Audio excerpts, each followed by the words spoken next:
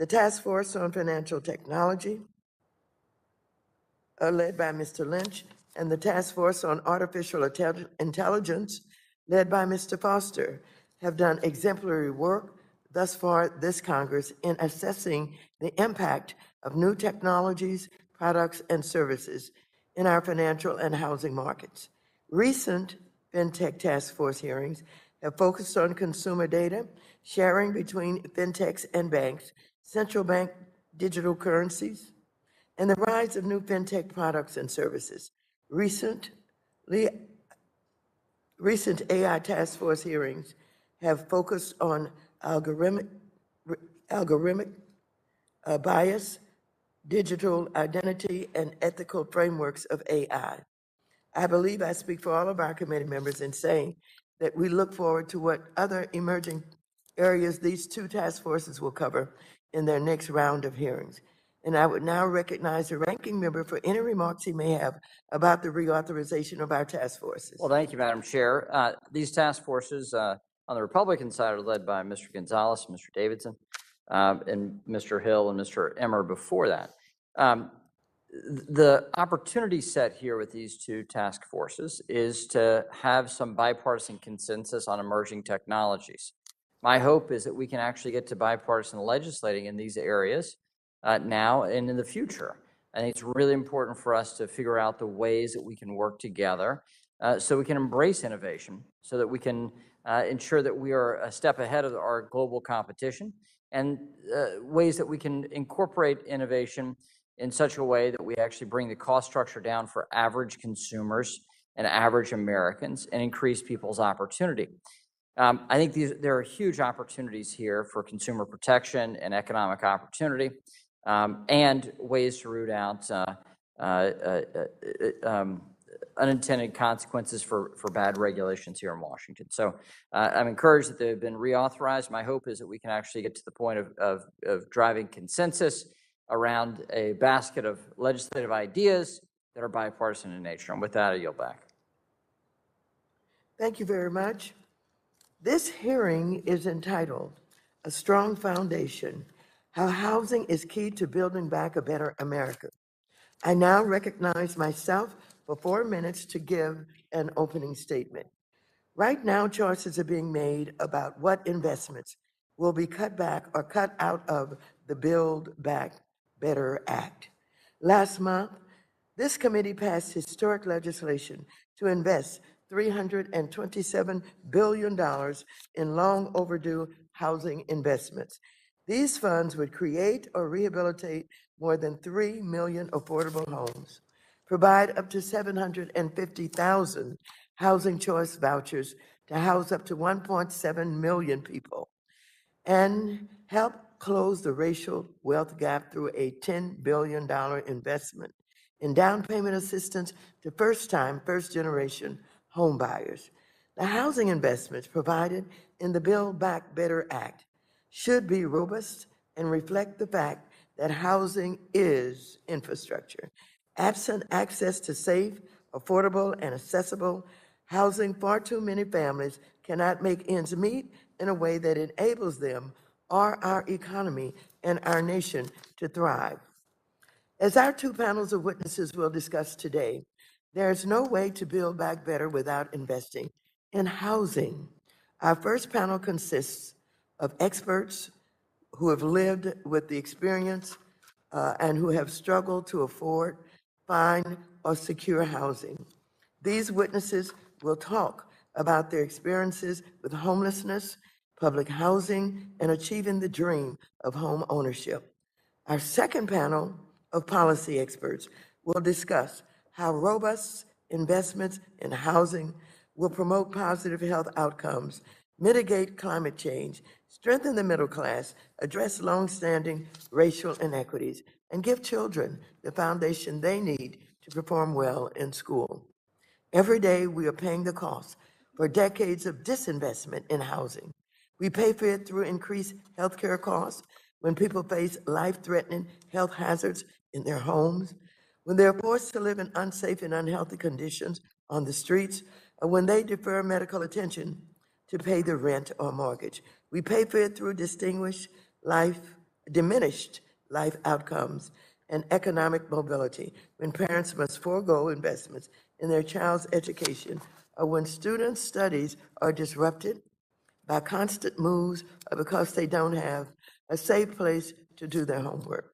We pay for it through trillions in lost economic activity due to worsening segregation and ongoing discrimination that locks millions out of equal housing opportunity. Simply put, we cannot build back better without investing in our nation's crumbling housing infrastructure. Housing is not a miscellaneous afterthought, a nice to have, or something that can wait until later. Housing is foundational, and America has waited long enough.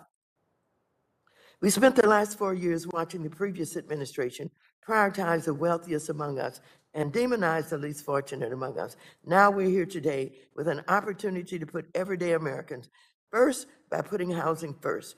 We have to be bold in order to be successful.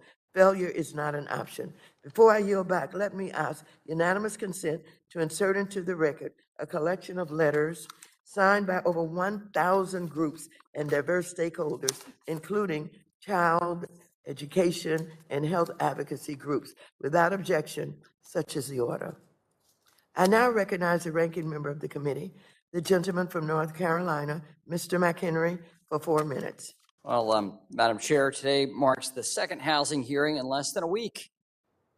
Since Democrats took control of the House, our committee has held 31 hearings on housing, 13 of which were full committee hearings. Look, we all know that housing is an important issue. I'll remind the chair that it was Republicans who raised the alarm about the Biden administration's mismanagement and incompetence in delivering emergency rental assistance. Republicans gave the legislative solution, and then Democrats attempted to follow. But Democrats rejected our effort to help struggling renters every step of the way. Instead, we've been busy working on President Biden's partisan Build Back Better agenda. So let's talk about how that's going. This summer, Chair Waters released a statement announcing she had secured a commitment from President Biden to include her housing provision in Build Back Better. This was followed up by a package of bills expanding federal housing programs to the tune of $600 billion. Then the committee met to produce the actual legislative package for President Biden's agenda. That amount spent on housing, $325 billion. So where did the $300 billion go? Why did some ideas get left on the cutting room floor? I don't know. Actually, it was not said publicly. Republicans have not been included on any of these private meetings that Democrats are having amongst themselves on this, nor have we had hearings about that. So on that cutting of $300 billion. So with no explanation as to why the majority's housing proposal was cut in half, Democrats reported the bill out of committee on a partisan vote. Now, today, after Chair Waters and Senator Brown, had a press conference yesterday demanding more money for housing. There's a report today that the administration has cut to $100 billion overnight. I don't know if that's a result of the press conference or not. I don't know if it's a result of this hearing. I don't see other committees having hearings like this about Democrat provisions being cut by Democrats. So let's see if I got this straight. A Democrat-controlled White House is cutting Democrat provisions from a Democrat bill written by Democrats to try and wrangle enough Democrat votes to pass it. You can't make this stuff up. So let's just be honest about where we are today. You're worried about getting your priorities axed. I cannot imagine how frustrating that is. Would it be helpful for us to hear from the people actually running this show? Wouldn't it be helpful? Instead, we're having good people here telling us compelling stories. And not to be disrespectful to any of the witnesses, your stories are important for us to hear. And your struggles you face are real and deserve answers. But we should invite the people that are actually making this decision here. Not my Democrat colleagues on the committee. By the way, at gavel, Chairwoman Waters was the only Democrat here in the room. That's how much of a priority this seems to be. Now we got a few on the screen. But why don't we invite the people making the decision? Why don't we invite Senator Manchin to tell us what's going to be in this bill? Why don't we invite Senate Budget Committee Chair Sanders to tell us what's going to be in this bill? We know it's being written on the fly. We know you're not interested in Republican votes. We know that your provisions are being cut left and right, and you're angry about it. But why are you inviting Republicans to this family food fight you're having amongst yourselves? And why aren't we focused on the priorities of the American people rather than shoveling out more government spending?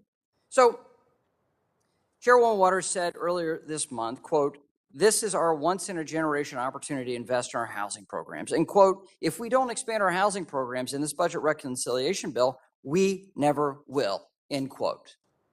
I'm not going to share my opinion about that, but I want to make sure that's in the record today. And with that, I yield back. I now recognize the gentleman from Missouri, Mr. Cleaver, for 1 minute. Thank you, Madam Chair. We're having this hearing today. Please unmute. Housing has historically never been more expensive. The median. Mr. Cleaver, price, we yes. cannot hear you.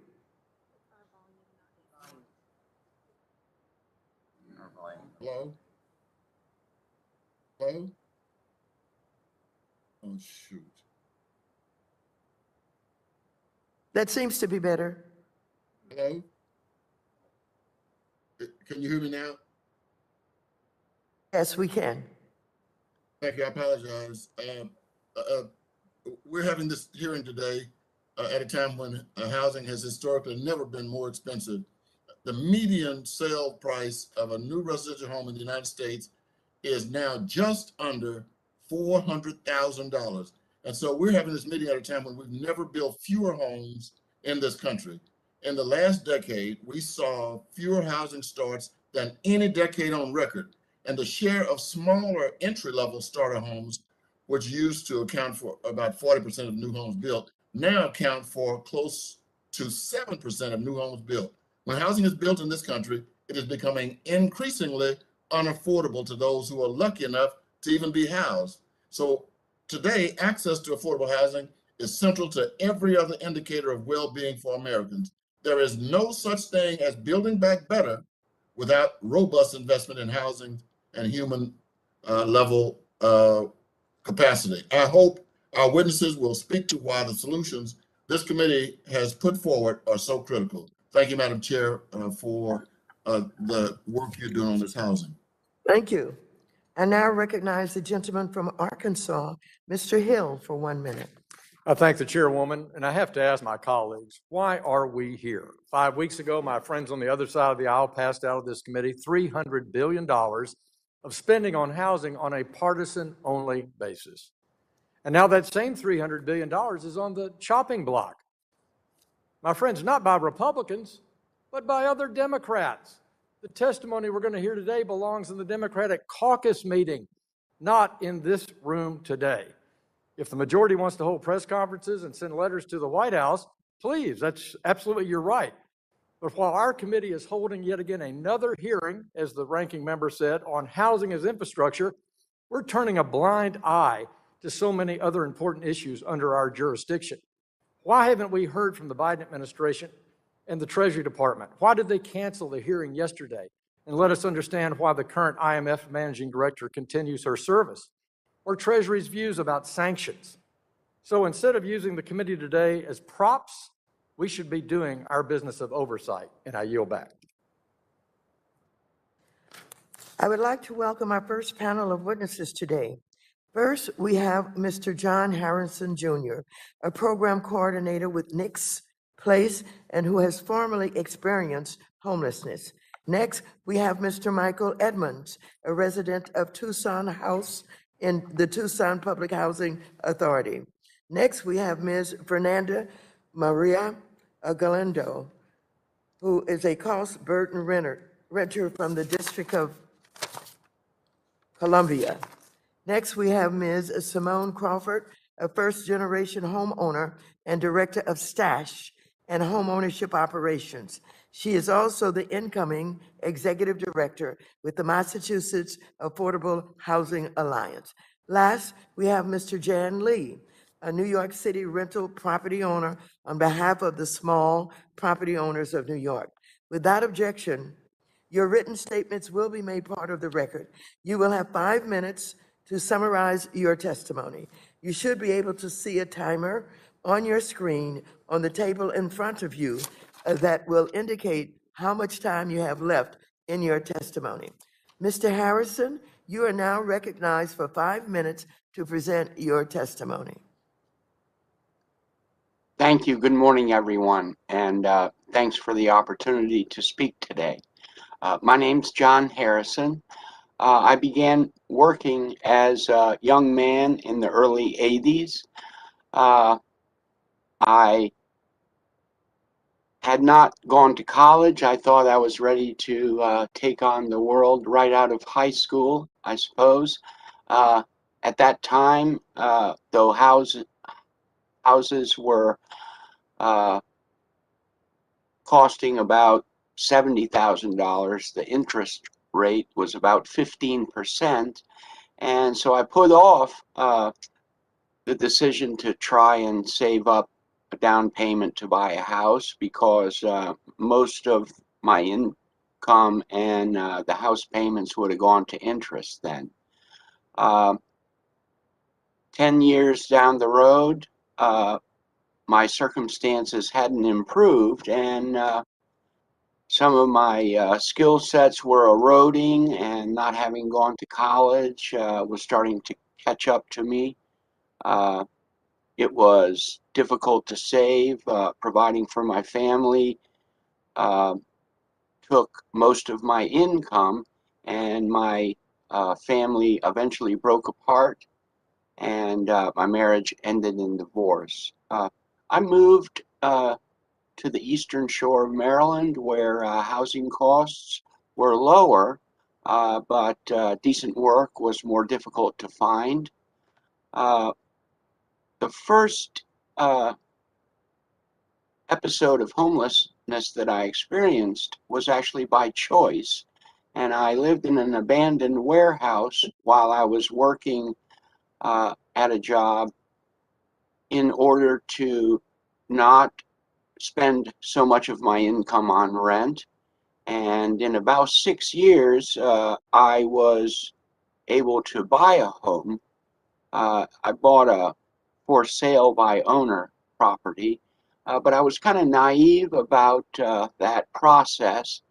And a number of things happened in succession. I worked at a company that was sold, and its new owners came in and made some changes. One of those changes was to eliminate my position there, and so I got laid off. While I was looking for my next job, my house burned down, and I didn't receive any insurance settlement, partly because I hadn't really done my homework on all of the paperwork when I signed the mortgage papers.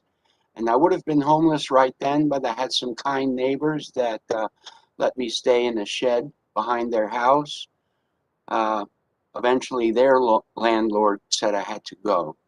I made a personal decision that I needed to go to college if I really wanted to improve my situation long term, and so I enrolled in a community college, but I hadn't stabilized my housing. I would sleep in the woods on campus. Sometimes I would sleep in my car, but that effort turned out to be unsuccessful. And also, I began to get discouraged because my family life hadn't worked out, my career hadn't really worked out, my education wasn't successful, and I eventually became literally homeless, living on the streets. And that experience began to take a toll on my health and also on my sense of self. And the longer I was homeless, the less likely I thought I would be able to escape or overcome my homelessness. But I did have the support of a number of great people, and one of the organizations that was helpful to me was the National Coalition for the Homeless, more in helping me restore a sense of purpose at that time.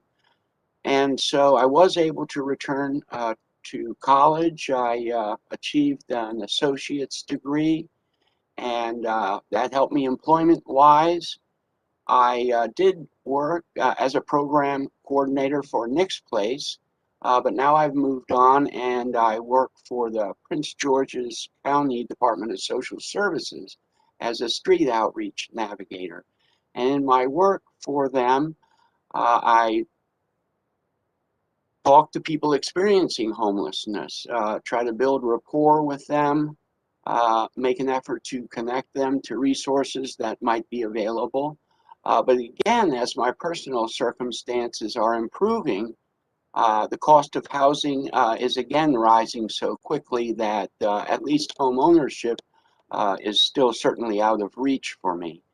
A couple of things I'd like to say real quickly before I wind up is that in our continuum of care, we use a coordinated entry process. We use rapid rehousing and transitional rehousing, and we also have permanent supportive housing. And while there are many people in need of that, none of those have openings right now. Thank you very much. Thank you, Mr. Harrison. Mr. Edmonds, you are now recognized for 5 minutes to present your testimony. Thank you very much. My name is Michael Edmonds. I'm a resident of public housing in Tucson, Arizona, and currently serve as the secretary of the Tucson House Resident Council where I live. Tucson House is a 17-story public housing building which is home to over 400 households, most of whom are older or disabled adults. I am begging on my behalf and for those who are in similar situations as myself and my neighbors that you provide all the funding that is necessary towards housing in the Build Back Better Act. Growing up, I became conditioned to expect housing to be very unstable. I was a child of a teenage mother. I lived in a household which was abusive and never financially stable. Many times my family was forced to survive in shelters that was deteriorating. I specifically remember a trailer and a shack on an alley a few feet away from railroad tracks. My second stepfather was in the Air Force, and we were assigned to West Germany, where I lived in school dormitories. After returning to the United States, all I could afford to rent was a converted storage shed in Arizona that had a shower and a toilet with no cooling and no heating. I saved enough money for an old Ford Galaxie 500. I lived in that. After couch surfing amongst bouts of homelessness for over a decade, I was offered the privilege to live here at Tucson House in 2019. After moving into Tucson House, I immediately began to investigate my options to either get a job, or return to college, or begin a business, and to get involved in my new community. I became actively involved in the Thrive in the 05 initiative, which in my neighborhood. It's a community-driven collaboration that involves crime reduction, neighborhood improvements, and workforce and economic development, including a Choice Neighborhoods Planning and Action grant from HUD focused on Tucson House. I was appointed secretary of the Tucson House Resident Council. I'm a member of the Thrive in the 05 Steering Committee. I volunteer as a street ambassador for the city's transportation department, and I was appointed by Tucson's mayor and council to their Commission on Equitable Housing and Development, of which now I am the vice chair. When the COVID-19 pandemic began, my role in the Tucson House Residents Council changed because the older and disabled residents needed daily assistance and attention, including food, personal care items, and other requests. My neighbors were suddenly isolated, scared, and extremely vulnerable to the deadly disease. I put my own health care and job search on hold to answer the call from my neighbors for assistance. When I take time for myself, my neighbors do not know who they can turn to and rely on. The stable housing that Tucson House provides has been life-changing for many residents during the pandemic, especially those who were formerly homeless, like me. However, the physical needs of our 60-year-old building have created additional stress and uncertainty for residents during this time. With the elevators routinely breaking, residents who cannot take the stairs can be forced to wait for long periods for an elevator, which creates conflicts and fighting. I believe I have experienced the longest wait time for an elevator at 45 minutes. Tucson House lacks building-wide internet, without which many residents were suddenly cut off from contact with their neighbors, service providers, and friends and family. Entire systems like water or cooling occasionally fail and require emergency response and repairs. Public housing, like my building, is in dire need of attention and support. Repairs have not been completed, and the lack of maintenance has caused the cost of repairs to become increasingly more expensive. Without full funding for the needs of Tucson House, over 400 people would need to be permanently relocated to housing that can accommodate them. This should include support services, internet access, modern amenities, enough large elevators to move hundreds of people, hallways wide enough for motorized wheelchairs and scooters to be able to pass by each other, etc. However, funding to support the development of such new public housing or rehabilitation of existing buildings to integrate modern, environmentally friendly design does not meet the need. Existing programs like Choice Neighborhoods are not enough and also add barriers to eligibility for implementation funding that Tucson House may never meet. Housing is a primal necessity. The citizens of this country will never be able to grow, thrive, and prosper until we provide stable and safe shelter from which they can feel strength and begin to feel hopeful. Housing allows for increased physical and behavioral health. Tucson is experiencing a housing crisis with the cost of rent rapidly increasing recently. We must preserve, maintain, and increase our public housing as one ongoing solution to our housing shortage. I urge you to fully fund the housing component of the Build Back Better Act so that myself and my neighbors can live in a safe, high-quality housing that meets their needs. Starting with housing, from which all other objectives can follow, is the proper and logical way to successfully support the citizens of the United States of America. Thank you for this opportunity to testify today. Thank you very much, Mr. Edmonds. Ms. Galindo, you are now recognized for 5 minutes to present your testimony.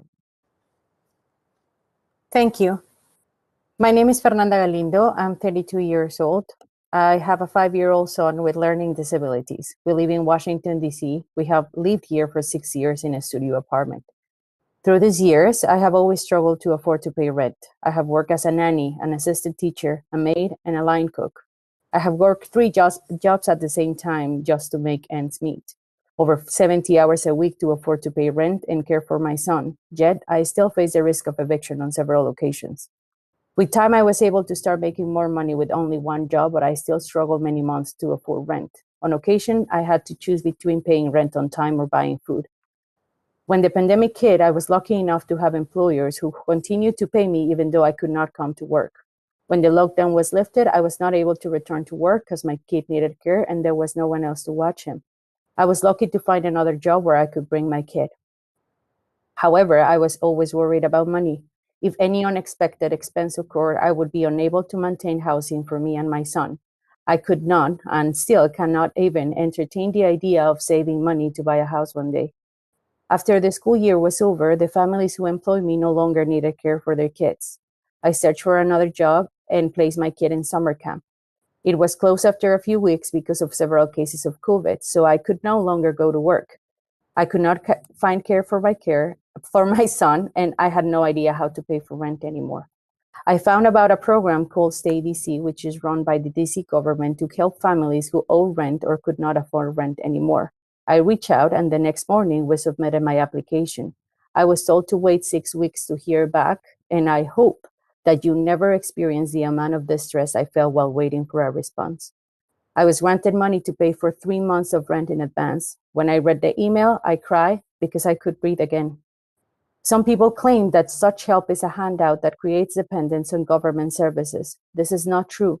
The support I have received is a critical bridge to self-sufficiency. It gives me peace of mind and provides me interim financial stability. I mentioned at the beginning of my testimony that we live in the studio apartment. I have tried to find a bigger place. I don't care about luxuries. I just think that a kid should have his own bedroom. There are limited options for us with year-long wait lists. The need for quality, affordable housing in this area is an urgent matter. My kid was also accepted in one of the best schools in DC. As exciting as it is, I worry that I'm not going to be able to make this sustainable for us. He can only attend if he's a DC resident. So if we cannot find affordable housing when my kid has his own room, I may have to give up the good school to meet my housing needs. This may cause us to relocate and lose the opportunity that my son has to receive the quality education that will open doors for him in the future and potentially end the cycle of never-ending financial hardship. But there is also a third option, which is why I'm here today. Congress needs to include robust funding for housing and rental assistance in the Build Back Better bill. Throughout my life, I have worked very hard to build a dignified life for my kid. I have played by the rules, yet the struggles that I have experienced alongside millions of other often is overwhelming. If Congress doesn't ensure people have access to safe, reliable, affordable housing, it will undermine my and others' ability to hold down a job, pay rent and bills, and build a better life for our families. It will, in effect, undermine our nation's recovery. Thank you again for inviting me to speak with you. Thank you. Ms. Crawford, you are now recognized for 5 minutes to present your testimony. Thank you, Chairwoman Waters, Ranking Member McHenry, and members of the House Financial Services Committee. My name is Simone Crawford. I'm here today as the incoming Executive Director of the Massachusetts Affordable Housing Alliance based in Dorchester, Massachusetts, and a first-time, first-generation homeowner. We are a statewide organization singularly focused on breaking down barriers for first-time and first-generation home buyers and closing the racial homeownership and wealth gaps. We have graduated 40,000 Massachusetts residents from our homeownership education programs and have negotiated a mortgage program that has made it possible for over 23,000 low to moderate income first-time home buyers to purchase their first home. That was me in 2004. As an immigrant from the island of Jamaica that migrated here in 1998, I was a renter in Boston experiencing an unstable housing situation in a high-cost market. An extended family member was kind enough to offer us a small temporary space to live, but it wasn't a long-term solution for our family of 5. My husband and I realized that we needed to buy a home and stabilize the living environment for our 3 growing daughters. I took a first-time homebuyer class at MAHA in 2004. They assisted us as we found an affordable mortgage that MAHA had negotiated with an area bank thanks to the Community Reinvestment Act. We bought a 3-family home in Mattapan, where we still live today. We garden in the backyard and benefit every day from the fixed cost of owning our home. Now that our daughters are grown, we're happy to report that our oldest daughter bought her home first and less than a mile from where we live. And the 2 younger ones are each on their path to owning a home as well. We are experiencing a crisis in the United States where buying a first home is out of reach for many of our working families, particularly first-generation home buyers, those without the bank of mom and dad. Investments in homeownership from our federal government will stabilize individuals and communities and benefit our economy.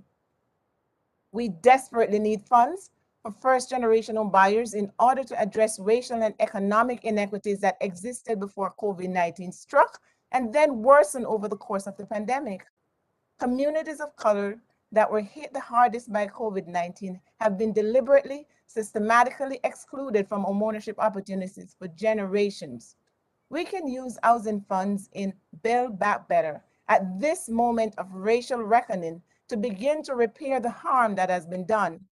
Homebuyers like Akila, who is now a first-generation homeowner in Taunton, thanks in part to MAHA's Stash program and the innovative first-time homebuyer product, One Mortgage, from the Massachusetts Housing Partnership and participating lenders.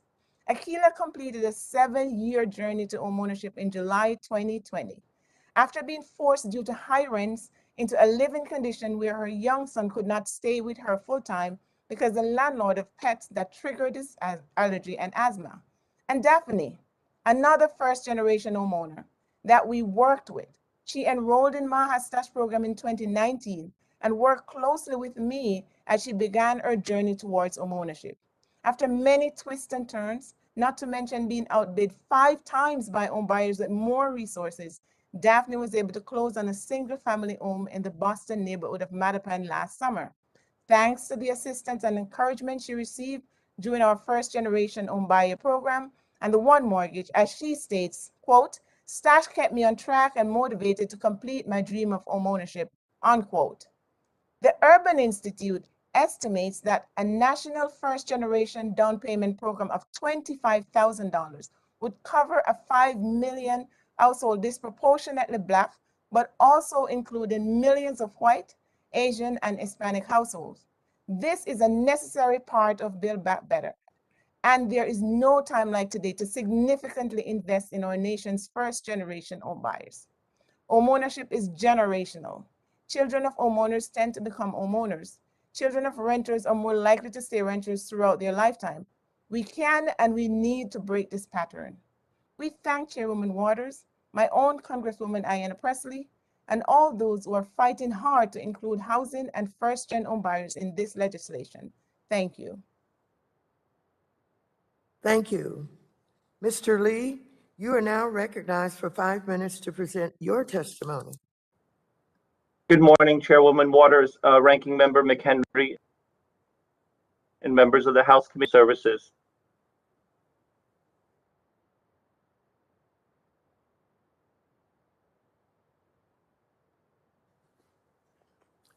I think something has happened here. Mr. Lee, can you hear me? Can we find out what has happened with Mr. Lee's video and his microphone?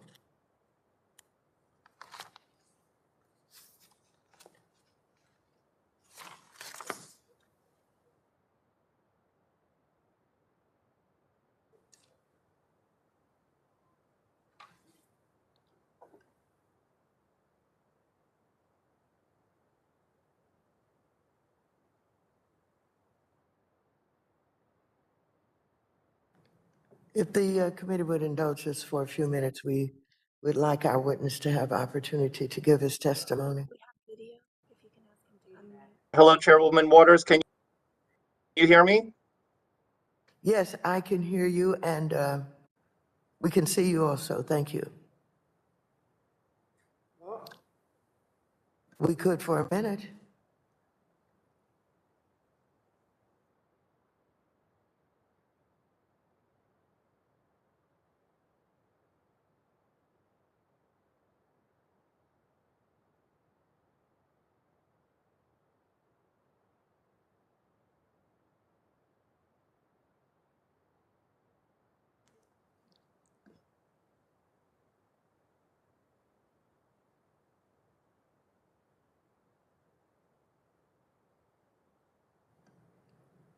Mr. Lee?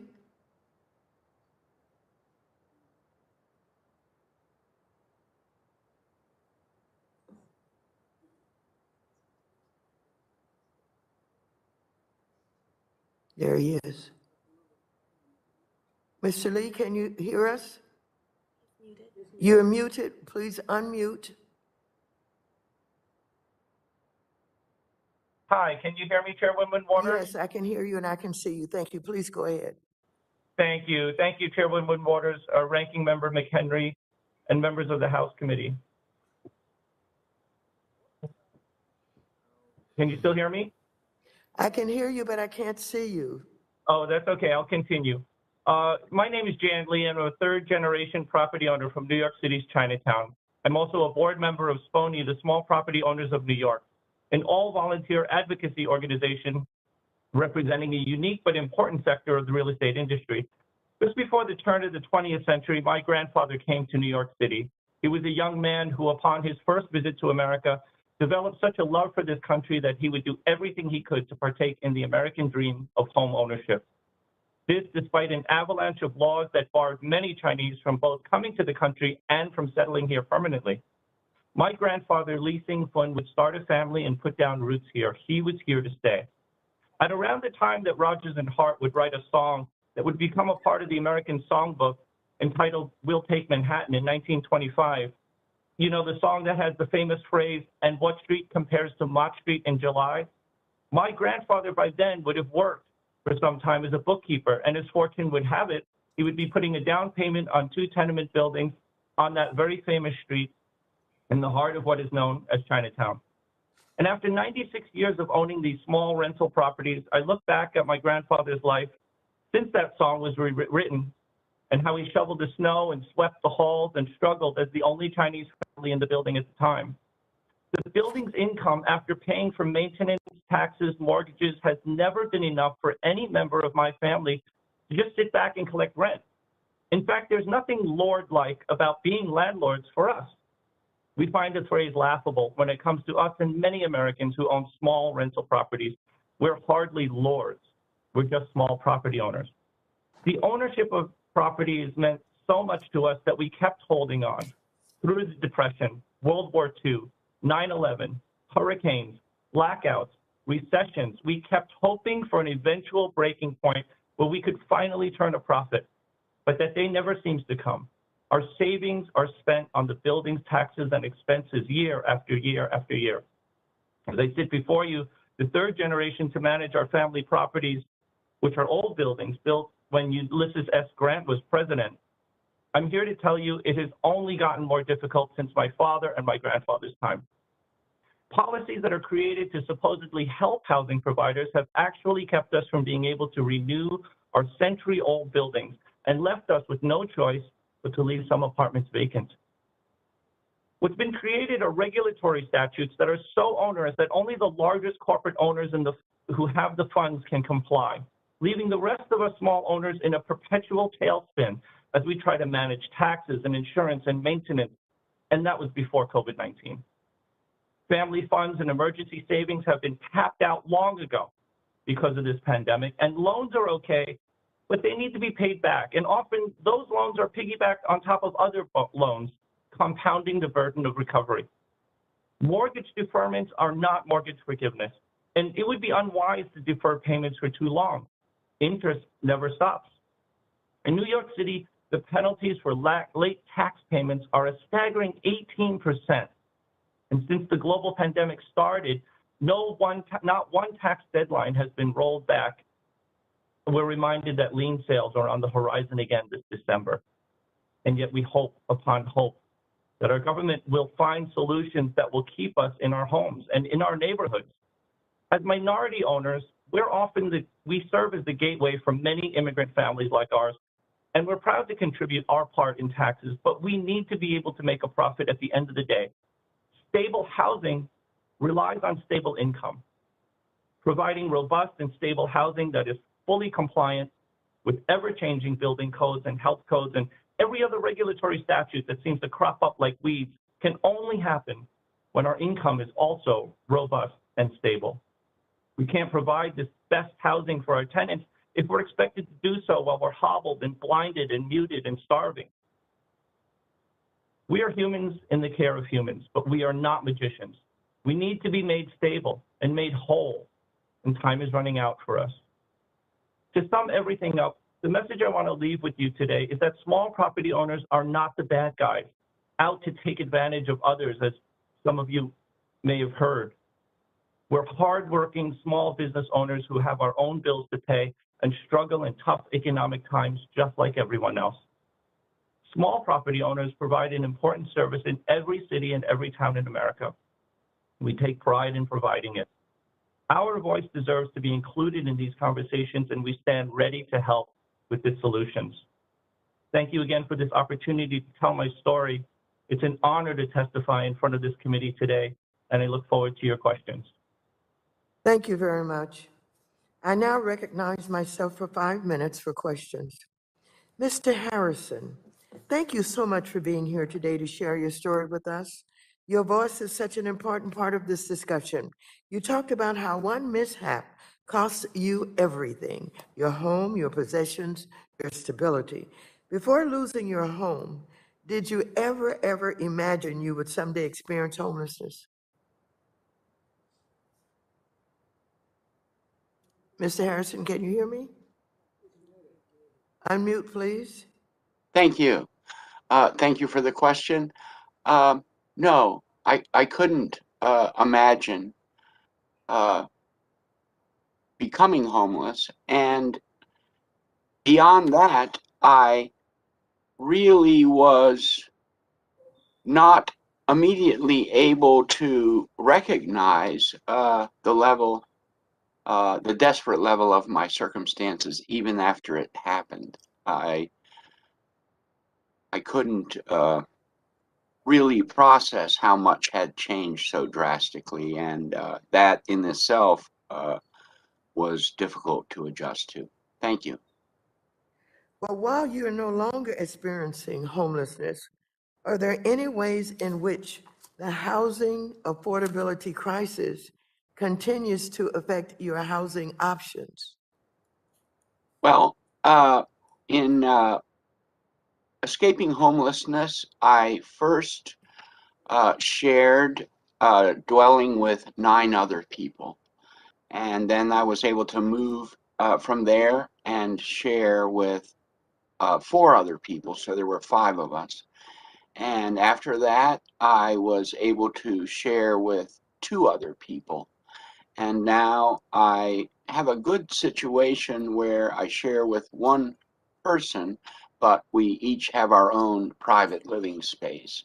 But I still haven't been able to have, quote, my own place, because even with an okay job, running my own place would take way more than half of my income, and it would also kind of crush the last hopes of saving to get my own place one day. Thank you.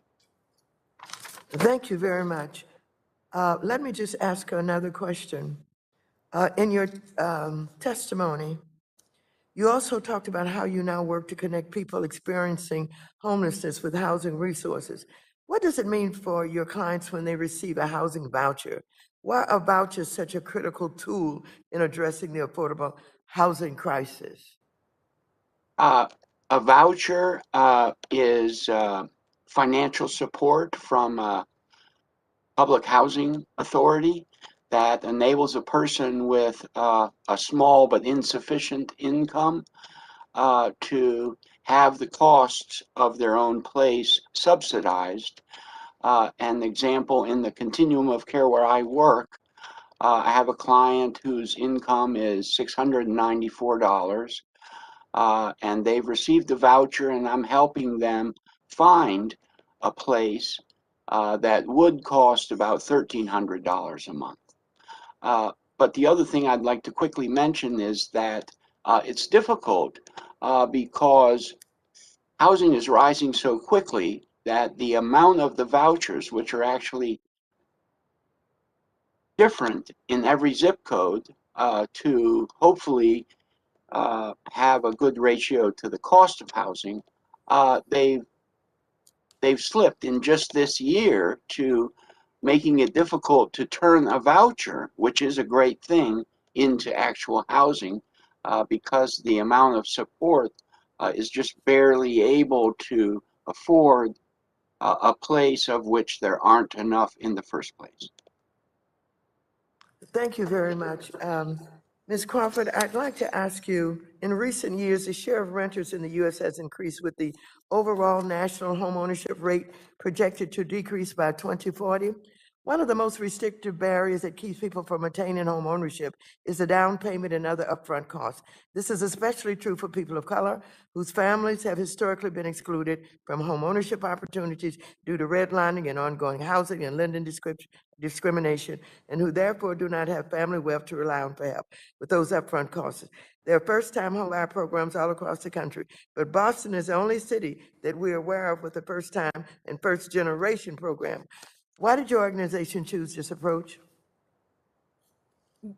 Thank you for the question.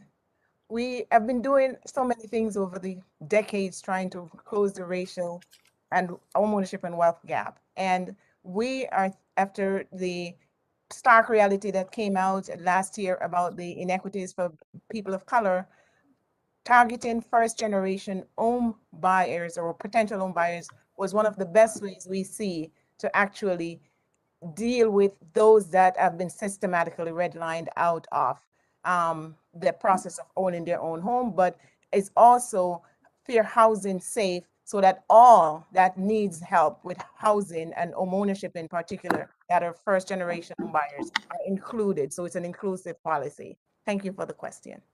And thank you very much.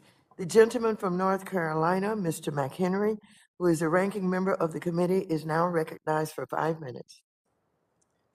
So in 2020, in the midst of a health-induced shutdown of our economy, Congress, on a bipartisan basis, passed legislation, not once, but twice, not twice, but 3 times, in order to support our economy and keep households stable as best we could in the midst of the COVID-induced shutdowns. So it was bipartisan, though. Let me repeat that. It was bipartisan. As a result of those efforts, we stabilized the economy. But in January of this year, with unified Democrat control of the House, the Senate, and the White House, they decided to go it alone. They had a $2 trillion bill that they passed on a partisan basis in the name of COVID. But we said at the time, that's going to cost, it's going to raise the price of things. It's going to raise the price of things for average Americans and create inflation, and inflation pressures that are going to be bad for American families. Well, on Monday of this week, the San Francisco Federal Reserve released their findings on the impact of that bill at the beginning of this year. Now, this is not from a right-wing group. This is from the left-leaning San Francisco Fed. The report restates that what economists told us at the beginning of this year. As of March, the economy had, quote, at least partially recovered from the pandemic, end quote, and was in the midst of, quote, a strong rebound. The report goes on to say, quote, our analysis suggests that the American Rescue Plan is projected to cause a transitory increase in the vacancy to unemployment ratio, which translates into a core inflation rate that is about 0.3 percentage points higher per year through 2022. All right, so let me just translate what that means. Economists are predicting higher inflation through 2022 because of this Democrat bill. Democrat spending. So Democrats have already impacted core inflation. Now they want to throw more fuel on the fire. That's what this whole thing is about. That's the reason why we have two panels today, because the Democrat chair is trying to talk to her Democrat colleagues to try to get them to pass her legislation. That's what it's about. So you're going to hear other defenses today that inflation is transitory based on supply chain issues. But the fact of the matter is that the San Francisco Fed pins higher prices of things on Democrat policies. So we see core inflation going up. What does that mean? The things that families buy are more expensive, and they're more expensive than any wage gains we're seeing in the economy. So people are going to see higher prices. At the same time, we see 10 million jobs that are open right now, 10 million jobs unfilled. We hear from the National Federation of Independent Businesses that represents small businesses that 50% of small businesses still had job openings to fill. Yet at the time, in the whole debate here in Washington is how do we spend more money because the economy's in peril. The economy is not in the peril that my Democrat colleagues are saying. It's in fact their policies that are driving up the cost of everything that families buy, including the housing concerns that we have here from this panel. So you can pin this back on bad policies and high spending out of Washington right now. So that $2 trillion spending spree back at the beginning of the year is going to look small compared to what the Democrats are debating amongst themselves today. So what happens as a result of these bad policies? Well, we're going to see the economy not grow as strongly as it otherwise should. We're going to see families left worse off than had they not spent this additional money and put us further into debt. And that erosion is going to be real. Just try to go to the grocery store now and compare your prices from 6 months ago or a year ago. Look on the shelves and see the availability of things on the shelf. Why? Because we have people that aren't, we have jobs that are unfilled, which is limiting the production of the things that we buy. And the things that we're trying to buy are more costly as a result of the Democrats' spending policies in Washington. So spending more money, a $3 trillion bill or a $2 trillion bill or whatever they're debating right now, we read in the press, isn't going to make things better. The data shows that, in fact, it's going to make things worse. So the outrageous part of this whole hearing is that it's not keeping with what are the needs of the American people. More money out of Washington is not going to fix the problem and the challenges that we hear from the panelists today.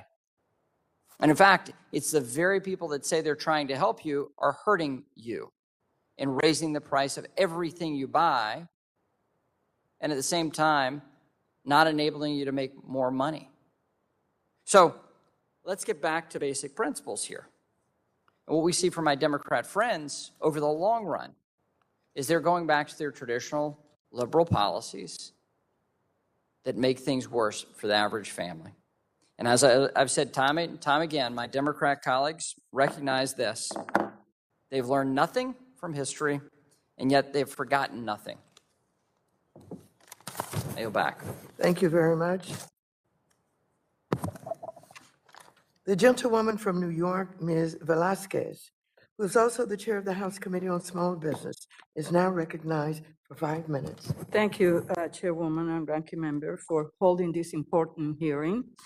I guess that this is the time, this is the moment where we need to increase the federal minimum wage, that it hasn't been increased for decades now.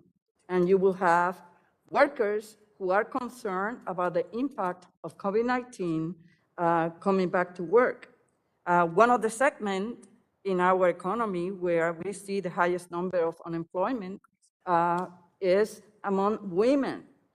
Maybe this is the time to fund childcare so that they could join the labor workforce.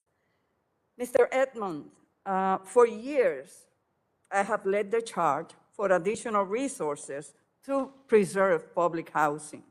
This committee's print of the Build Back Better Act dedicates $80 billion to HUD's Public Housing Capital Fund, which is enough to eliminate the capital repair backlog for all public housing nationwide. Can you speak to how this money could improve the conditions in your development and upgrade your standard of living? Well, the first thing that comes to my mind is pest control. We've got problems. Second would be, as I said before, the elevators. We have over 400 people in here, scooters and wheelchairs. We have 2 elevators that, let's say, reasonably would hold 4 people each. We've got 1 loading dock elevator, which has been out of commission for over a year.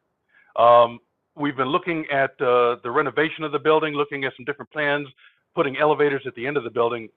If you'd like more information about Tucson House, you can do a search, and there's an article on it in Wikipedia as well as on thriving05.com. It's THRIVEINTHE05.com. Outside of that, security would be great. We could use office space renovation because it's difficult. We're working out of the basement. We're just trying to make do. Just the resident council as well as administration. I apologize. Go ahead. Thank you, Mr. Edmonds. Mr. Edmonds, again, my home city of New York has the largest public housing authority in the country. Federal disinvestment in public housing has forced NYCHA residents to suffer for a consistent lack of hot water, insufficient heat during the winter months, rodent infestation, and a widespread and recurring lead and mold problems. These conditions have caused many residents to develop respiratory and other health problems. Have residents of the Tucson Public Housing Authority developed health conditions because of their unit situation? Yes, I'm going to speak on their behalf. I wish they would be given the opportunity to speak for themselves. But yes, I hear it from them. As mentioned before, the cooling system had gone down. It's old. It's in need of repair. I was scrambling to try to get fans and those portable cooling units that you can put in a room, like a bedroom or something, just to try to keep people cool. I was worried. You obviously think that the additional money to improve the living conditions of public housing residents will also help improve their health outcomes. Absolutely. It's logical. Yes. Mr. Edmonds, public housing is an important asset to New York City, Tucson, and countless other communities around the country. Without an investment in public housing, these assets will be lost forever. Can you explain why preserving public housing is important for our communities? And as a resident of public housing, how has public housing supported you and your community, especially in areas like New York and Boston, where we are facing an affordability crisis. I don't have no time to tell you everything I'd love to right now, but when you give someone safety, security, a place to start from, so they can start from zero, you can build from there. Without it, there's nothing to build from. You're just trying to survive hour by hour. Thank you. Chairwoman, I yield back. Thank you. The gentlewoman from Missouri, Mrs. Wagner, is now recognized for 5 minutes. I want to thank the witnesses for taking time out of their schedules to appear before this committee and for sharing their very moving and personal stories with us. But sadly, today's hearing is purely political, and an egregious misuse of time and resources by the majority. After dozens of hearings and multiple markups over housing policy, the Democrats on this committee still cannot sell their own agenda to the American people or to their own colleagues, as we have seen in recent days and weeks. Since taking office, President Biden's actions have led to rampant inflation that is on track to hit the highest rate in 40 years. We're in the middle of a growing supply chain crisis. Our gas prices at the pump are now 42% more than last year and heading higher. And on top of that, there is an unprecedented labor shortage, hurting millions of American small businesses, even though we have over 10 million job openings across the country. While the majority debates whether to spend an additional $3 or $4 or $5 trillion in taxpayer money, instead of solving our growing economic problems, the hard-working Missourians in my district are paying the price at the grocery store, the gas pump, and on everyday essentials. The more the president spends, the faster Missourians' family budgets are pushed to the breaking point. Our safety net should be designed to provide temporary assistance and invest in helping individuals prosper on their own.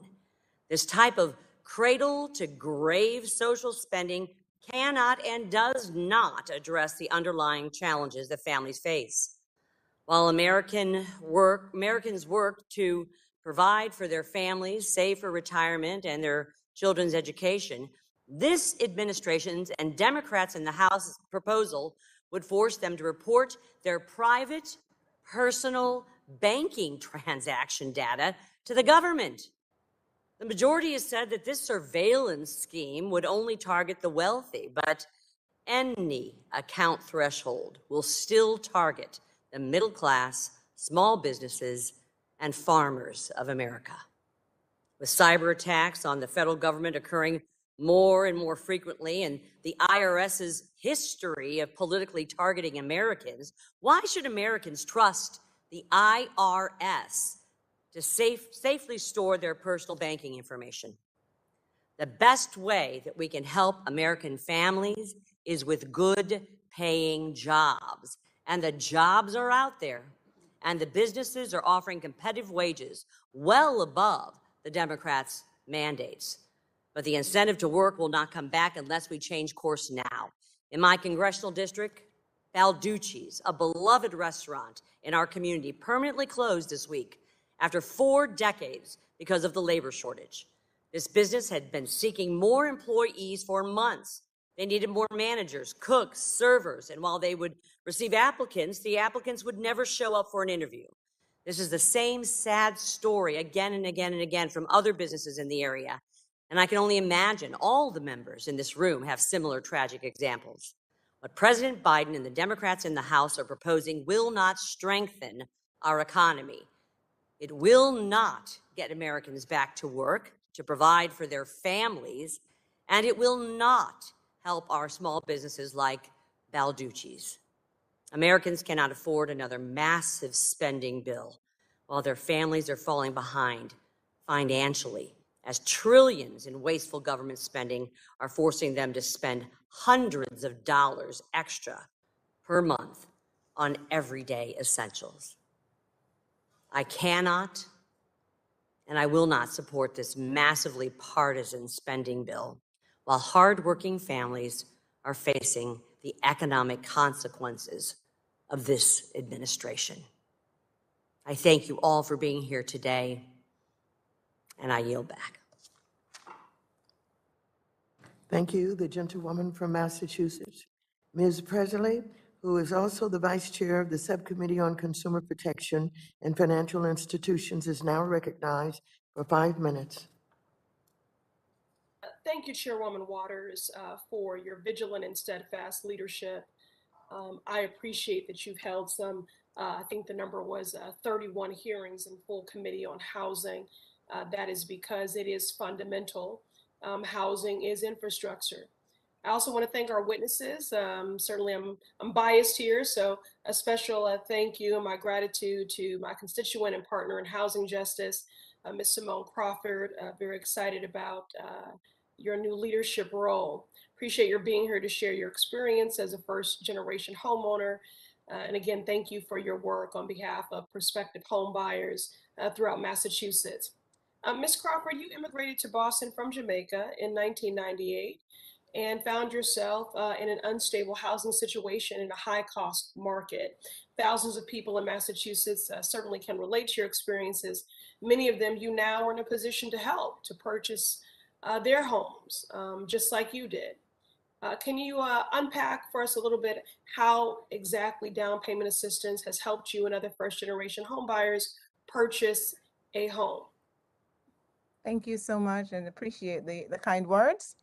High home prices and high rents make it very hard to save for a substantial down payment. If you have a small down payment, you're at a disadvantage competing against other buyers.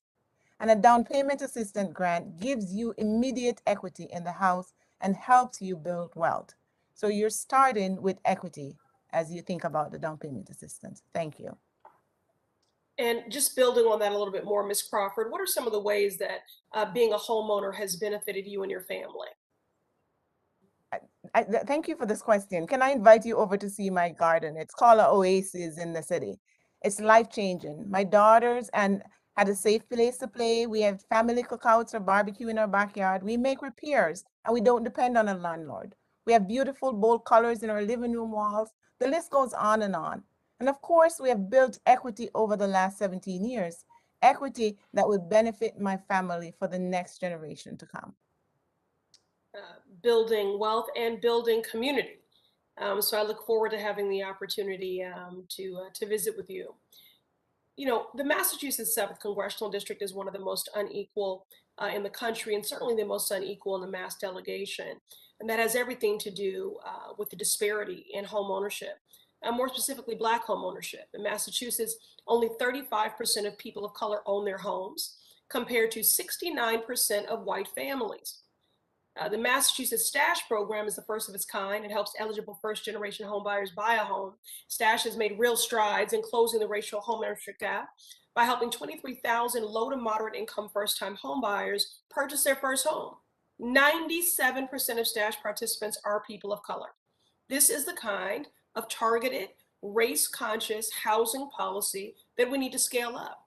Nationwide Black homeownership is the lowest it has been since 1968, when the Fair Housing Act was passed. I know folks are perhaps fatigued with our enumerating this sobering stat. We are just as tired of living it. Today's housing market is extremely competitive and the cost of homes are skyrocketing. Ms. Crawford, yes or no, do you believe that without down payment assistance, the racial homeownership gap will go away on its own? No. I agree. From Massachusetts to West Virginia and Arizona, Black homeownership lags far behind white homeownership. This has locked generations of Black Americans in economic disadvantage. Every elected official should stand ready to fix this. If we are truly in the midst of a reckoning on racial injustice, the only receipts that matter are budgets and policies.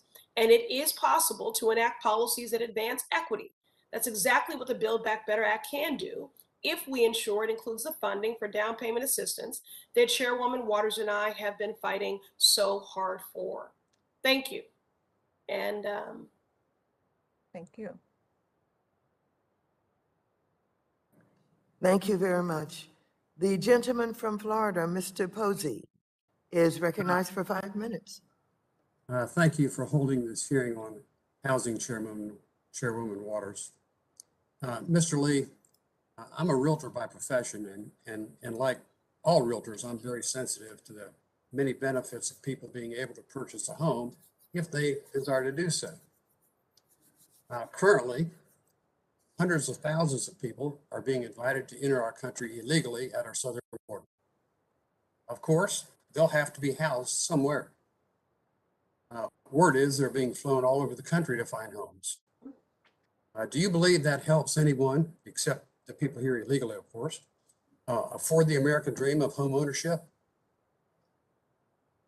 I can't speak to specifically about immigration into the United States, Representative, but I can certainly talk about the fact that the regulatory laws here in New York City have made it so difficult for us to even renovate homes that we are actually facing what I would call an artificial shortage.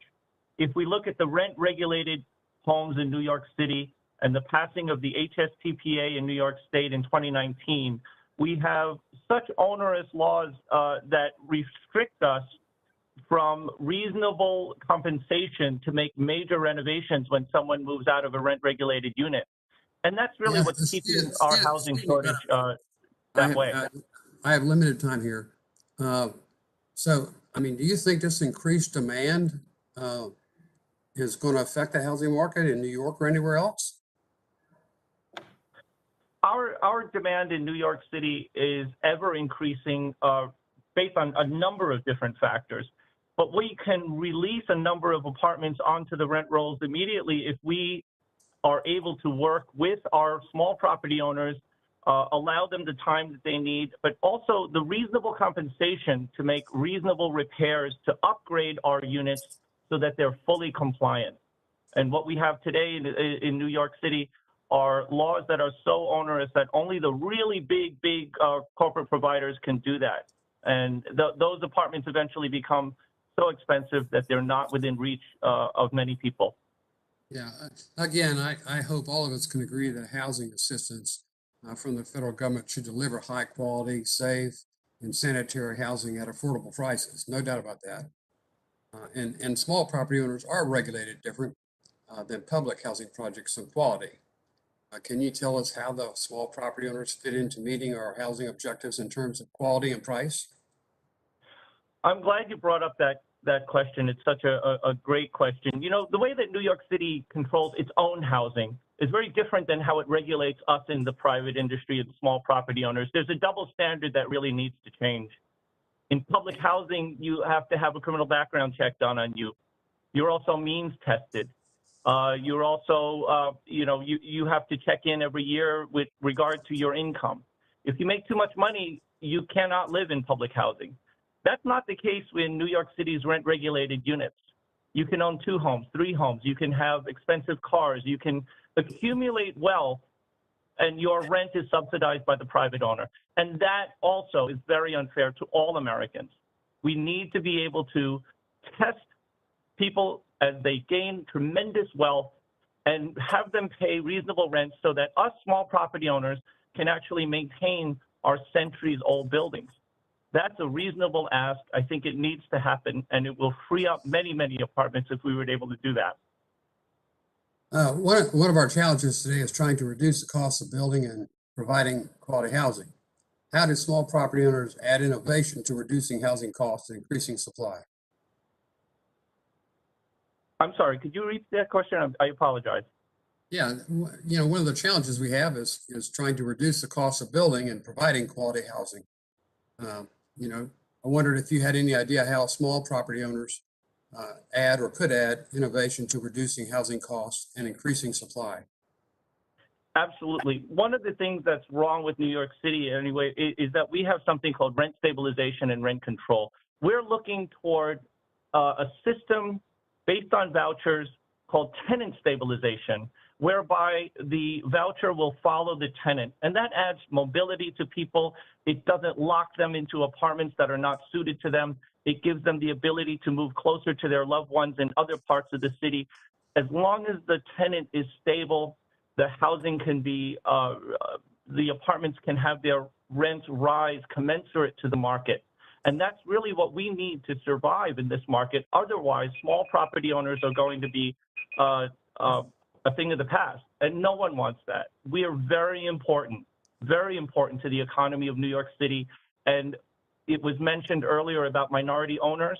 I cannot stress to you enough the importance of minority owners in all cities of New York, in all cities of America. We add the character and the soul to many cities across this great country. Thanks. Thank you. I see my time has expired. The gentleman from Colorado, Mr. Perlmutter, who is also the chair of the Subcommittee on Consumer Protection and Financial Institutions, is now recognized. Thank you, Madam Chair, and thanks for bringing up this housing hearing. I mean, obviously, we've had a lot of them, but that's because we know that housing is infrastructure, that by building housing for seniors, disabled community, low to moderate income, we know that we provide something that our vulnerable populations need and can use, but it also, to some of Mr. Posey's question, it releases and relieves some of the pressure on the other housing markets that we face. And so I just think it's lots of jobs, and it is something that is long overdue. So I thank you for bringing this hearing. Let me ask a couple questions. According to the Center on Budget and Policy Priorities, the average wait time to get housing assistance is nearly 2.5 years. And for many families and individuals, it's even longer, or they can't even get on the wait list. And I want to share a story about a constituent of mine that was covered by a local paper recently. In 2015, Jane, a 45-year-old Arvada resident, I live in Arvada, applied for a Section 8 voucher after a severe illness and then a brain injury prevented her from working.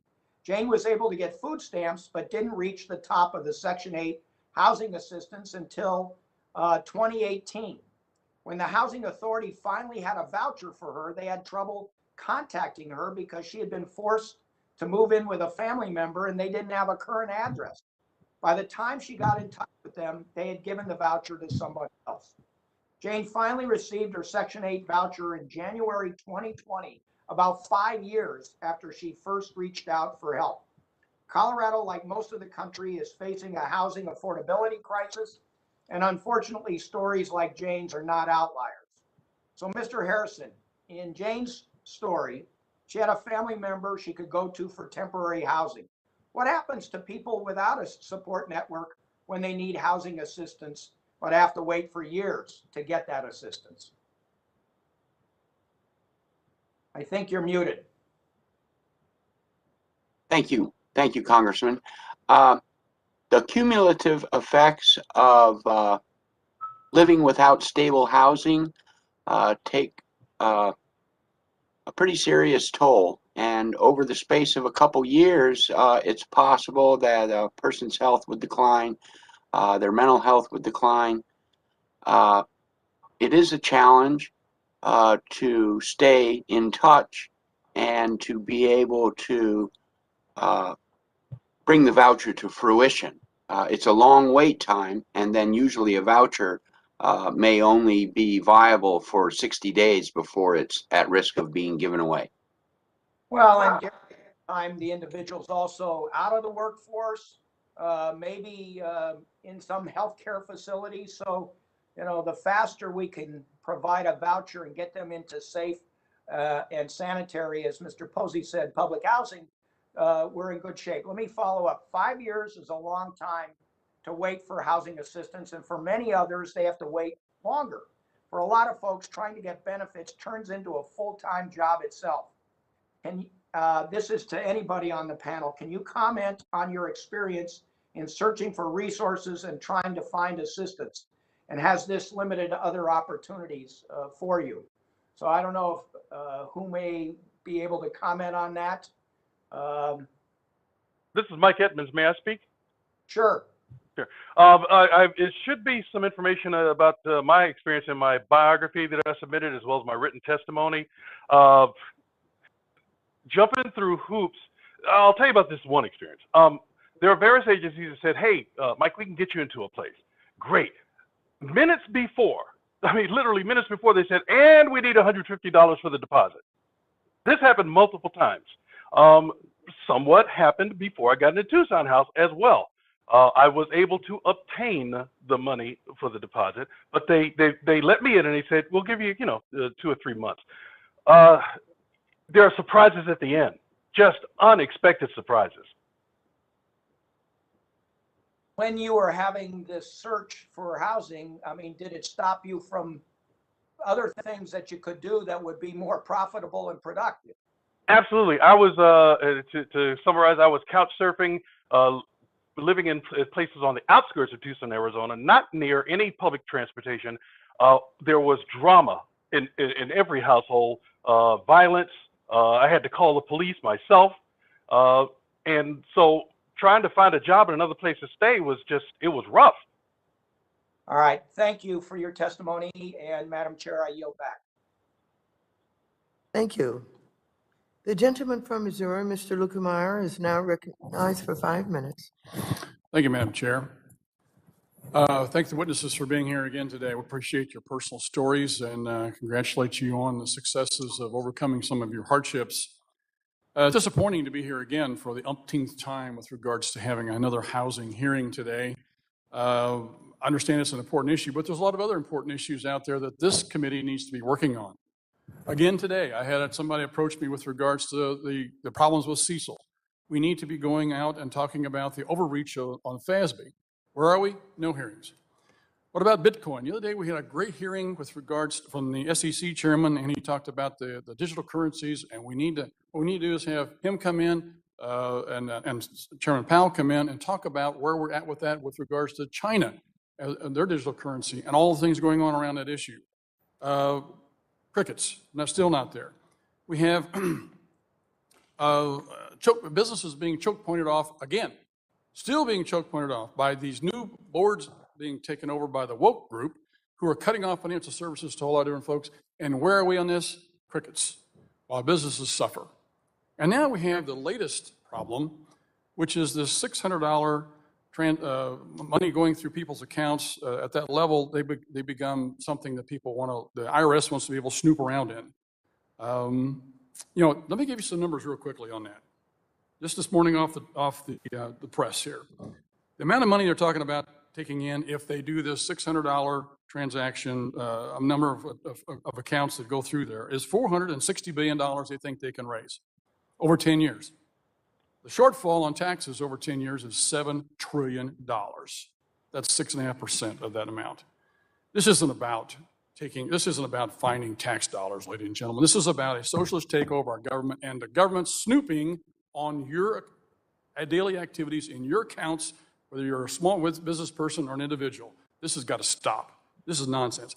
Do we have a hearing on that? No. By the way, the average person, if you really want to go this way, has $61,000, according to Senator Crapo, that goes through his account on an annual basis.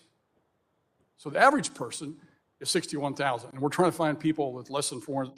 We're going to start taxing about them and trying to find money from them. This is nonsense, what's going on. In the meantime, what we've done is have hearings on having bank accounts at the Fed, a National Credit Bureau, post office lending, which I guarantee you, if those issues are brought up in the form of a bill in this committee, would not pass. They would not pass. There's not enough support on that side of the aisle to even get that done. So here we are today, for the umpteenth time, talking again about housing. Yesterday, I'm also the ranking member in small business. Yesterday, we had a hearing and we had the gentleman from the Home Builders Association testify. His comment was that so far this year, lumber prices have increased $36,000 per house, average home. His comment next was, for every $1,000 of increased cost, 150,000 people no longer had access to a home. They couldn't afford a home mortgage. You multiply 36,000 times 150,000, you get 5.4 million homes that can't be bought because of inflation. And where does inflation come from? Guess what? We've been talking about this morning. The Biden inflation bills of the past continue to roil our economy and continue to feed the fires of inflation. And it's unbelievable that we continue to go down this road. So my question this morning to Mr. Lee, you're a small business guy. Have you looked at the tax plan that the president is proposing, the Democrats are proposing with regards to, I don't know whether you're an S Corp or a C Corp, but have you looked at the tax plan to see how it's going to affect you? To be honest, I have not. I am trying to get by month to month here, Representative. You know, we are living in very, very trying times as many homeowners in New York. Yeah. I appreciate that comment, because your representatives should be watching out for you and making sure that you don't get taxed out of business. But here's just a little bit of a deal for you. Are you an S Corp or a C Corp? We're an LLC. LLC, okay. So, okay, did you understand that probably you're going to lose your 20% deduction up front? Be okay with that?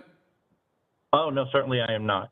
I am not. No. That's great. What about increasing taxes? Because you're an LLC, you're going to have to, your individual rate's actually going to get bumped up a little bit. Are you okay with that? No, absolutely not. Absolutely not. What's that going to mean by increased costs to you, to the people who rent from you in your building? Well, we're in a situation, Representative, that my rents are locked. You know, we are heavily regulated here in New York City with rent stabilization and Okay, rent so if control. you're, excuse me, I'm about out of time here. If Yep. your rents are locked, what does that mean for you then? We're on You've the got to eat verge those costs, of, right? Absolutely. Absolutely. That's all I need. Thank you very much. I'll yield back. Thank you. Thank you. The gentleman from California, Mr. Vargas, is now recognized for 5 minutes. Thank you very much, Madam Chair. I appreciate the opportunity to speak, and I really want to thank all the witnesses that are here today. Listening to my good friends on the other side of the aisle, my Republican friends, sounds like they don't care about housing at all. I mean, it really is fascinating to me that they say, why are we talking about housing? It seems that they might not be talking to their constituents. Housing is a huge issue, not only for my constituents, but I'm confident for their constituents too. I can't believe that they don't want to talk about housing. I mean, it is so important. Housing is infrastructure. And Madam Chair, that's why I think it's so important that we talk about it and we get something done. Now, I guess they think too that it's so easy to buy a home. Just have mom and dad give you the down payment. You know, we're all millionaires, I guess, huh? Just let mom and dad do it. I think they think that way. Well, the real world is not like that. It doesn't work that way. I really am impressed in a negative way how they've been approaching this. Talking about inflation, yeah, we do have inflation, but you forget we're coming out of a pandemic. You know, if you want to talk about facts, I mean, these are the facts. Trump gave us the worst jobs record since Herbert Hoover, literally the worst jobs record in modern history. He's the one that was responsible for that. If you want to put blame on people, you want to blame Biden, why don't you blame Trump? And of course, yes, because we're coming out of this pandemic, we are going to have inflation because people are buying like crazy. I mean, I'm from California. I can tell you, our ports are backed up because so many people are buying now. It was all of this pent up demand, and now people are buying. So yeah, we're going to have a problem with inflation. Now, the kind gentleman just spoke about lumber and how lumber has added so much to the cost of housing. I guess he hasn't been to Home Depot recently. I did. I buy lumber. And it's interesting that a 2x4x8 used to cost about $3.15 for an 8-foot piece in California. That's a 2x4x8 feet long. It went up to $8.95 under Trump. Now it's back down to about $3.45. So it's still up a little bit, $3.15, $3.45, but it's no longer at $8.95. The inflation is transitory. It is coming down. And I think that is important. But housing isn't. Housing isn't coming down. And I think there's a whole bunch of things. I agree with some of the things that Mr. Lee has said. In fact, Mr. Lee, I think that, you know, we have made it overly hard in some of our cities for small business owners. Now, I'm tempted to ask you, they tried to drag you into immigrant bashing there, and you didn't take the bait. I was going to ask, why didn't you take the bait on immigrant bashing? But I won't ask you that. But I do agree with you that there's a lot of issues there that make it very, very hard for small business owners when it comes to renting, and I appreciate that. I really do.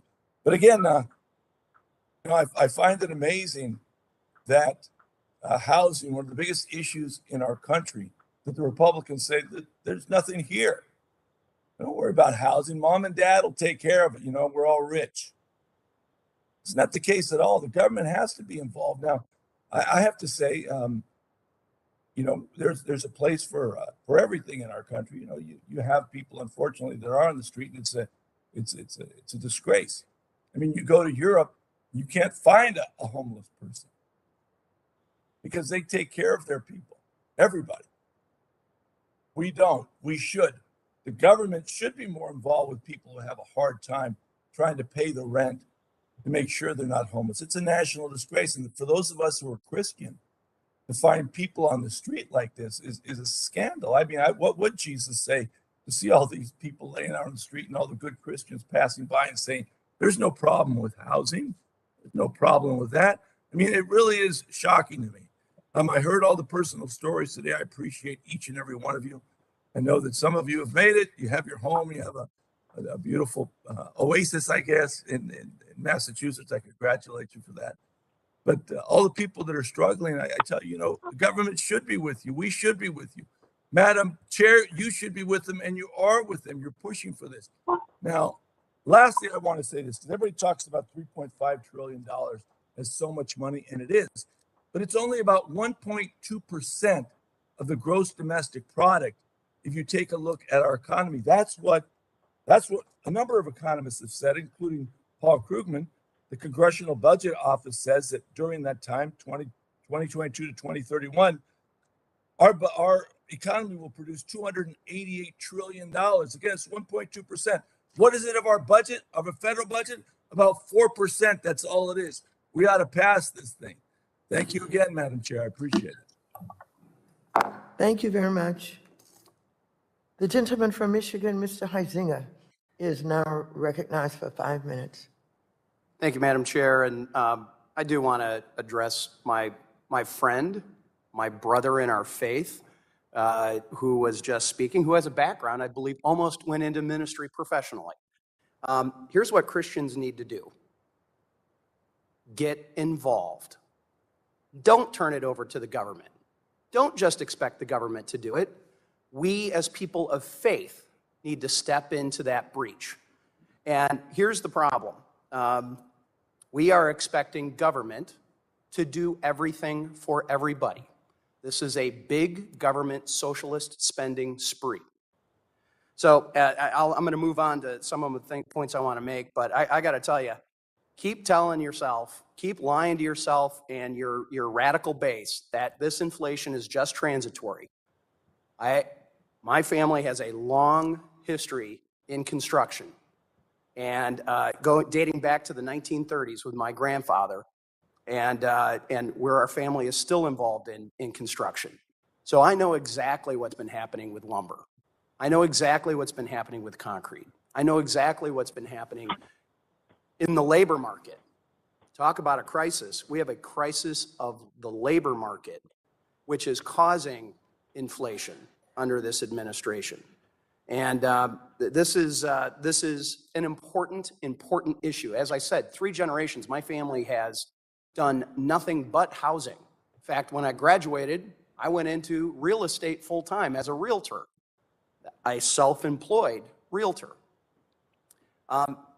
And as important these issues are, having 13 full committee hearings on housing issues without working with the other side to do anything actually productive is not the goal of this committee.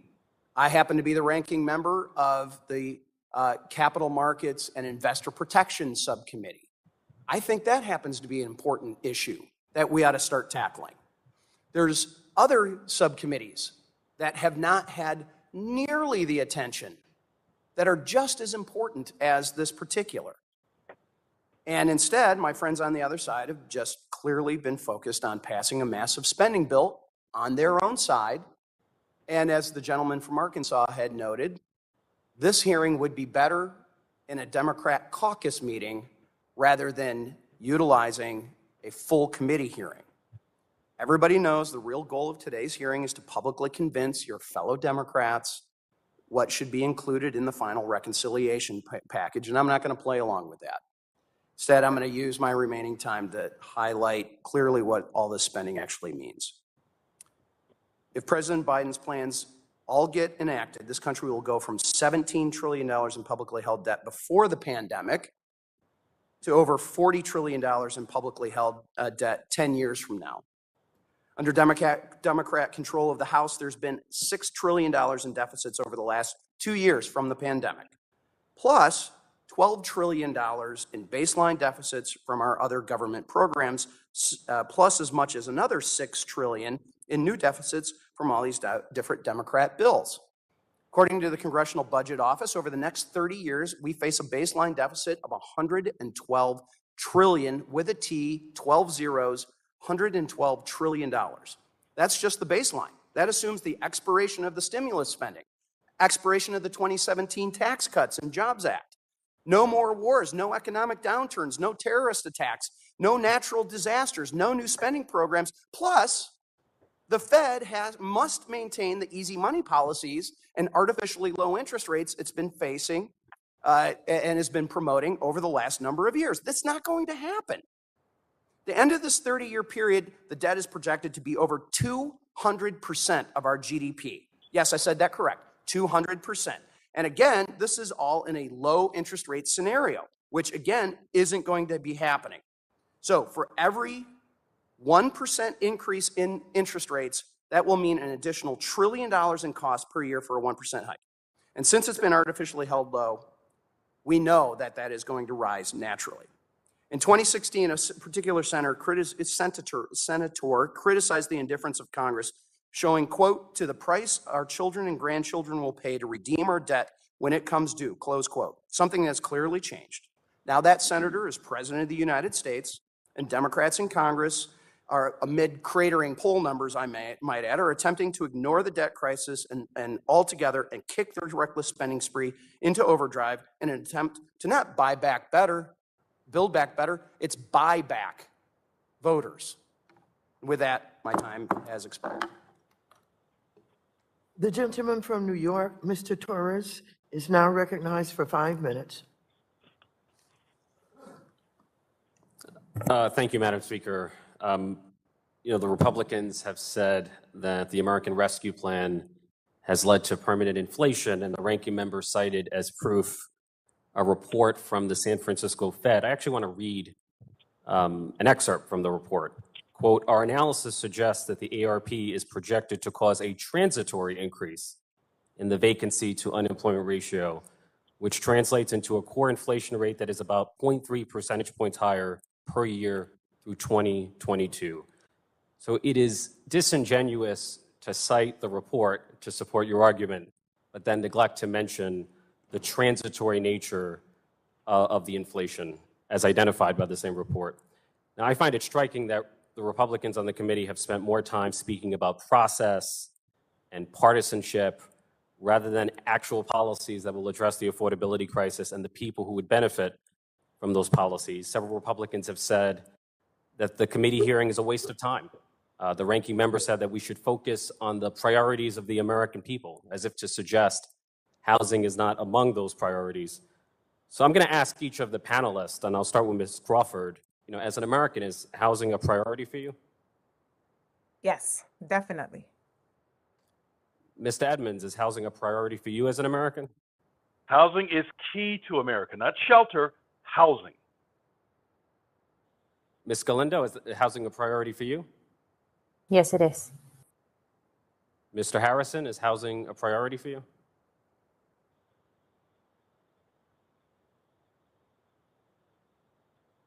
Mr. Harrison? Yes, sir. Yes, it is. Thank you. Mr. Lee, is housing a priority for you? Housing is my family's business. Yes, it is. Okay, so clearly housing is a priority of the American people. So it turns out the talk of political insiders is insulated from the priorities of the American people, as demonstrated by the witnesses of the committee. You know, Republicans often claim to support equality of opportunity rather than equality of outcome. But I ask myself, what exactly does it mean to have equal opportunity in America? You know, it's one thing to preach it as an abstraction, but it's something else to make it a reality for every American.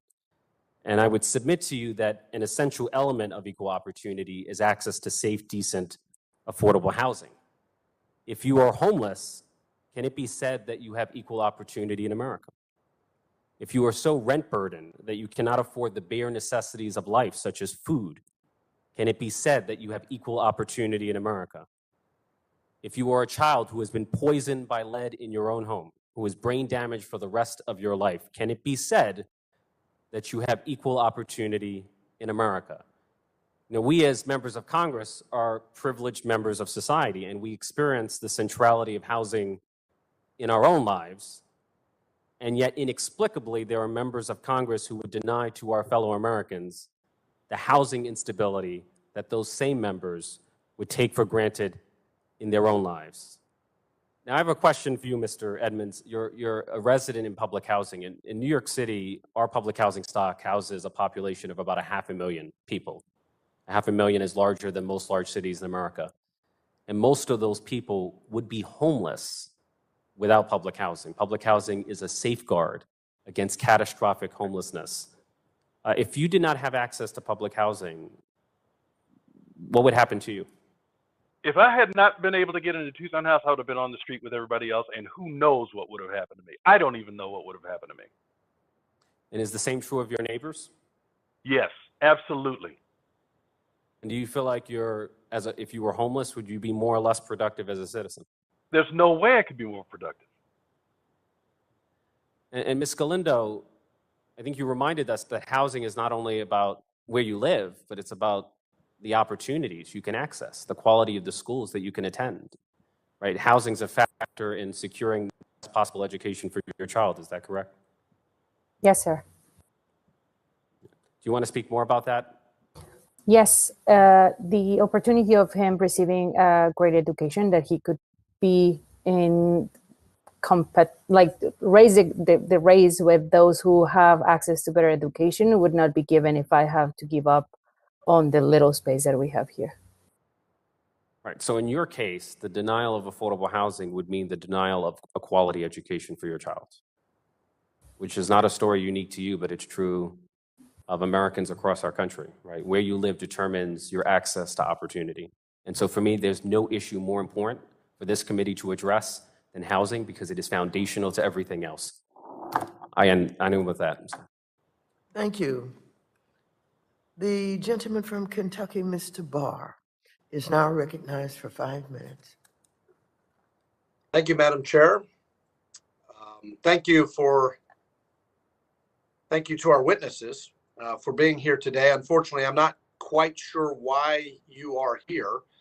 From what I can tell, this is less of a hearing of substance than it is a lobbying exercise in the middle of an internal battle between my Democrat colleagues. Should the blowout housing spending be included in President Biden's big government tax and spend socialism bill, or will it be left on the cutting room floor after the negotiations come to a conclusion? I think it's the latter, and I think we all know it.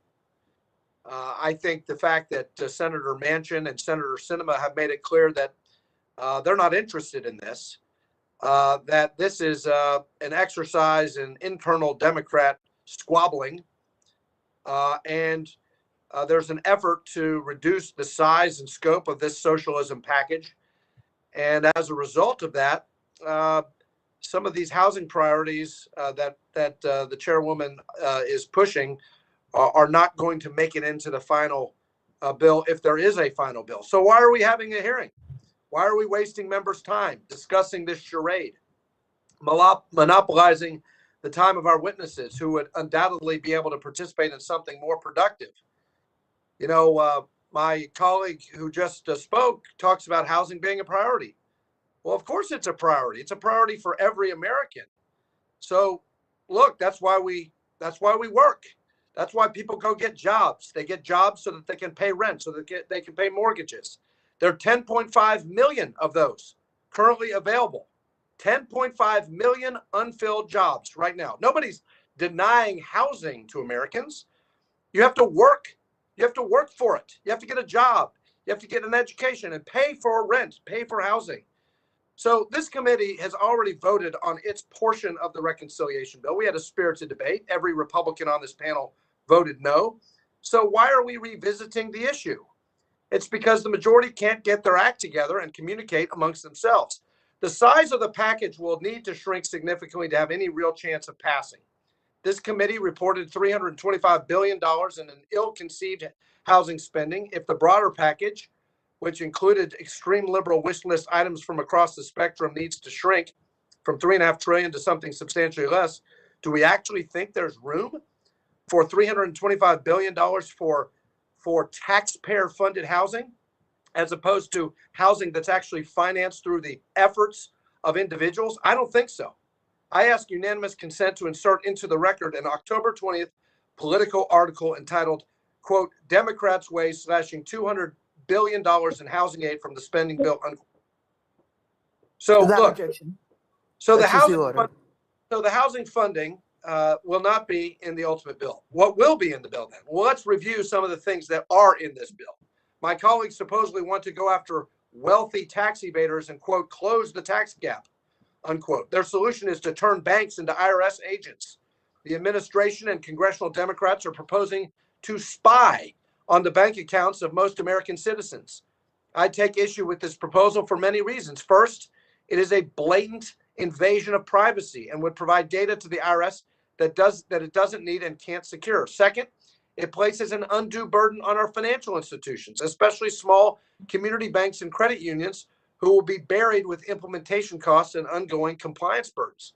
Finally, the proposal is based on the notion that every American is a tax cheat. That is so offensive. The administration and my colleagues on the other side of the aisle suggest that raising the threshold from $600 to $10,000 will somehow ensure that only the wealthy are captured. Well, let's remember, weekly inflows and outflows of just $200 for a year would get an account past the $10,000 threshold. This is not about millionaires and billionaires. It's about spying on you, the American people, anybody who has a job. As much as proponents of this proposal want to say it's about targeting rich tax cheats, it's clear all Americans are vulnerable to this surveillance state proposal. My colleagues also want to repeal the cap on state and local tax deduction. Well, this is a big win for blue states like New York, New Jersey, and California, but it's not going to do anything for working class Americans. Earlier this month, the Tax Foundation released a study that found a repeal of the SALT cap would disproportionately benefit the top 1% of earners, increasing their after-tax income by almost 3%. So which is it? Are we targeting the super rich so that they pay their fair share, or are we bailing out blue state billionaires? The answer seems clear. Our witnesses here today, they don't care about the SALT cap because they're not wealthy. I suggest we have a growing economy that allows people to have higher wages and upward mobility so that they can afford to pay their own rent for themselves and their own family. That's what we need. What else is in this bill? My colleagues are proposing to reverse the pro-growth corporate tax policy, Tax Cuts and Jobs Act, and enact a massive tax Mr. Barr, American your businesses. time has expired. I'm sorry, most people can't hear the gavel, and I want them to hear about the National Flood Insurance Program that affects your district also. With I yield that, back. we're going to move, certainly. The gentleman from the gentle lady from North Carolina, Ms. Adams, is now recognized for 5 minutes. Thank you very much, Madam Chair, and thank you for holding this hearing today. Thank you to the witnesses for your testimony. I want to just begin by saying housing is infrastructure, but let me just ask Ms. Crawford, the lack of affordable housing units in my district has produced a real problem, and it's contributed to driving the price of housing higher and higher. The fair market rent for a 2-bedroom apartment in Charlotte, Mecklenburg is almost $1,100. And so at the same time, the availability of low-cost rental units has decreased, 51% of all rentals in Charlotte were low cost in 2010. By 2018, the rate slipped to 25%. So, Ms. Crawford, can you tell this committee about why the lack of affordable housing units harms our communities? Thank you for the question. The first thing that came to mind is gentrification. People that have been generational roots in the community have been forced to find affordable housing away from family and friends and support. Small business owners lose the labor force and customers they depend on to stay in business, causing a negative impact on our most vulnerable population. I just think that with a lack of housing, we have more inflation as it relates to the housing crisis. Thank you. Thank you. So, Ms. Crawford, can you tell me about why the investments proposed by this committee are so critical to solving the affordable housing crisis? Sure, great question. For decades, federal government have been absent in affordable housing and more so affordable homeownership. We need the federal government as a partner to invest in this affordable housing crisis from public housing to homeownership in order to have a positive impact that is needed to end this gap that we are having and this crisis that we're having today. Thank you. Ms. Galinda, before we start, you mentioned that you had to work all types of jobs to make the ends meet. I want you to know I understand that. My mother was a domestic worker. She cleaned other folks' houses so I could get a good education. So I do know the blood, the sweat, and the tears that you put into keeping a roof over your son's head, and I respect that. Working hard is not enough if you don't make enough. So, Ms. Galindo, can you tell us about your experience trying to balance your son's education while finding affordable housing? Thank you, Congresswoman. Well, it's an ongoing struggle. I haven't been able to balance it really. Like, I have to pick good education over quality housing, just so he can receive better education and receive services for his special needs because he has learning disabilities. So I had to pick housing even though when it's not big enough for us, but he can't even have enough space to study. So it's an ongoing battle for me. Right. Okay. Well, thank you so much for sharing. And Madam Chair, I'm going to yield back.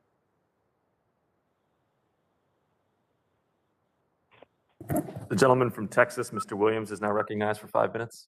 Thank you very much. A few things I just want to bring up real quick. America, this great country, was never built on guarantees. It was built on opportunities. And for those of you who don't know, America is broke. We have no money. And we've got a misleading term we keep using around here. It's called affordable. There's nothing affordable right now that's anywhere under the Biden administration. It's not affordable. And $15 minimum wage is not a career. So with that being said, throughout this pandemic, it seems elected officials have been laser focused on helping renters get through this pandemic while forgetting about the negative consequences all of this government interference would have on landlords, the people that took risk, that people hope they can get reward. Well, there might have been some justification to allow greater flexibilities at the very onset of the pandemic. It is ridiculous how long these emergency measures have lasted. In many jurisdictions across the country, landlords are still unable to evict tenants or collect rent checks because of government mandates. All the while, let's not forget, these people are still having to pay their bank with no income.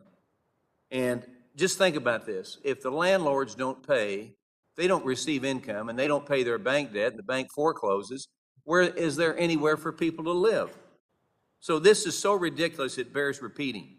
Landlords are still being forced to provide accommodations to provide people without getting paid. No cash flow, no income, but pay your bills, the banks say, and the liberals. And without any legal avenues to evict horrible tenants. We've seen some horrible stories coming out about renters who are taking advantage of this terrible public policy decision. So rather than demonize the landlords, who have also faced amazing amounts of uncertainty because of this pandemic, I wanted to give you, Mr. Lee, I wanted you to have some testimony, and all other landlords across this country, my sincere appreciation for all you have done for the communities where you hold properties. Well, I might remind everybody, while still paying the debt that you owe to your lenders. So with the rest of my time, I want to give Mr. Lee the opportunity to talk about any stories he has seen over the past year of landlords that have been taken advantage or hurt by a result of terrible public policy by the Democratic Party from elected officials, whether it be the inability to collect rents or the inability to evict horrible tenants. But before you get started, I do want to ask you this question. Landlords have bills too, and without their cash flow, they can't pay their bills. And why we attack landlords is beyond me. So, Mr. Lee, would you tell us a few stories what you've received as being a landlord that may not possibly, or some of the people you represent, collect rent? I so appreciate this opportunity. Thank you, Representative. I recently talked to Dr. Kanisha Gilbert, who was the victim of violence. She's a small property owner, an immigrant herself. She's a doctor, an OGBYN, and she cares for us New Yorkers. She's an essential worker. She had a tenant who ran an illegal puppy mill, caused such damage to her apartment that she feared for the safety of her son. There was urine and feces dripping down the walls of her apartment, which is below this apartment. She called every elected official that she could. She tried every avenue available to her. Because of the eviction moratorium, because the courts are closed, and even when they're open, they're limited, she had no other avenue but to go to social media and to try to get the media on her side. And so with the help of only one out of our 50-something council members, she was able to make contact with the ASPCA, with the NYPD, who already had been to her house several times. And they told her, this is a housing issue. This isn't an NYPD issue. And she was left exasperated and tired, still going to work, still caring for us New Yorkers. Finally, the ASPCA took the dogs away. The police did come, arrest the tenant, only to find out that he was released within hours. Dr. Gilbert comes home from work. They were waiting for her on her doorstep. She and her husband were beaten on their property with their 2 children watching from the window. The system has failed her. This is a story that is repeated with our owners over and over again. We must recognize that the eviction moratorium has hurt people. It has hurt some of our vulnerable property owners who are Americans and families just like everyone else. I talked with Dr. Gilbert. She is going public because she feels that there are many people like her who are suffering from tenants who are taking advantage of this eviction moratorium. We can't keep kicking the can down the road without allowing some of our vouchers to finally gentleman's time has expired. Thank you. Thank you, Mr. Lee. Welcome to the Biden administration. Thank you. The chair recognizes himself for 5 minutes. The ranking member and the vice ranking member and many of their colleagues in the Republican Party have described this hearing as a means for the Democrats to resolve disarray and to resolve internecine squabbles. It is certainly true that the Democratic Party is engaged in a vigorous debate right now about how best to ensure affordable housing, how to lower the cost of prescription drugs, how to tackle climate change.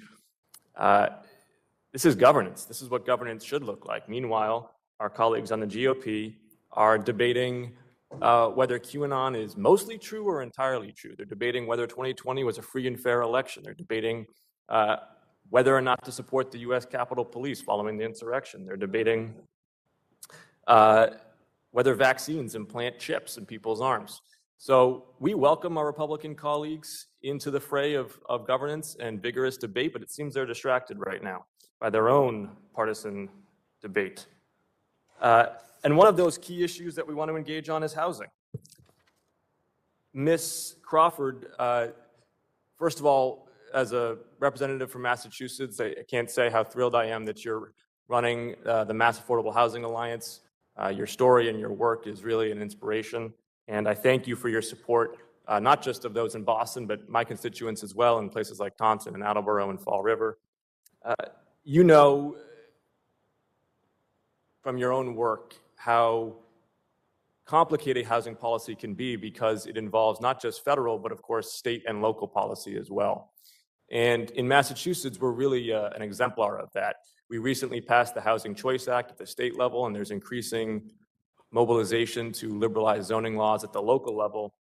Can you talk about how in Massachusetts we need, what the cooperation needs to be between the three levels of government to ensure not just that we have more support for people looking for housing units, but we're also creating more supply of housing? Thank you.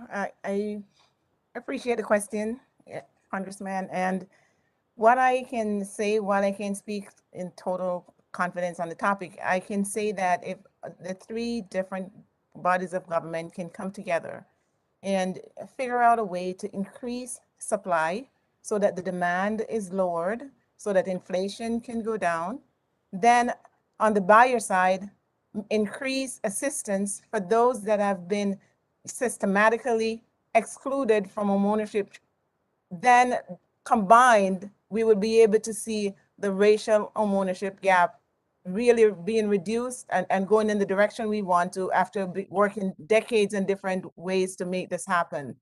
We just need to come together as one unit, knowing that the entire state needs the additional assistance from both state, federal, and city and local government to make this crisis go away. I hope I was able to answer your question, and I thank you for asking. And are there ways that you think that federal programs can induce localities to expand the use of multifamily zoning? I was a city councilor in my hometown for 5 years prior to coming to Congress, and I saw that really over the last 5 years, there's been an acceleration of demand for transit-oriented multifamily development, but our zoning laws can oftentimes make it challenging to develop it. Are there areas that HUD can press on that would encourage cities and towns that are applying for federal funding to commensurately liberalize their zoning laws? One of the ways I think is to, whatever zoning laws that we have that prohibit multifamily housing in certain neighborhoods while not prohibited in others should be lifted. And also, we need to stop exclusionary zoning, across the state. We need to utilize those measures that especially the city of Boston is using by building multifamily homes near the transit system so that we can get to and from work and have a choice to actually, live where we want to live. Affirmatively furthering fair housing is a way to get this done. And I thank you for asking the question. I yield my time back to the chair. And the gentleman from Arkansas, Mr. Hill, is now recognized for 5 minutes. I thank our chair pro tem for being in the chair on this hearing. I thank our witnesses for bringing their personal testimony about the importance of housing in their lives to the committee to help us do a better job here. And while I share the views of the ranking member and my colleagues that as the 32nd hearing on housing, we're doing a superb job in hearing about housing. What we're struggling with is the right policies to help people in the maximum way. And so that's why I believe that yet again, this hearing is not as constructive as it might be. And the reason for it is clear, which is that the majority party is, as my friend from Massachusetts identified, having a vigorous debate within their own party on how best to serve people with housing. And therefore, this is not, I think, the most constructive use of our time.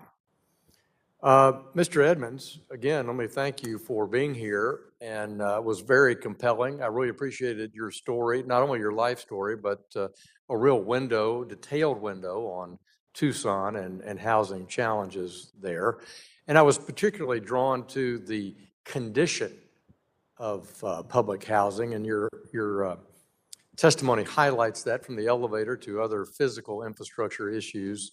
Is there anything beyond the testimony you want to add about the physical infrastructure of the public housing units in which you're personally well associated?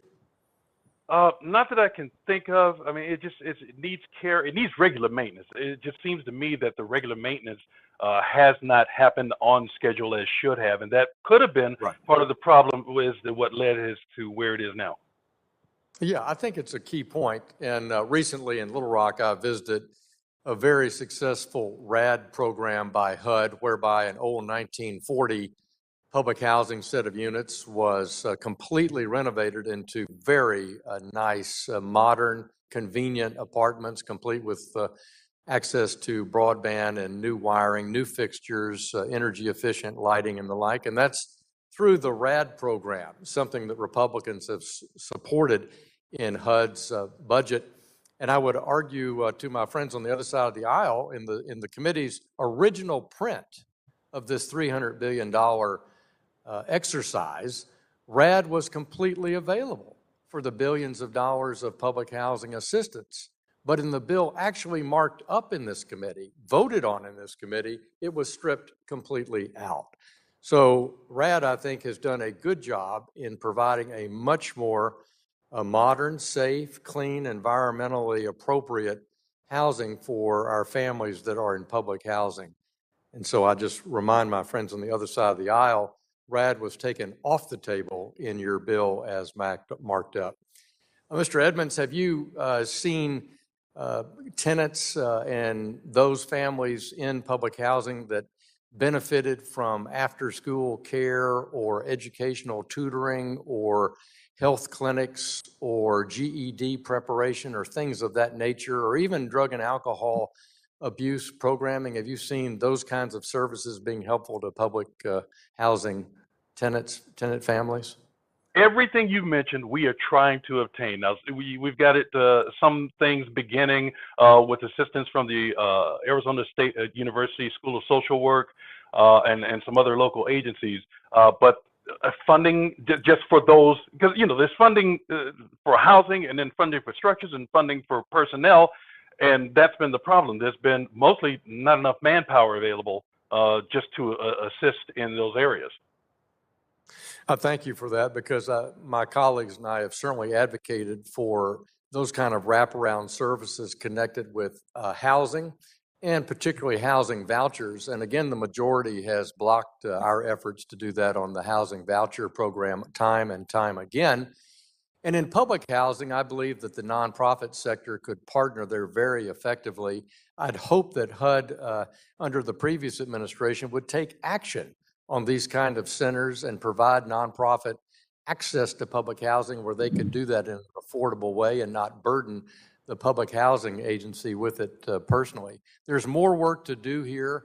I thank you for your engagement and the rest of the panel. And Chairman Pro Tem, I yield back to you. The gentleman from Georgia, Mr. Scott, who is also the chair of the House Agriculture Committee, is recognized for 5 minutes. Thank you very much, Chairman. Excuse me.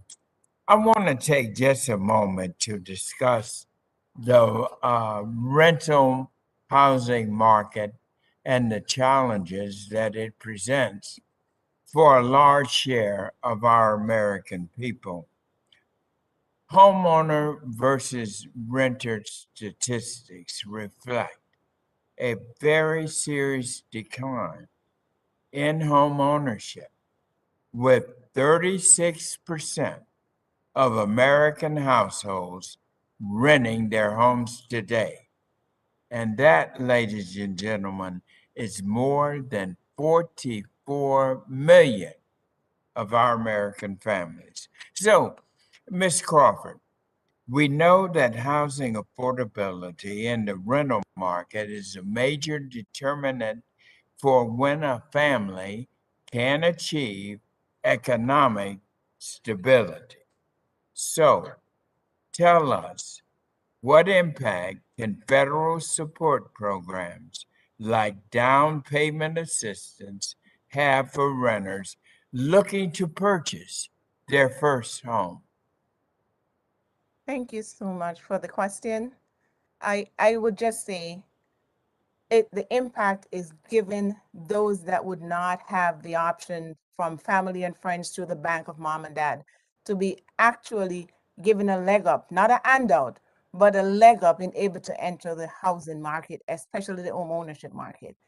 DPA, down payment assistance, is a barrier that cause people, especially low to moderate income individuals, from actually obtaining home ownership because their rent is so high and they're not able to save for that down payment and closing cost assistance. You mentioned the word barrier. Explain what those barriers are that would have this negative impact on so many of our homeowners.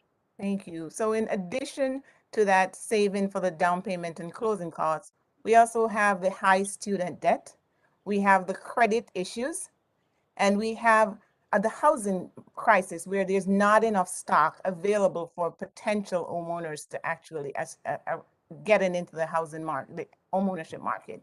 So those are just some of the barriers that we're seeing right now. Well, I just want to thank you for that response. This is a very important issue. And what you are saying in your testimony, excuse me, I have this cold, is exactly why we must ensure that down payment assistance remain a key important component of our Build Back Better Act that our president is pushing. Thank you for your comment. And thank you, Mr. Chairman. Sorry. I yield back. The gentleman yields. The gentleman from Minnesota, Mr. Emmer, is recognized for 5 minutes. Thank you, Chairman. And thank you to our panel of witnesses today. Unfortunately, if your government worked, you would not have to be here. So I'm sorry that you all have to come before the committee to plead your cause because the majorities in Congress cannot craft legislation that actually serves the American people. On that note, I'd like to point out that we've had over 30 housing hearings on the committee since Democrats took control. I believe this is our 9th housing hearing this year. And as we talk and talk and talk, well, we talk about housing, Americans continue to suffer. To date, about $7.7 billion of the $46.5 billion Congress has allocated for emergency rental assistance has actually been distributed. That's pitiful, and it's wrong. Republicans have offered a solution, the Renters Protection Act, that would cut the bureaucratic red tape and get rental assistance to the families who need it most. But Democrats are focused, unfortunately, on passing a massive partisan spending bill with little to no government oversight. As you know, the first rental assistance program passed in December of 2020. It gave that program gave the Treasury Inspector General the authority to conduct oversight of the distribution of funds and recoup funds that are used fraudulently. For every dollar allocated to the Inspectors General to oversee government spending, Inspectors General return approximately $16 in savings. These are savings that can actually be returned to Americans. Interestingly, the second emergency rental assistance program passed in March by Democrats is not overseen by the Inspector General. I offered an amendment to fix this last month during the markup, which was rejected by Democrats. So as Democrats focus on passing a $3.5 trillion big government socialist spending bill, just know that this bill has little to no oversight mechanism and will lead to significant waste, fraud, and abuse. This Democrat legislating failure to legislate extends far beyond just housing. Careless spending sprees, not even designed to target those most in need, are driving inflation in this country like we haven't seen in 30 years. We see rising prices at the grocery store, rising prices at the pump. Again, levels of inflation that we haven't seen in decades. And it's entirely because Democrats are spending our constituents' money faster than ever before. Democrats simply have never learned that you cannot spend your way to prosperity. When we spend taxpayer dollars, we must do so thoughtfully, not frivolously. We must craft programs that work, not programs that leave Americans suffering and unable to pay rent. I cannot emphasize this enough. We must be responsible stewards of taxpayer dollars. I am disappointed by my colleagues on the other side of the aisle who have prioritized massive government spending that simply left Americans to endure government incompetence and rapidly increasing inflation. I yield back the remainder of my time. The gentlewoman from Pennsylvania, Ms. Dean, is recognized for 5 minutes. Thank you, Mr. Chairman. And I thank all of our testifiers today for telling us your lived experience and for educating us around the issues of housing. Mr. Harrison, thank you for sharing your experiences with us today. I also want to thank you for the work that you're doing now as an outreach coordinator for Prince George's County. You are using your experiences to lift others. In your testimony, you described 2 instances of working to earn a degree, once when you did not have stable housing and once when you did. Could you please describe with some more details how important it was to have housing in order to pursue and succeed in getting an education? And how else did stable housing help you or others around you? Thank you for the question. When I first attempted to improve my education, I not only didn't have a place to stay, I didn't have a place to study. Of course, I could use the school's library then, but really the distraction was remaining focused on getting through whatever day it was. And I really didn't have the ability to focus on my studies because my personal situation was unstable. When I was housed, I not only was able to pass, I was able to excel in my studies. And I have earned an associate's degree with a high GPA, and I've gone on to obtain professional certifications in my field that have helped me. And my experience as someone experiencing homelessness has helped me in the work I do now. Thank you. Thank you. Thank you for that detail. And of course, no place to stay, few places to study. But as you say, the focus, the ability to focus on your studies without the distraction of where will I sleep tonight. So I thank you for those details, and congratulations on claiming your education and the work you're doing. Ms. Crawford, to build on that experience, as a first-generation homeowner, could you describe specific barriers you faced as you began working toward your goal of owning a home? Thank you.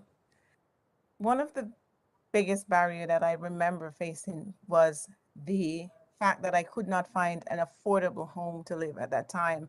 The economic market, housing market in 2004 almost mirrors what it is today. It's just that inflation has pushed the price up so much more than 2004. And so finding an affordable home that could house my family and also allow me to pay my mortgage, as I have to think about different ways to be innovative about it. I had to purchase a multifamily home so that I could get the additional rent to be able to help me to afford that high cost mortgage. I also needed to know how to, deal with my student loans and make sure that I pay them down in order to be able to afford the home that I'm living in now. The barriers are there, and I am hoping that, we can take a look at how we can use down payment and closing cost assistance to rectify those barriers. I did not have that down payment and closing costs in that time, but thanks to the One Mortgage, then Soft Second program that we had in Massachusetts, I was able to afford a home with that mortgage.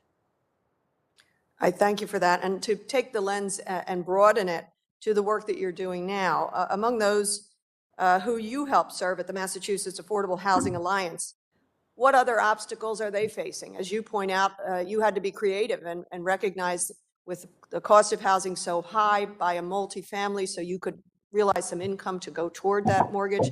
What other obstacles are you seeing for those whom you serve? The option for me, especially around purchasing a multifamily home, is almost non-existent now. The housing market has depleted, so there's very little option in that. And the cost when you see one is so expensive.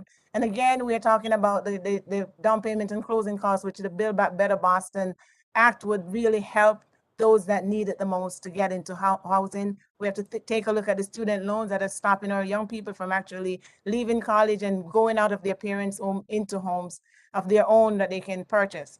Low income is also a barrier. You're working 3 and 4 jobs and you still can't afford a home. There's so many I could list, and I thank you so much for your question. Thank you for your experience and your eloquence, and I yield back. The gentleman from South Carolina, Mr. Timmons, is recognized for 5 minutes. Okay, do you have a Thank you, Mr. response or Chairman. not? Thank you, Rob? Hello, Rob. Thank you, Mr. Chairman. Mr. Lee, can you hear me? Yes, I can. Hey, thank you. I hear you're having issues with your video. Sorry about that, but I appreciate you taking the time to be with us today. How many rental properties do you own? It's 2 tenement buildings in the heart of Chinatown. How many tenants do you have? It's 14 in each building. And what percent of your tenants took advantage of the eviction moratorium and withheld rent for the last 18 months?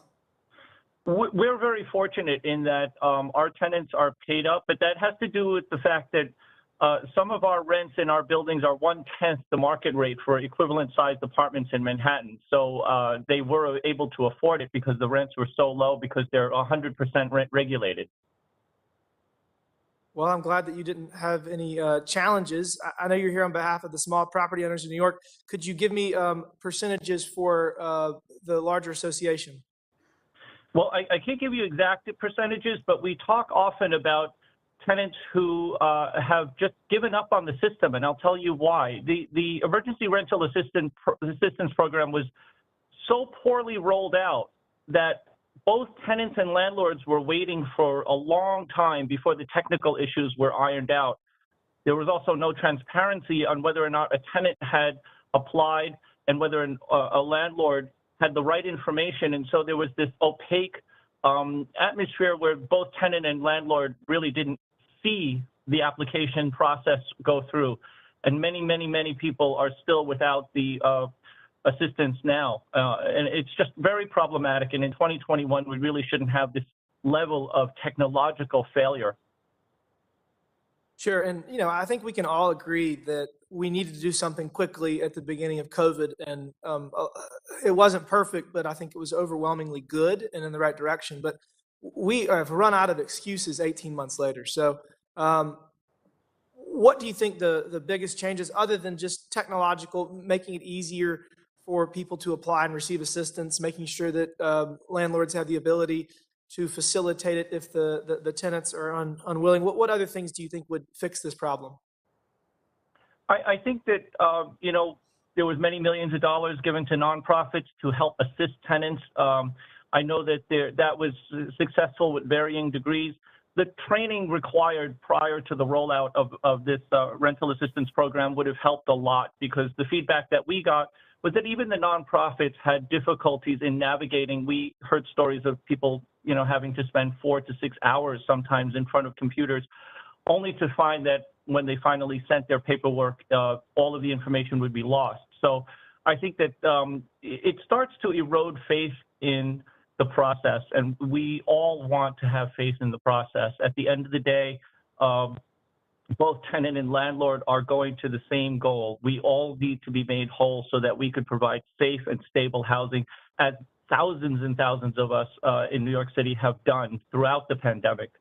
There are more great stories of people taking care of each other than there are of the bad stories that you hear in the media. We want to continue more of that, but we need the tools to do it well. I think one of those tools is stability and not moving the goalposts. Obviously, a number of people were very concerned with the extension of the eviction moratorium by the Biden administration, and really just the lawlessness surrounding the Supreme Court saying that they couldn't do it and they did it and then they got overturned. Again, we're 18 months in, and we have the policy available to figure this out. We should have already had it figured out by now. I don't think anybody thought it was appropriate to evict anyone in the height of COVID, during the shutdowns, during the lockdowns. But again, there's vaccines for anyone that wants one, and it is time to get back to work. And we need to make all of the landlords, all the rental assistance, great, but we got to make sure it gets to the right spot and that we make everybody whole. And I just really hope that this committee will find some bipartisan support to make sure that we do not leave anyone stranded, anyone in a worse off position. This country has come a long way in the last 18 months, and I think we can craft the policy that is needed to move past this pandemic and to get everybody back to work. So I appreciate you taking the time. And with that, Mr. Chairman, I yield back. Thank you.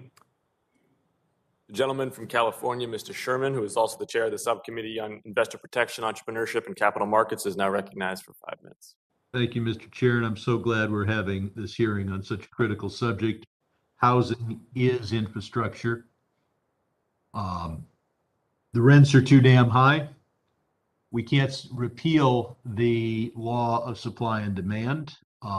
We can occasionally have a building built and the politician can go cut the ribbon, and we can meet a few dozen families who will live at affordable rates. But ultimately, we need millions of new apartment buildings in the cities and suburbs of this country. And one of the greatest problems is you really can't build apartments in so many places. Zoning prevents it.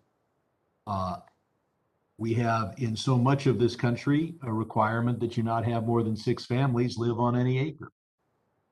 Then you can say, well, we're not excluding people on the basis of economics or race.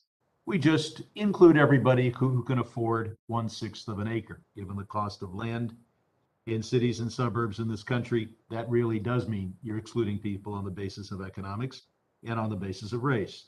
That's why I'm glad Section 40103 of the Build Back Better bill will provide at least the economic incentives to sweep away these exclusionary and restrictive zonings.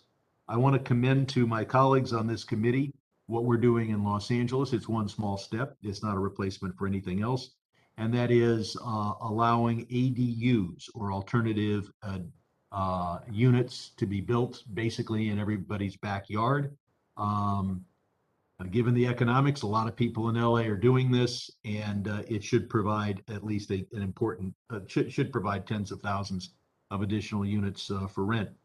The gentleman from Minnesota was decrying that the money isn't getting out for rental assistance. We had a whole hearing on that, of course, but more importantly, the chairwoman has introduced the Expediting Assistance to Renters and Landlords Act. I've co-sponsored it. And so far, we don't have a Republican co-sponsor, and I hope the gentleman from Minnesota is the first.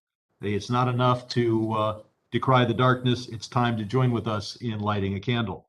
Mrs. Crawford, the rising cost of housing is putting home ownership out of the reach for so many individuals, especially younger people, are thinking they're just going to rent indefinitely. Section 40201 of the bill that this committee marked up represents our piece of the Build Back Better package, would provide first generation home buyers with down payment and closing cost assistance. Could you speak to the ways this would help overcome the barriers for first time home purchase, and how becoming a homeowner allows a family to start to build wealth? Thank you so much for the question, Congressman. Yes, I'd rather share with you, the story I talked about earlier. We have Daphne and we have Aquila. They're both first generation owners today because of our stash program. They had so many different barriers as they think about becoming homeowners. And had it not been for the assistance of getting some down payment and closing cost assistance, minimal though it was able to afford them to be in their home, along with the affordable mortgage that we have here in the state. We also have several others that are waiting to be able to afford a home, that are waiting for deeper discount, down payment and closing cost assistance, which the Build Back Better Act would be able to provide these individuals. And there are millions more, such as Daphne and Aquila, out there waiting. Thank you. Ms. Galindo, Section 8 is the major program to help renters, also known as the Housing Choice Vouchers.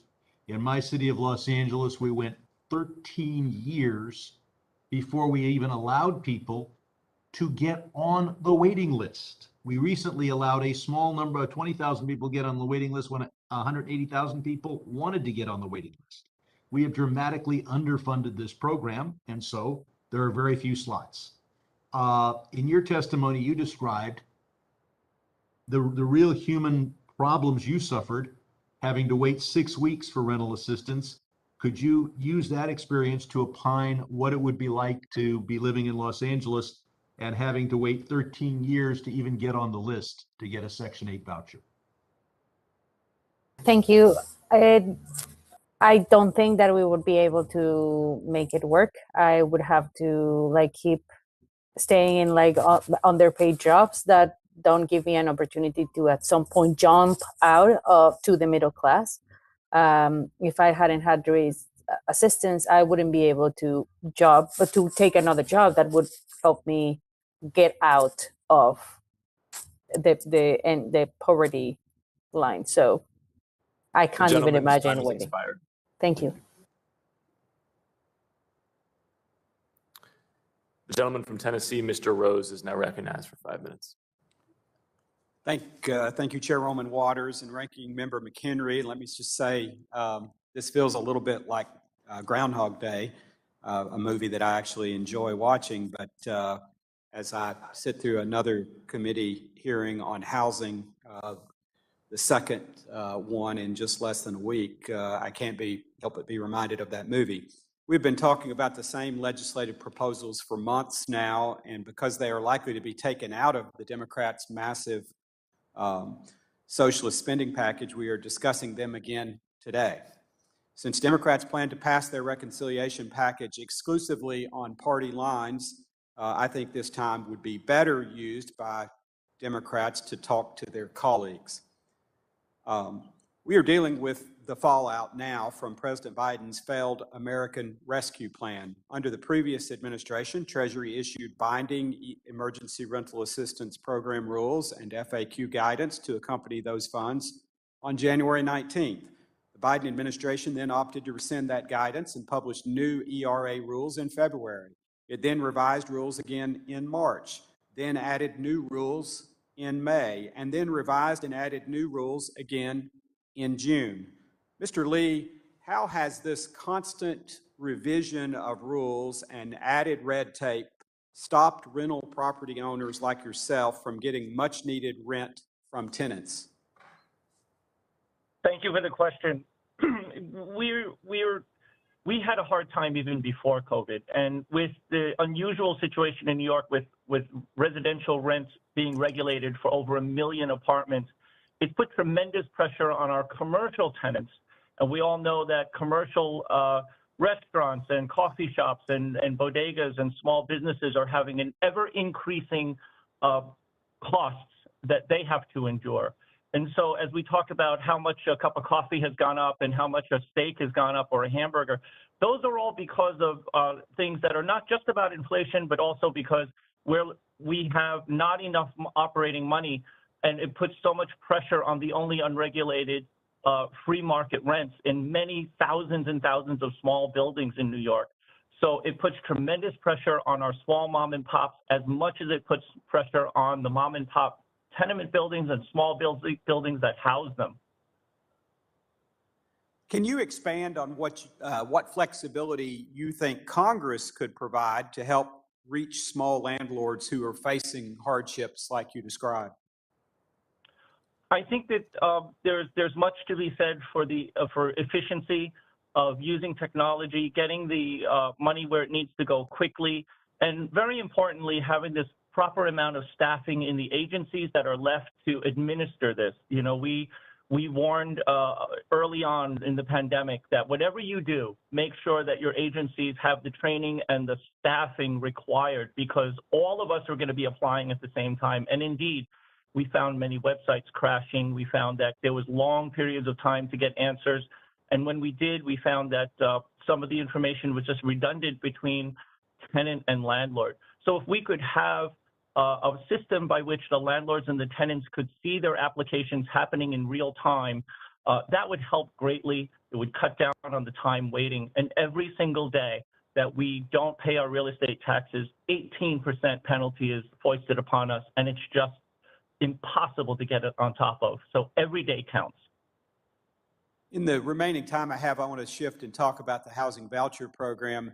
The housing proposal passed on party line basis through this committee included $75 billion in housing voucher funding. Oftentimes, voucher holders experience issues finding private landlords willing to enter the program and accept vouchers. Mr. Lee, could you expand on how current red tape discourages private landlords like yourself from participating in the Housing Choice Voucher Program? I think it comes back to an administrative issue. I think that there's not enough clarity on the application process, but also in our experience speaking with many other small property owners, we feel that tenant stabilization is key. If we can stabilize tenants no matter where they are and have vouchers follow them to the next address, it then allows us as small property owners to renovate up to code, up to compliance, in an ever-changing world when compliance is becoming more and more difficult.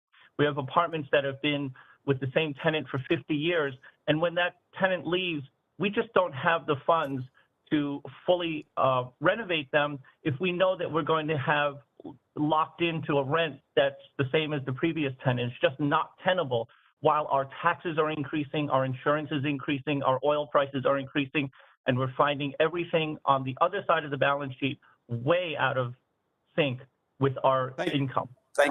Thank you, Mr. Lee. I see that my time has expired. I appreciate your answers, and I yield back. Gentleman from Florida, Mr. Lawson, is recognized for 5 minutes.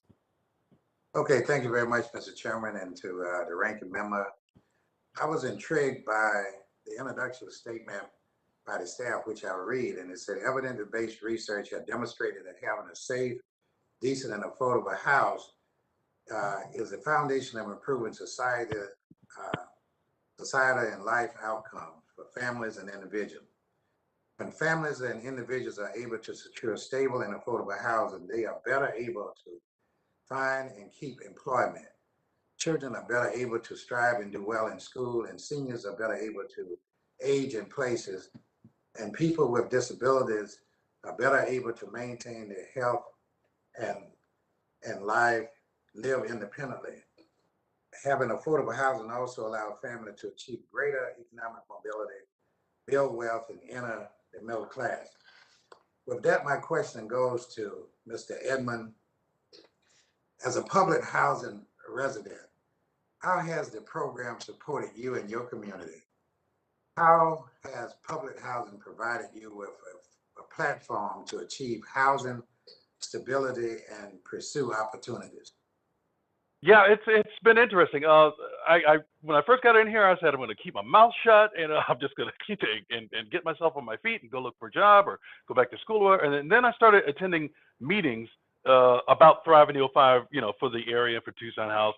And I started getting invited to more meetings, and I was appointed to the Residents Council. I've been given opportunities I never even imagined by just being here.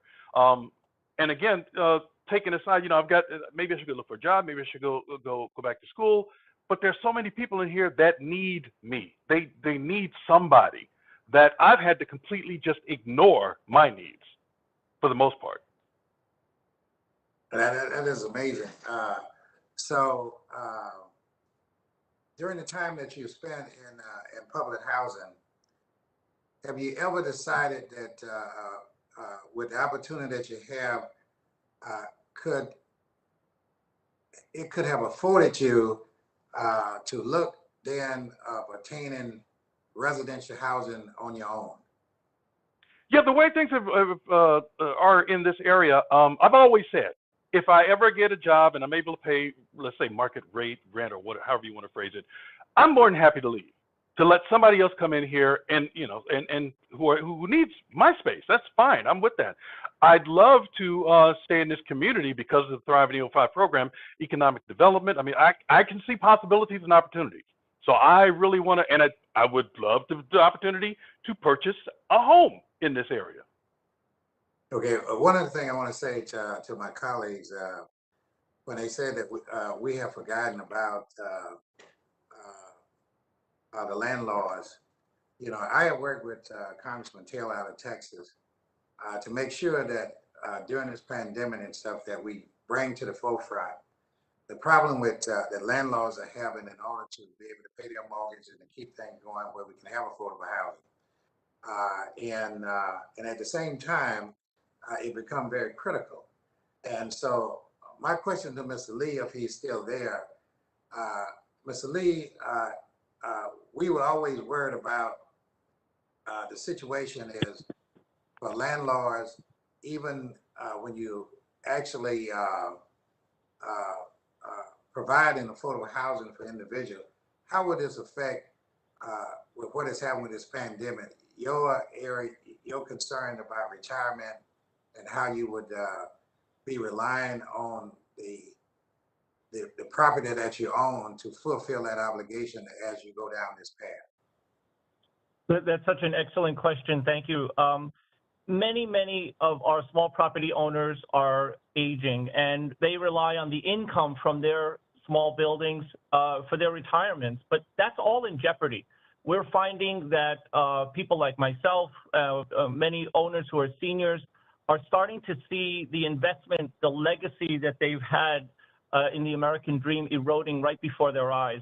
And that was a snowball effect that started even before COVID. With COVID, we're finding it more and more difficult because more and more people are rent burdened, including commercial tenants. And so the savings that we have were gone a year ago.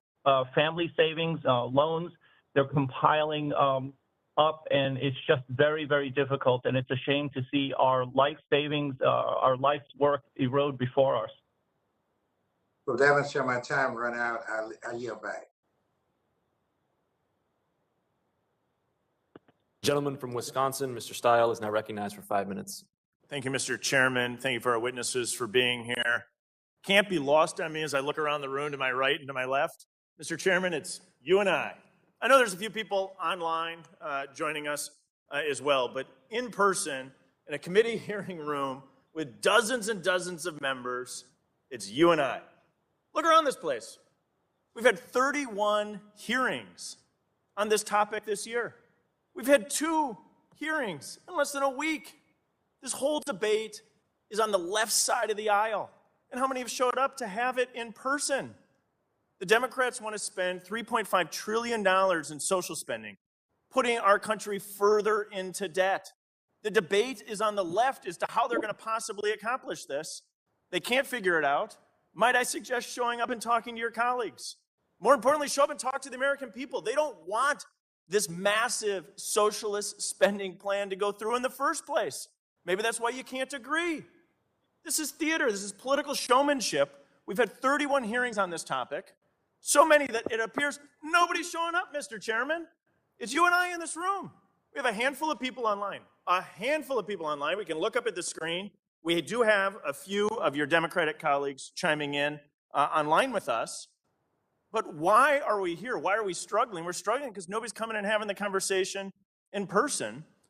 And we've had 31 hearings on this to spend $3.5 trillion in social spending that the Democrats can't reach an agreement on. We got a period of time when we have 10 million job openings, but a complete disconnect in our labor force to make sure that we're getting workers back to work. Prices are rising. Gas prices are up significantly, hitting people in the pocketbooks. Grocery prices are up. Back to school shopping, soon Christmas shopping will be hitting Americans in the pocketbooks.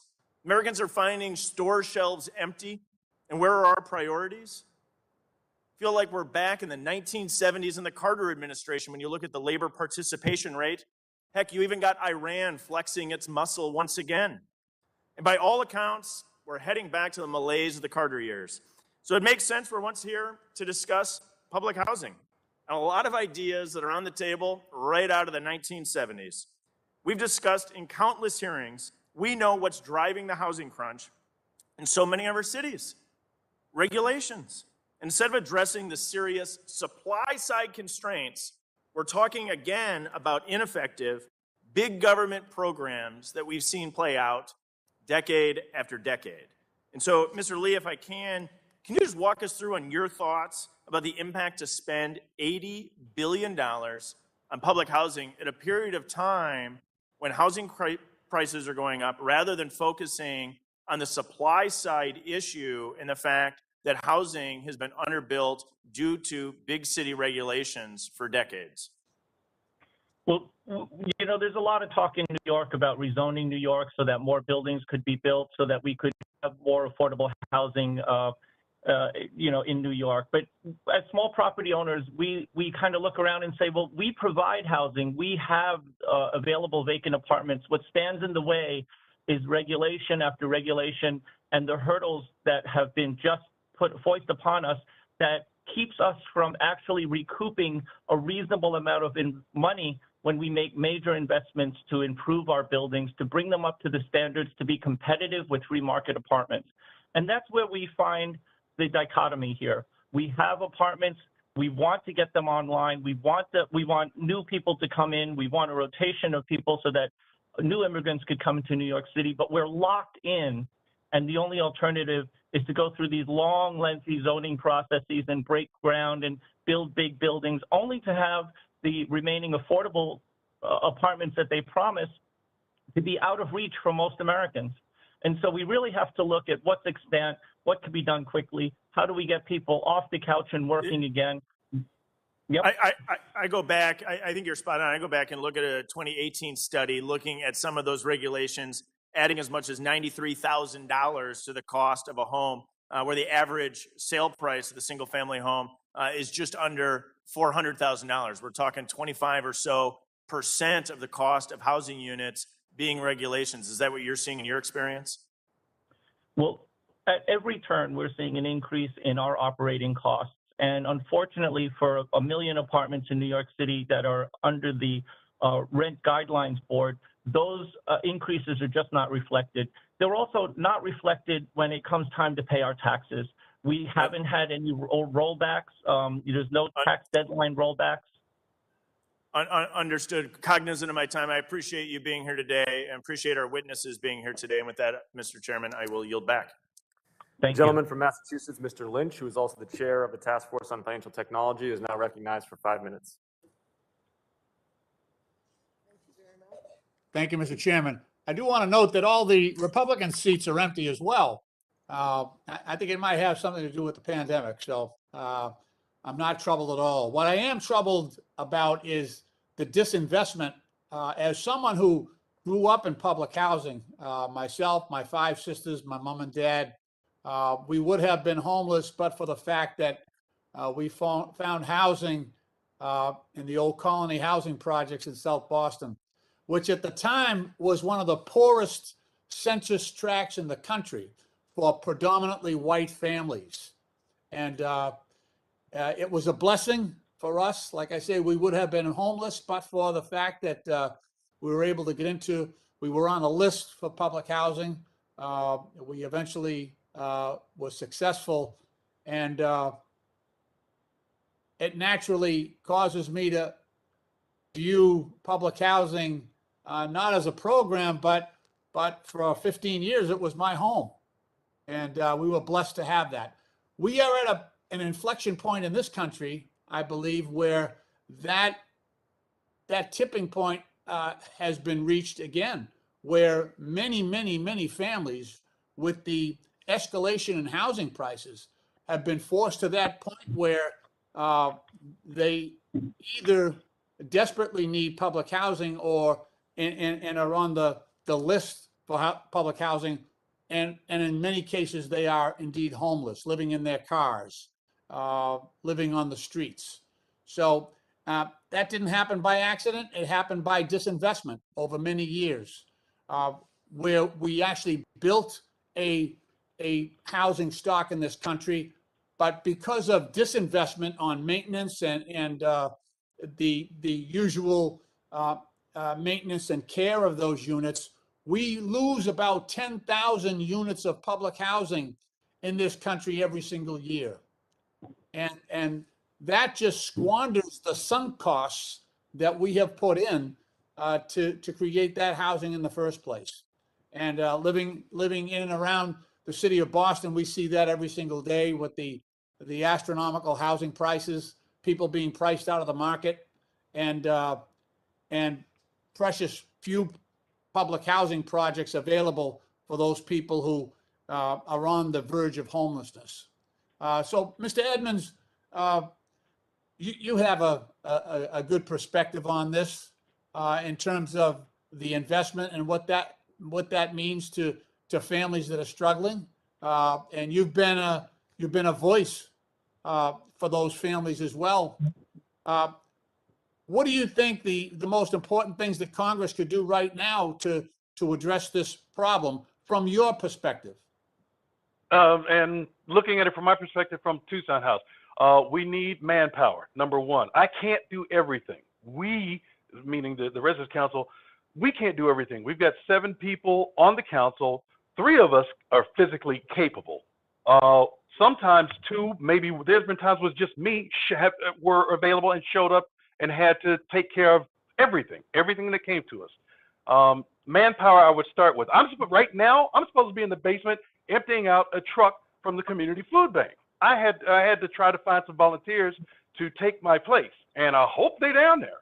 I expect they are, but I just hope they're down there. That food's got to be unloaded. It's got to be separated. It's got to be distributed, taken to some of the residents. I need manpower. I need help.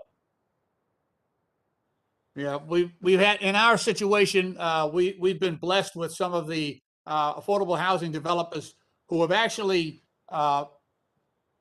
plussed up the maintenance staff with union electricians, union plumbers, and others during the pandemic, and guaranteed them that they would not be laid off. But I would bet that is not the usual circumstance for people living in public housing. Mr. Chairman, my time has just about expired. I want to thank you for holding this hearing, and I hope that we can continue to maintain the position that affordable housing in general, but especially affordable housing, is indeed infrastructure, and maintain that as a priority in the upcoming spending bills. I yield back. Thank you. Thank you very much. The gentlewoman from New York, Ms. Ocasio-Cortez, is now recognized for 5 minutes. Thank you so much, Madam Chair. We've seen a lot of commentary from my colleagues across the aisle, and claiming that the Build Back Better plan, reconciliation, infrastructure, social infrastructure, et cetera, is some big socialist conspiracy. And I just want to address that very quickly, because the idea of a current package where we are debating means testing, modest investments, minimized climate action as socialist is an insult to both socialists specifically and the general public's intelligence generally. But moving on, I think that when we talk about the issue of housing, and particularly public housing, we need to make sure that we're centering the folks who are impacted most by this issue. And to hear commentary that these hearings are a waste of time and that they are unnecessary when we have individuals who have experienced homelessness testifying right before this committee is just frankly unprofessional, and it's wrong. This is, for folks who are curious as to why this is, we've had several housing hearings. This is a housing committee. It is the Financial Services Committee, also previously known as a Banking and Housing Committee. So this is our job, and we're here to do our job. Now, most of all, I want to thank our witnesses for coming in, and we often talk about dollar figures, X billion here, X billion there. But without really understanding the human impact of what these dollar amounts add up to, it's very difficult for people to wrap their minds around what these proposals can do. Without housing, economic mobility and security, opportunity, access to healthcare, a safe living environment, all these other things are out of reach. You can't get a job, it's very difficult to get a job when you are unhoused.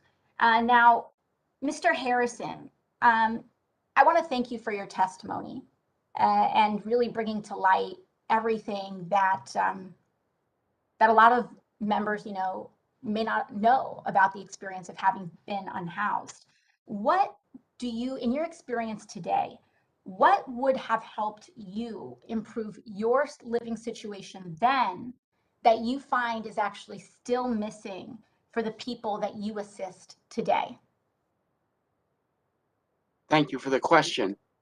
And I think along with the opportunity to apply for and hopefully receive a housing voucher, a lot of my clients need additional supports, and the process is pretty complicated. I've been able to help my clients, for instance, understand how the value of a voucher is different in each zip code in the continuum of care that I'm working in. But I think that a lot of people that are experiencing homelessness have really lost their social support network, and that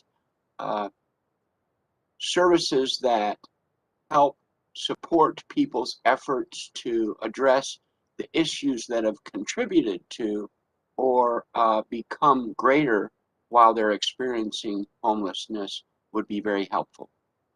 Thank you, and thank you, Mr. Harrison. My last question for you is, the experience of homelessness really stays with us as a society and on individuals who have experienced it long after they find housing. How would you describe what some of the lifelong impacts of having experienced homelessness have been, and how do you see this among other people that you know or have encountered about the effects of homelessness after even a person finds housing? Thank you again. Some of the long-term impacts of that period in my life were that I was, my social mobility was downward, and I was in poverty, and it takes a long time to offset the impact. And I'm only just now really emerging from that state of poverty. And so a lot of things are still out of reach for me. Thank you. Well, I wish you the best in your future endeavors. Thank you. Thank you very much. The gentleman from Illinois, Mr. Garcia, is now recognized for 5 minutes. Thank you, Madam Chair, for having this continuing timely conversation and this hearing. A question, I'm going to direct my comment and question to Ms. Crawford. What we saw during this pandemic was a bigger gap between the haves and the have-nots. Plenty of people in my working class immigrant community lost their jobs. Many had to take on new debts. Businesses closed. But housing prices are through the roof. In 2019, right before the pandemic, Latino homeowners had a net worth 40% higher than Latino renters. That number is alarming, and it's only increased. Can you talk about the impact of rising house prices for first-time Latino and Black home buyers, and what can we do to help them? In short, we need that $25,000 DPA. People like Donna Wilson is looking for a home, can't find a home that she can enter into because the cost of home prices are so high. They've been outbid by speculators or people that are actually have cash to buy their homes. So we need that to actually help people to break down that barrier. Black and Latinos are experiencing the same thing. We have people in our classes, 3,000 people that have graduated this year only, and we can't find homes for them. So we need that DPA program to help us to get them there. And DPA means down payment assistance, Down correct? payment assistance program from the, yes, that. Thank you.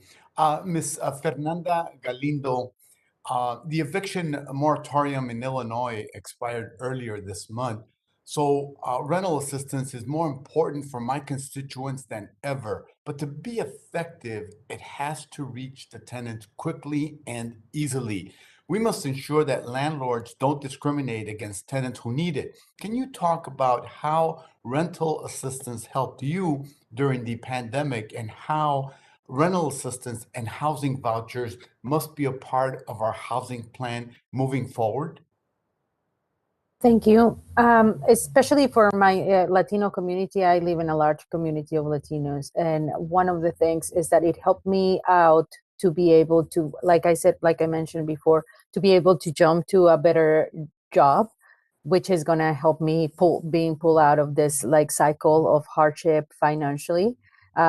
This could potentially give me a higher income.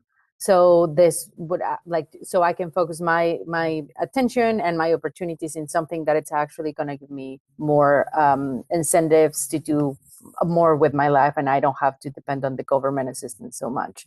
But it's not as accessible because there's too many people needing assistance for it. And you need a lot of time to apply for this, and people need to go to work and to pay rent. So it's a never-ending cycle that we can never get out, because to apply for these programs, you need to skip work for one day, and we can't afford that.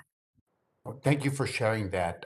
Turning to Mr. Edmonds, my city, Chicago, used to have plenty of public housing, but after decades of disinvestment, it fell into disrepair. Many of our units were demolished. Without a strong supply of safe, well-maintained public housing, we got to where we are today. Much of our housing is either crumbling and unsafe or unaffordable. Could you talk about why public housing in particular must be a part of the solution to the affordable housing problem? If you don't have housing, you have people on the street. You can't have people on the street. You can't have the disabled, the elderly, those who have behavioral health issues. You can't just turn them loose. You got to help them. They need help. I'm still reading about it now, about the environmentally friendly public housing that's quite possible. We need to look at that nationwide. Very well. Thank you for that. Madam Chair, I yield back the remainder of my time. Thank you very much. The gentlewoman from Georgia, Ms. Williams, who is also the Vice Chair of the Subcommittee on Oversight and Investigations, is now recognized for 5 minutes. Thank you, Madam Chair. For years, our constituents haven't been given the leg up that they deserve because Washington hasn't made necessary investments in housing and other basic infrastructure. My Democratic colleagues, along with our chairwoman and I, are here to change that with or without the support of my Republican colleagues. People need housing. They need broadband access, childcare, and other basic necessities for life to help our economy grow.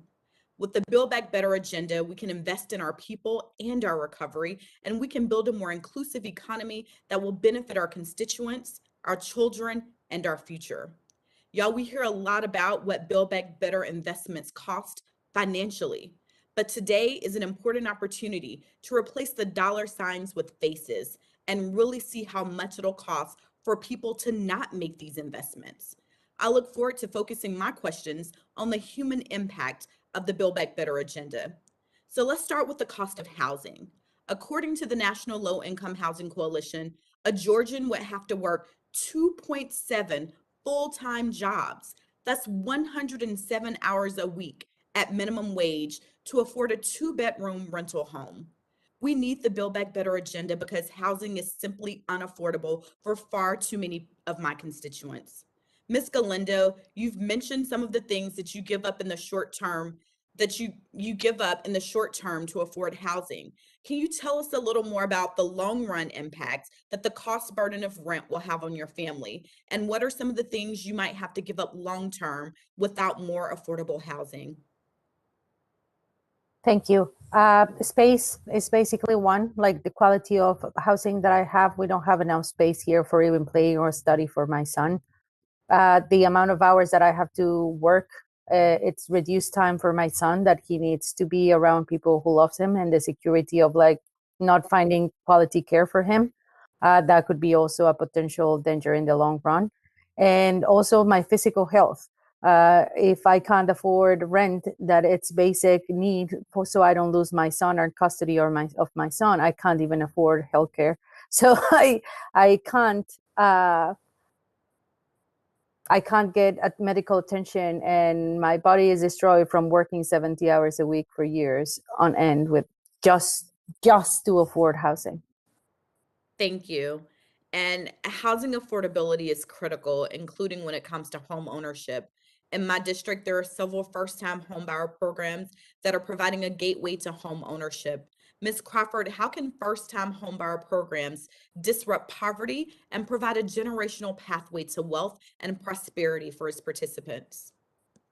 I think we will have a positive impact. Over the decades, we have seen the homeownership rate and gaps widening. And at this time, in this moment, I think your question is, the answer to that question is to make sure that we have the necessary things in place, such as the down payment assistance program, to help people to break down those barriers so that they can be in homeownership ready and can get into homeownership. So we have to get these programs in place and get them funded so that we can get these programs working for the people. Thank you so much. Mr. Edmonds, in your testimony, you mentioned how fully funding the housing components of the Build Back Better Act could translate to important repairs and upgrades within your community that will improve life for its residents. More specifically, how would ensuring broadband access in your community help provide access to new opportunities for residents? In this building, when I first moved in, all we had was and it was set up, is paid for by the management. We have a wireless router down in the basement, down in what we call our library. You have to be down there nearby just to get the signal. Maybe you can, if you're outside by the window, you can get the signal. And that's how the residents who can afford devices of any type, who have a device, can communicate with others. That was it. More recently, which we're still working on, it started this week. We got some tablets from T-Mobile, about 250, and so we're trying to get them set up with the residents, teach them how to learn them, teach them how to use it, create some accounts for them, things like that. So it's been difficult. I mean, doctor's appointments, getting them to talk to the people who handle their cases, family. It's been rough. Thank you so much. And thank you to all of the people who are here to testify today. And my colleagues, I urge you to look beyond the dollars and cents. And I know that is critically important as we fund these programs, but these are the faces that we're impacting in the work that we're doing. And I'll always center the people in the work that I'm here to do in Congress. Thank you so much, Madam Chair, and I yield back. Thank you so very much. I want to thank all of our distinguished panel. This is our first panel. We have two today of witnesses. And at this time, I would like to excuse the witnesses because we're going to have a second panel, and we're going to have to stand in recess for 5 minutes to allow the second panel of witnesses to be seated.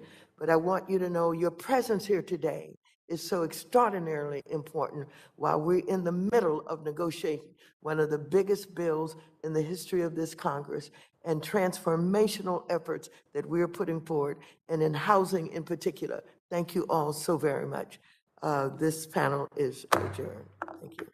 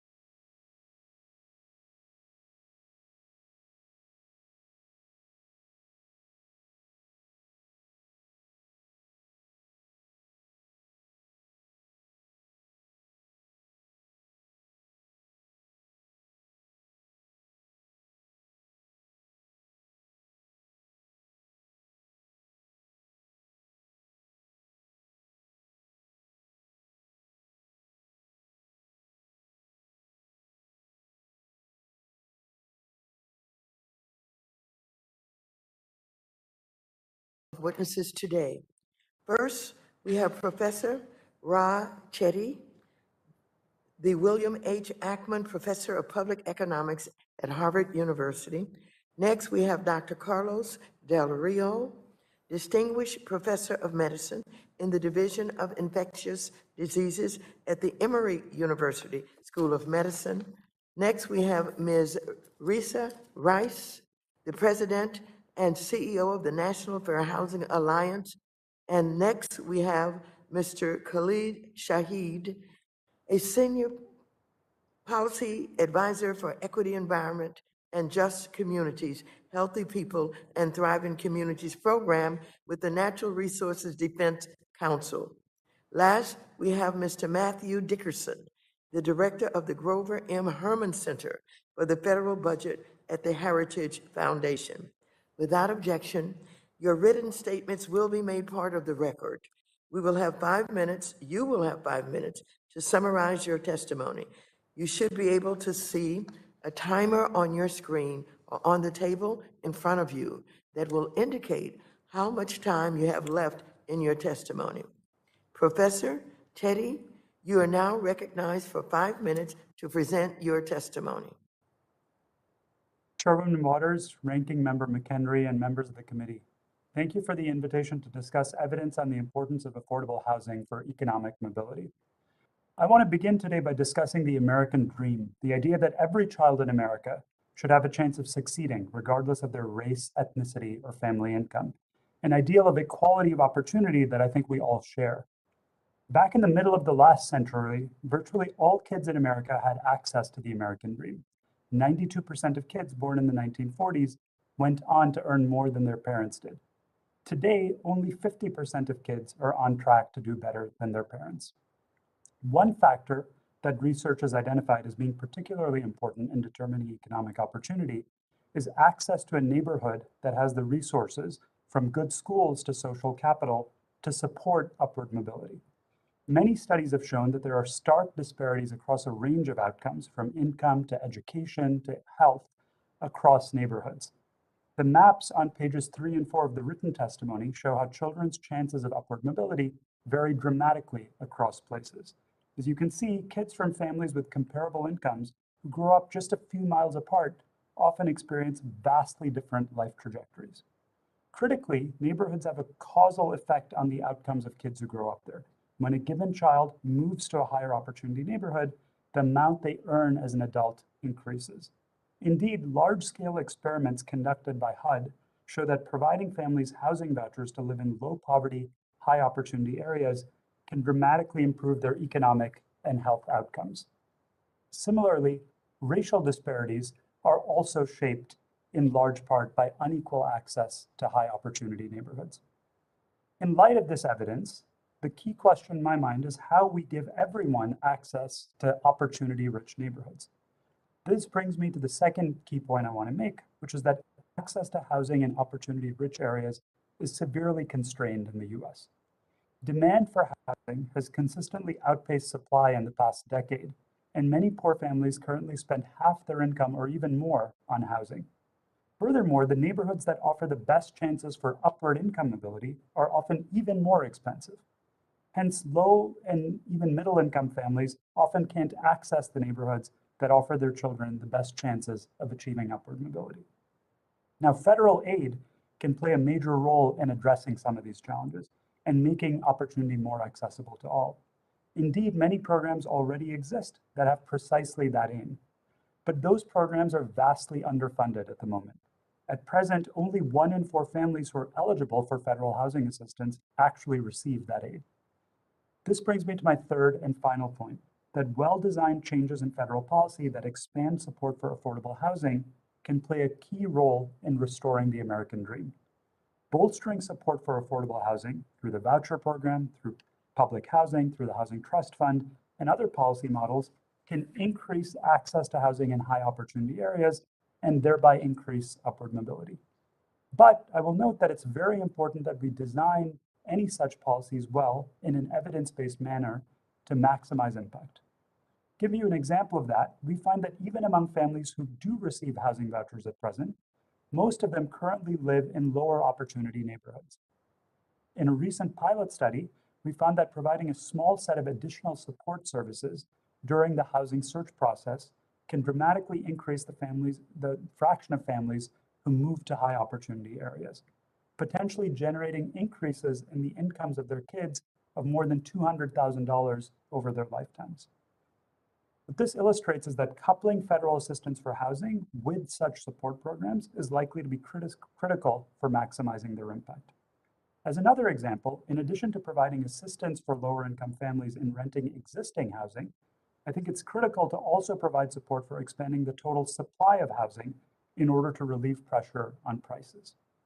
To conclude, we now have rigorous scientific evidence that stable housing in high opportunity neighborhoods can provide a critical foundation for a variety of outcomes, such as higher future earnings, better health, and better levels of education.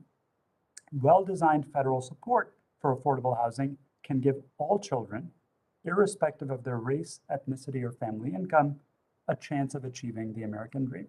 Thanks very much. Thank you very much. Next, we have Dr. Carlos Del Rio, Distinguished Professor of Medicine in the Division of Infectious Diseases at the Emory University School of Medicine. Dr. Carlos. Thank you, Chairwoman Waters and Ranking Member McHenry. And thank you, members of the House Committee on Financial Services, for giving me the opportunity to present to your committee. My name is Carlos Del Rio, and I'm an Executive Associate Dean for Emory University School of Medicine at the Grady Health System. I'm a Distinguished Professor of Medicine in the Division of Infectious Diseases and Professor of Epidemiology and Global Health here at Emory University. I'm also the President-elect of the Infectious Disease Society of America and the past chair of the HIV Medicine Association, and I'm the International Secretary of the National Academy of Medicine. As a physician and researcher, I want to thank you for holding this hearing on the importance of addressing housing stability through the infrastructure and economic recovery legislation. I'm an infectious disease physician whose clinical care and research prior to COVID-19 pandemic primarily focused on HIV prevention and care. I also have conducted research on the key drivers of HIV-related disparities, including factors that make certain communities and populations more vulnerable to HIV infection and to experiencing worst outcomes from HIV. The COVID-19 pandemic has brought to the forefront the impact of social determinants of health, including housing, economic stability, education, food insecurity, healthcare coverage and access, and racism and health vulnerability and outcomes. Research evaluating the link between social and community factors on COVID-19 incidence and outcomes indicates that race and ethnicity, poverty, and housing stability put certain populations at greater risk for COVID-19 and at higher risk for more severe outcomes due to COVID-19. One study that evaluated housing conditions on COVID-19 in all of the United States counties found that those with a higher percentage of households with poor housing had a higher incidence of COVID-19 and higher mortality associated with COVID. Alarmingly, the researchers found that the percentage of households living in poor housing conditions increased by 5%. In a county, the risk of COVID increased by 50% and the mortality increased by 42%. Factors found in this study are likely contributing to greater vulnerability to COVID, including overcrowding, inadequate plumbing and sanitation, as well as high rent costs, leaving not or only nominal resources to access healthcare services. In addition to housing or living conditions affecting health status, housing instability is a barrier to healthcare services that results in worse outcomes and higher healthcare costs for individuals and families. For people with HIV, stable housing is associated with viral suppression, which is when the level of virus in your body is reduced to undetectable levels. When individuals are virally suppressed, their immune system is protected, and they can live long and healthy lives, and the risk of transmitting HIV to their sexual partners drops to essentially zero. The Ryan White Care Act program supports an overall viral suppression rate among people served by the program of 89.3%. But that percentage drops nearly 15 percentage points to 74.5% for clients who are unstably housed. I remind you that Ryan White Care program serves over 50% of people living with HIV in our country. Community-based supportive housing that provides case management and linkages to other healthcare services also improves outcomes and breaks the cycle of chronic housing instability. In 2018, the National Academy of Sciences convened a committee to evaluate supportive housing and noted that chronic homelessness is a highly complex social problem of national importance. because of the harms to health caused by unstable housing, the committee recommended expanding access to permanent, supportive housing and the other housing models will continue to evaluate supporting housing programs. Stable housing coupled with case management and other services for people with chronic conditions is important in alleviating physical and mental stressors, providing sanitation and refrigeration for medications and food required for some medications, and to facilitate communications and connectivity with social services and healthcare professionals, and to maintain community and social supports. Expanding access to integrated and coordinating approaches to providing healthcare and housing services on permanent supportive community-based housing is important to improve health outcomes for people with chronic conditions experiencing chronic unstable housing, including seniors, people with disabilities, HIV, behavioral health, and substance use disorders. Stable and adequate housing is healthcare. For people with HIV, it affects their ability to connect or maintain a connection with the care and their ability to adhere to daily HIV medications, which are necessary for them to continue their viral suppression. As a physician who cares for people with HIV and other infectious diseases at the Grady Health System here in Atlanta, I have seen firsthand the challenges that patients who are unstably housed face in accessing and staying connected to our healthcare services. I also have seen the challenges that our patients who are unstably housed face in securing permanent housing due to lack of affordable options. According to the National Low Income Housing Coalition, Blacks, American Indians, and Alaskan Natives and Asian households are more likely to be extremely low income renters than white households. These population groups have also been disproportionately affected by HIV and COVID-19, among other infectious diseases. For Black households, 20% are extremely low income renters. For American Indians and Alaskan Natives, the household is 18%, for Latinos, 14%. Dr. Rios, your time has expired. Thank you, ma'am. I appreciate the opportunity. Thank you. We'll move on. Ms. Rice, you are now recognized for 5 minutes to present your testimony. Thank you, Chairwoman Waters, Ranking Member McHenry, and members of the committee for the opportunity to speak about the importance of housing in the Building Back Better plan. My organization is a nonprofit civil rights agency dedicated to eliminating housing discrimination and ensuring equitable housing opportunities for everyone. The nation stands at a crisis and housing is at its core. As millions of people face eviction due to the ending of the national moratorium, the Congress and President Biden have a once-in-a-generation opportunity to help rectify centuries of injustice in our nation's housing and lending markets and redress the negative effects of distorted, race-based laws and policies put in place by the federal government that provided housing and wealth-building opportunities for whites while simultaneously denying those same opportunities to the people of color who helped build this country. These discriminatory policies helped create inequitable systems like residential segregation, restrictive zoning ordinances, and the dual credit market that are still with us today, driving disparate outcomes in every area and facet of our lives. For example, white families hold 5 and 8 times the wealth of Latino and Black households, respectively. That wealth gap is driven by disparities in homeownership. White households have a 40% higher homeownership rate than Black households, a 36% higher homeownership rate than Latino households, and a 21% higher homeownership rate than Asian, Native Hawaiian, and Pacific Islander households. If we freeze white wealth where it is today, it would take Black households 228 years to achieve the level of wealth white households now have. Moreover, housing insecurity brought on by the COVID pandemic has been disproportionately felt by households of color who are more than twice as likely as their white counterparts to be behind on their housing payments. Indeed, as you've heard, housing and residential segregation are social determinants of health. Quantitative and qualitative gaps in housing are driving multiple disparate outcomes related to education, incarceration, income, health, credit access, longevity, and many other areas. Your zip code determines your outcomes in life. The overwhelming majority of Americans understand this, and they don't like it. The Bipartisan Policy Center's Morning Consult poll published last month shows that most Americans, including a majority of Republicans, Independents, and Democrats, support significant funding for housing issues, including public housing repairs, tax credits to develop and renovate homes in distressed communities, and down payment assistance for first-generation home buyers. Voters know that there is no city in our nation where someone making minimum wage can afford a two-bedroom apartment. They view today's affordable housing challenge as a crisis that needs immediate action.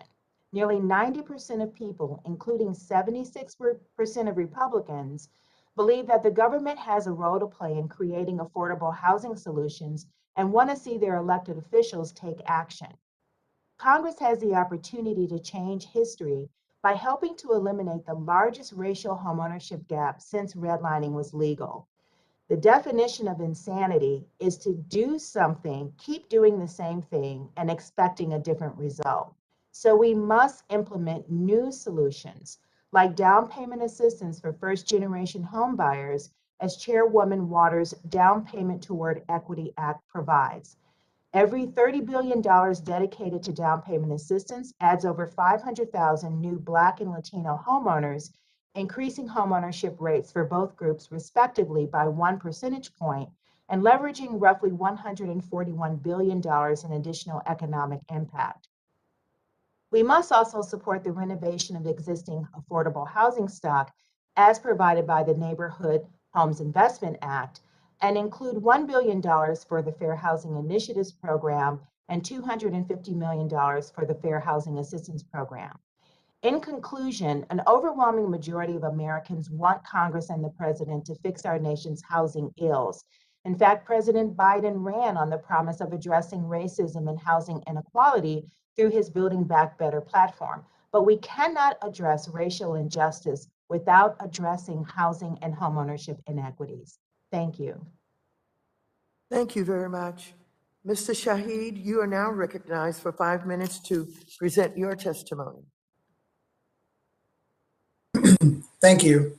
Good morning or good afternoon now, Chair Waters, Ranking Member McHenry, and the distinguished members of the House Committee on Financial Services. Thank you for holding this hearing and for the opportunity to testify. My name is Khalil Shahid. I'm the Managing Director for Environmental and Equity Strategies with the Natural Resources Defense Council, NRDC. At NRDC, we recognize the importance of expanding affordable housing to address many of our nation's environmental challenges, such as climate change and the uneven burdens faced by communities of color due to racialized land use policies that locate hazardous materials and infrastructure disproportionately in our communities. I'm here today to urge Congress to pass the Build Back Better agenda, including the critical investments voted for by this committee for affordable housing development, preservation, and retrofit. Making smart investments in affordable housing will ensure the Build Back Better agenda address the racial disparities in our nation's housing system that disproportionately burdens renters of color with high housing costs while devaluing homeowners in these same communities, leading to an ever-widening racial wealth gap. This is a national crisis. There are no red states or blue states. We are unified by the fact that in no state, metropolitan area, or parish can a worker earning a federal minimum wage afford a two-bedroom rental home by working a standard 40-hour work week. The private market has never been able or willing to produce an adequate supply of homes for extremely low-income households, and the growth of low-wage work exacerbates the problem.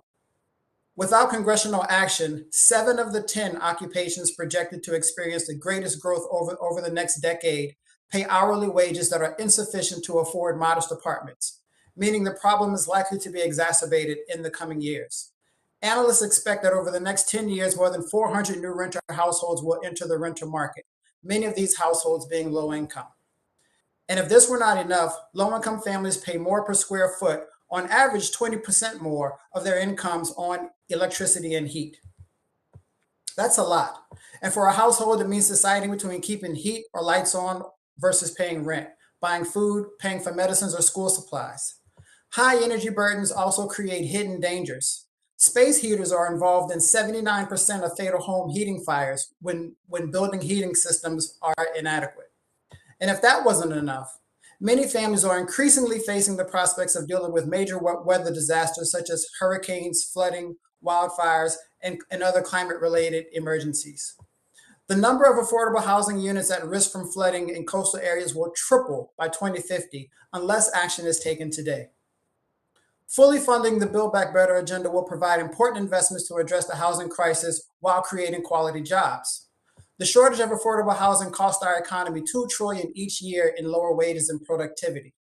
A 2015 study estimates that between 1964 and 2009, we could have had $1.7 trillion increase in income overall and $8,775 in additional wages per worker with improved housing quality.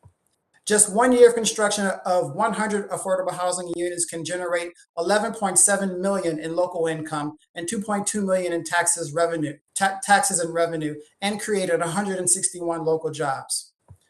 Addressing the housing crisis is also key to equitable climate action. Homes and buildings in the U.S. account for nearly 40% of U.S. energy consumption and nearly a third of our greenhouse gas emissions.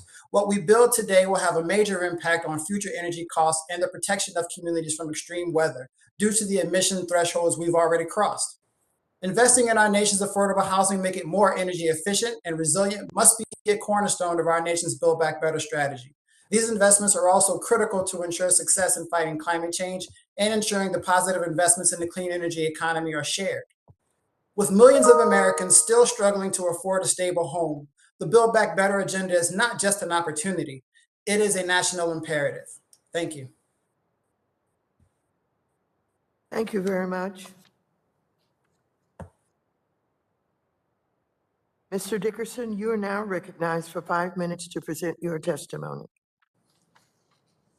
Chairman Waters, Ranking Member McHenry, and all the members of the committee here today. Thank you so much for the opportunity to be here and testify. My name is Matthew Dickerson. I'm the director of the Grover M. Herman Center for the Federal Budget at the Heritage Foundation. My views in this testimony today are my own and shouldn't be construed as an official position of the Heritage Foundation. Housing is an important component of the American economy, but more importantly, housing is often the largest part of a family's budget, and it's a vital determinant in their quality of life. The affordability of housing depends on basic economic factors, including an ample supply of available housing, as well as a growing economy where people can enjoy the dignity of the fruits of their labor. So it's important that we consider housing in the context of economic policy. Unfortunately, too often, government erects barriers to opportunity. It should be no surprise that the sectors of the economy that people express the most frustrations with, things like healthcare, education, energy, and housing, are the ones where government is already the most involved. Government rules, regulations, subsidies, and disincentives all limit consumer choice. They stifle innovation, drive up cost, and ultimately, this makes things more difficult and less fulfilling for people all around the country. Congress is currently considering a massive tax and spending package that's meant to transform the American economy and expand government control over some of the most personal aspects of people's lives. It would put more of the economy's resources under the control of politicians and bureaucrats rather than the people. It would use the force of government to pick winners and losers, and that unfairly empowers special interests. And all of this will just exacerbate the challenges that families and communities are facing as we continue to struggle to emerge from this pandemic. Americans have been feeling the tax of price increases. The Consumer Price Index has increased 5.4% in the last year. That's among the highest increases since the 1970s. Total government spending in fiscal year 2021 was 53% higher than it was in 2019, 53% higher. Of the roughly $5.2 trillion in new federal debt that was added since the beginning of the pandemic, 2.8 trillion of that, or 54%, was purchased by the Federal Reserve. 54% of the new debt added since the beginning of the pandemic has been monetized by the Federal Reserve. All of this is unprecedented.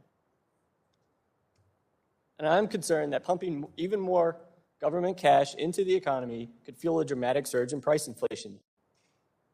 One of the biggest issues on the minds of people throughout the country are the disruptions to the goods and services that they need, that they rely on. Consumers are seeing shelves that are bare of goods. While the White House warns that Christmas may be interrupted, We've even seen some basic goods disappear from the shelves in stores.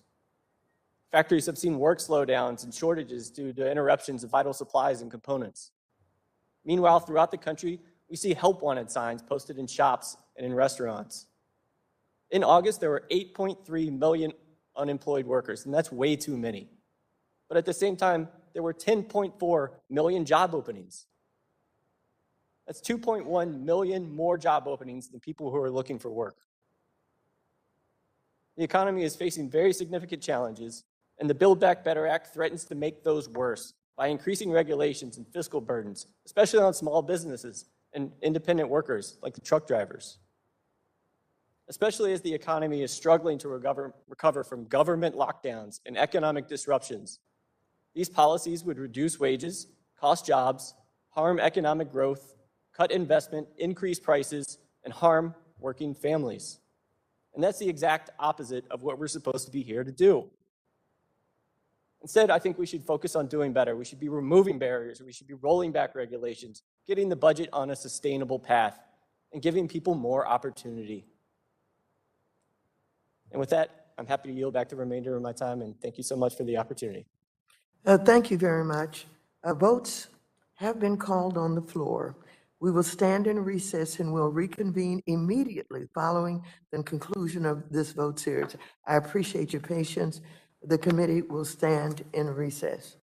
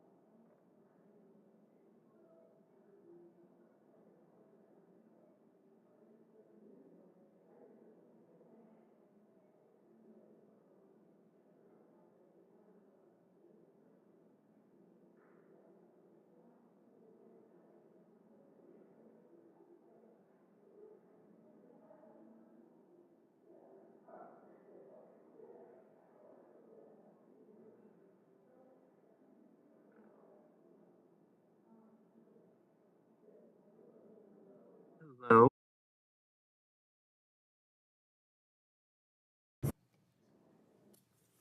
I now recognize myself for 5 minutes for questions.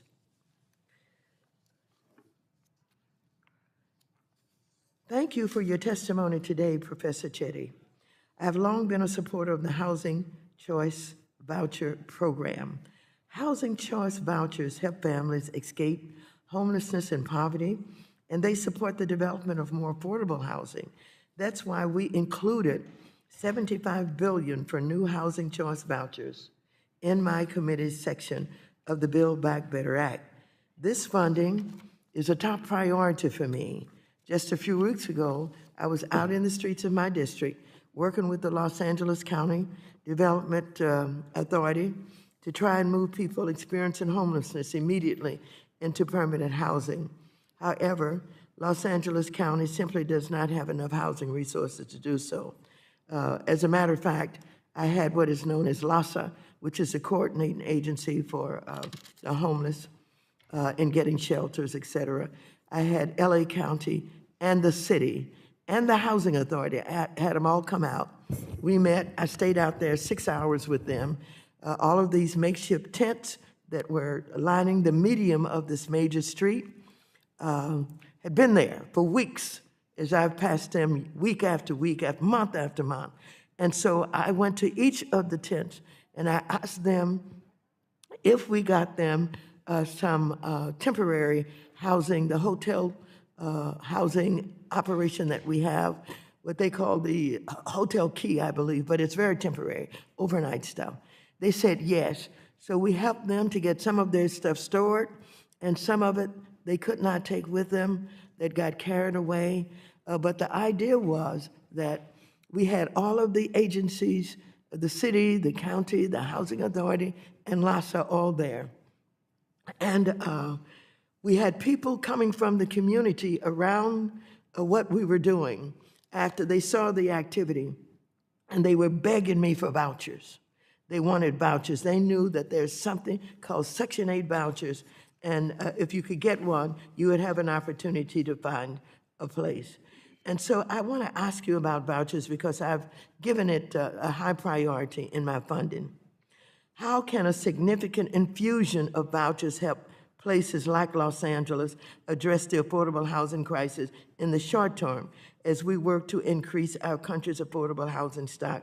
And really the question is not only about Los Angeles or California, but vouchers everywhere that we can get them to give people an opportunity to go look for using these vouchers. Do you think that vouchers can help us deal with this homeless problem in significant ways? And that...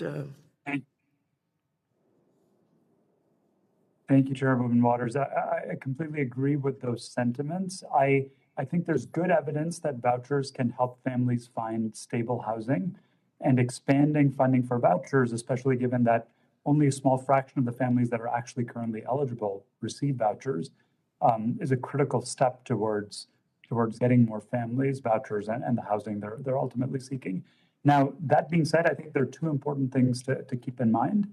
One, there are also serious supply problems. So if we just give people more vouchers, but there aren't more total houses for people to rent, more total apartments, then that's going to drive up prices and not necessarily lead to more total housing. So I think in parallel to expanding vouchers, which is critical, it's also important to figure out how you relax the zoning restrictions and do other things to increase supply.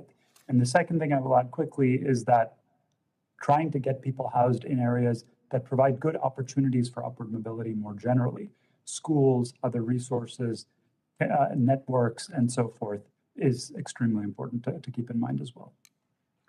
Thank you very much. Ms. Rice, the Build Back Better agenda has been championed as a way to uplift America's middle class. Given the growing racial wealth gap and demographic trajectories that show people of color will make up the majority of America by 2042, is it really possible to build back better without robust, affordable housing investments? No, it is not. And it is also not possible to build back better without significant down payment assistance, since those families do not have intergenerational wealth to pass down due to our nation's legacy of inequitable housing policies.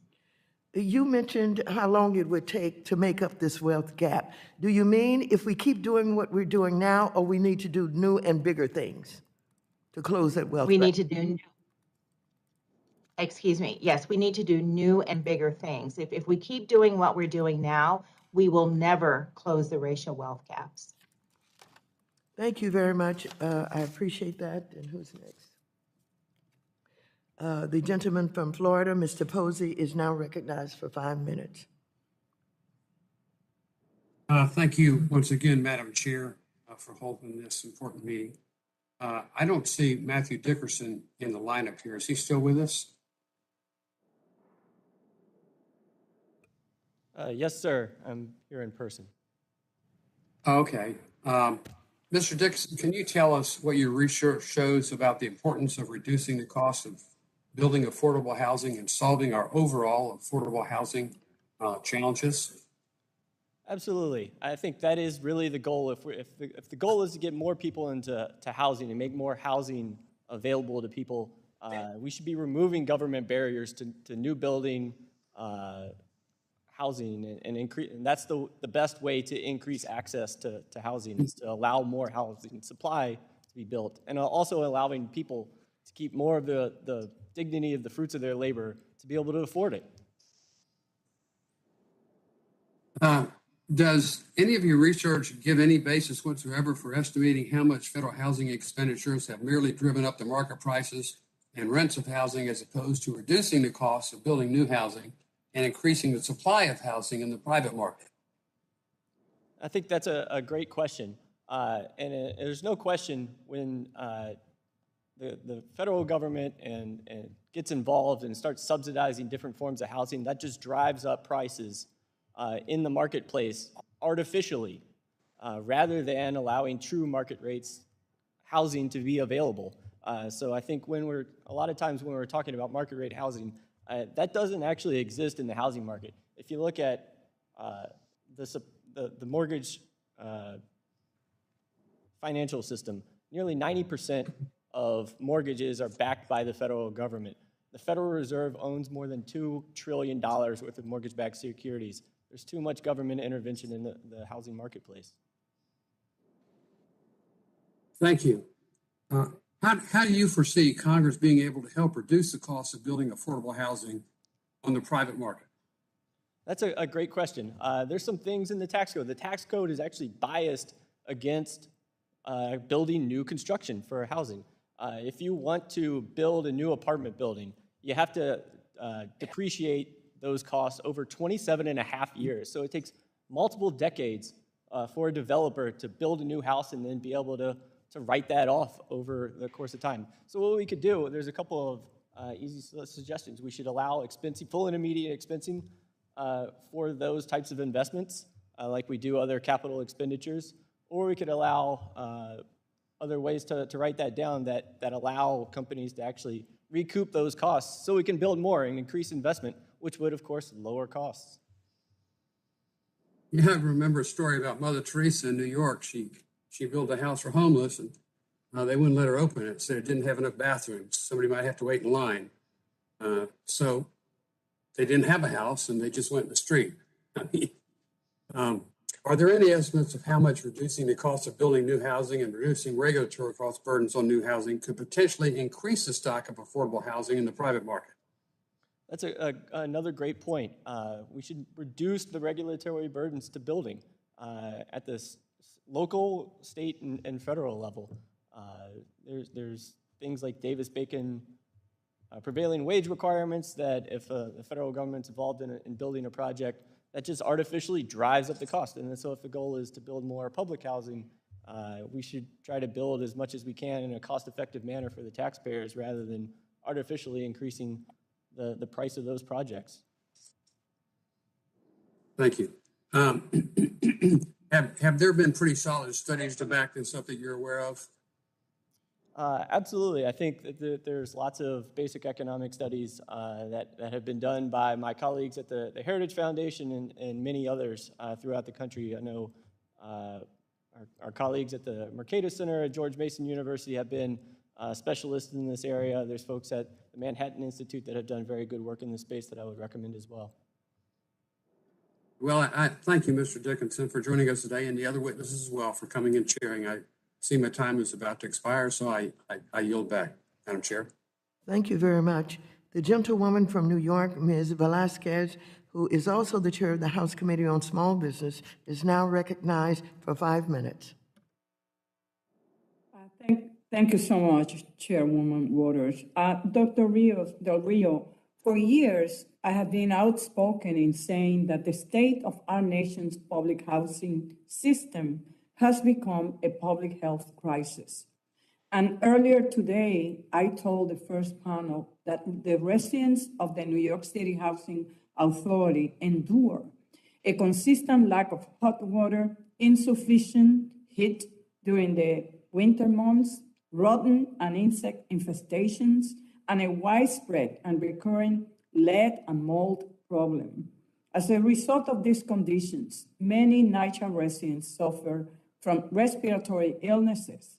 In your expert medical opinion, is there a connect between poor housing conditions and the development and exacerbation of respiratory illnesses? Thank you for your question, and appreciate the opportunity to address that. Absolutely. I think, when we talk about having decent housing for individuals, we're also talking about having people access to clean air and to adequate water and sanitation in the place they live. Simply having a wall or a roof over your head, which may be living in the streets in a made-up housing, is not sufficient, right? I mean, you need to have other things, and we know people suffer from respiratory illnesses. We know people suffer from gastrointestinal illnesses because their water is contaminated. We know recently that because water was contaminated with lead, citizens in Michigan had problems with that. So your house can be the safest and the most secure place, but it could also be the place you live could also be where you acquire infections. And I think, in the case of COVID, we saw that when people were brought together and you had overcrowding, even though people were housed because they were overcrowded, the risk of transmission increased significantly. Go ahead. Yes, are respiratory problems and other health conditions among residents in public housing an issue you see across the country? Well, I'm not an expert in respiratory diseases, so I cannot tell you, yes, that's the case. But in my reading, I would say that we see in people that live in public housing a higher incidence of asthma and other respiratory diseases. People don't realize that, for example, asthma is actually more common in poor individuals. It's much more common in people that live in unstable, public housing than they live in a adequate housing. Dr. Del Rio, last year, Senator Gillibrand and I wrote to the NYCHA chairman highlighting our concern about the poor conditions in NYCHA. And the authorities reported failure to fix mechanical fan equipment, exacerbating the spread of COVID among residents. Can you please explain how improving housing conditions could have helped mitigate the effects of the coronavirus? Well, one of the things that I think we did wrong in our country is when somebody was diagnosed with COVID, then instead of sending them in many places, they were found a place to isolate, right? So they wouldn't infect other people. Here we diagnose individuals and we send them back to their house. And if their family members and the people living in the house were not infected, they became infected because they transmitted the disease. So one of the most important things is the ability to be able to isolate when you have COVID. And for that, you need to have a private room and a private bathroom and the ability to stay, away from others that are not infected in your household in order to prevent transmission. So yes, living in overcrowded and there are concerns about the ventilation system in public housing as one area that could have any type of connection with the spread of COVID-19. Ms. Rice, as you know, our nation faces a homelessness and affordable housing crisis. Can you explain the importance of creating additional units of affordable housing and how the The Build Back Better Act helps us meet the challenge. Congresswoman Velasquez, thank you for the question. Yes, we need 5 million additional affordable housing units in the United States. And the Build Back Better plan would provide funding to support the development of new affordable housing units using funds from the National Housing Trust Fund and also via tax credits. But it also provides funding to fix the already existing plethora of naturally affordable housing units that are in very, very poor condition in communities throughout the state. So it provides a tax credit to update that housing so that it can be onboarded and used for affordable housing purposes. Thank you. Chairwoman, I yield back. Thank you very much. The gentleman from Kentucky, Mr. Barr, is now recognized for 5 minutes. Thank you, Madam Chair. And once again, I'd like to thank the panel, the panel of witnesses for appearing before the committee. And once again, I must question why they're even here. We've had this debate multiple times. In fact, since Democrats took control, we've had 31 housing hearings. 13 of those hearings have been in the full committee. We voted on the bill that this hearing purports to review, and the final negotiations are apparently nearing the finish line, arguably with little or no input from Democrats on this committee. I say that because in public reporting, I'm reading that Democrats are considering cutting housing funding in this massive socialism spending bill to roughly a third of the initial amount proposed as they try to lower the cost of the bill to perhaps try to earn the support of Senator Manchin or Senator Sinema. The committee's portion of this bill and the broader reconciliation package are simply big government spending blowouts, spending another $3.5 trillion financed through debt and massive tax hikes will not only put us on the downhill slide to socialism, it will perpetuate devastating inflation felt by Americans across the country. Rising prices are compounded by shortages due to supply chain bottlenecks and the Biden administration's failure to adequately take action to address them. Higher prices and scarcity at the grocery store are not, quote, high-class problems, as senior White House officials suggest, and Americans should not just, quote, lower their expectations, as some in the mainstream media have said. Imagine being a middle-class working parent who sees the price of milk, eggs, meat, and gas rising rapidly, and once full shelves at the grocery store now bare. Now imagine being told by so-called elites that you just need to suck it up and hope for more government handouts. That's the reality in President Biden's America. Just hope for more government handouts. The argument that inflation is transitory is getting thinner and thinner with each passing month. Increases in the Consumer Price Index have topped 5% month after month after month. Some of my colleagues may try to dismiss the dramatic rise in prices as temporary due to supply chain bottlenecks, increased demand from reopening the economy, or overly accommodative monetary policy. And while these elements may play a role, let's be clear that reckless government spending and across-the-board tax hikes will ensure these upward price pressures will remain with us for years to come. Just this week, the Federal Reserve Bank of San Francisco published a report that examined this question specifically. Does runaway government spending have an impact on inflation? And the answer was absolutely yes. The report finds that significant federal spending under the Biden administration has resulted in higher inflation. There's simply too much demand chasing too little supply, and that is a basic recipe for increases in prices. And the message is clear as we look to the future. Greater amounts of wasteful government spending mean higher prices for everyday Americans. And continuing to pay people to not rejoin the labor market is also going to push prices higher because you're just going to continue to have these supply chain disruptions. So make no mistake about it. Prices are up. The price of gas is up 42%, beef 18%, bacon 19%, used cars 24%. These aren't high-class products. These are items that everyday Americans in Kentucky's 6th congressional district and around the country need.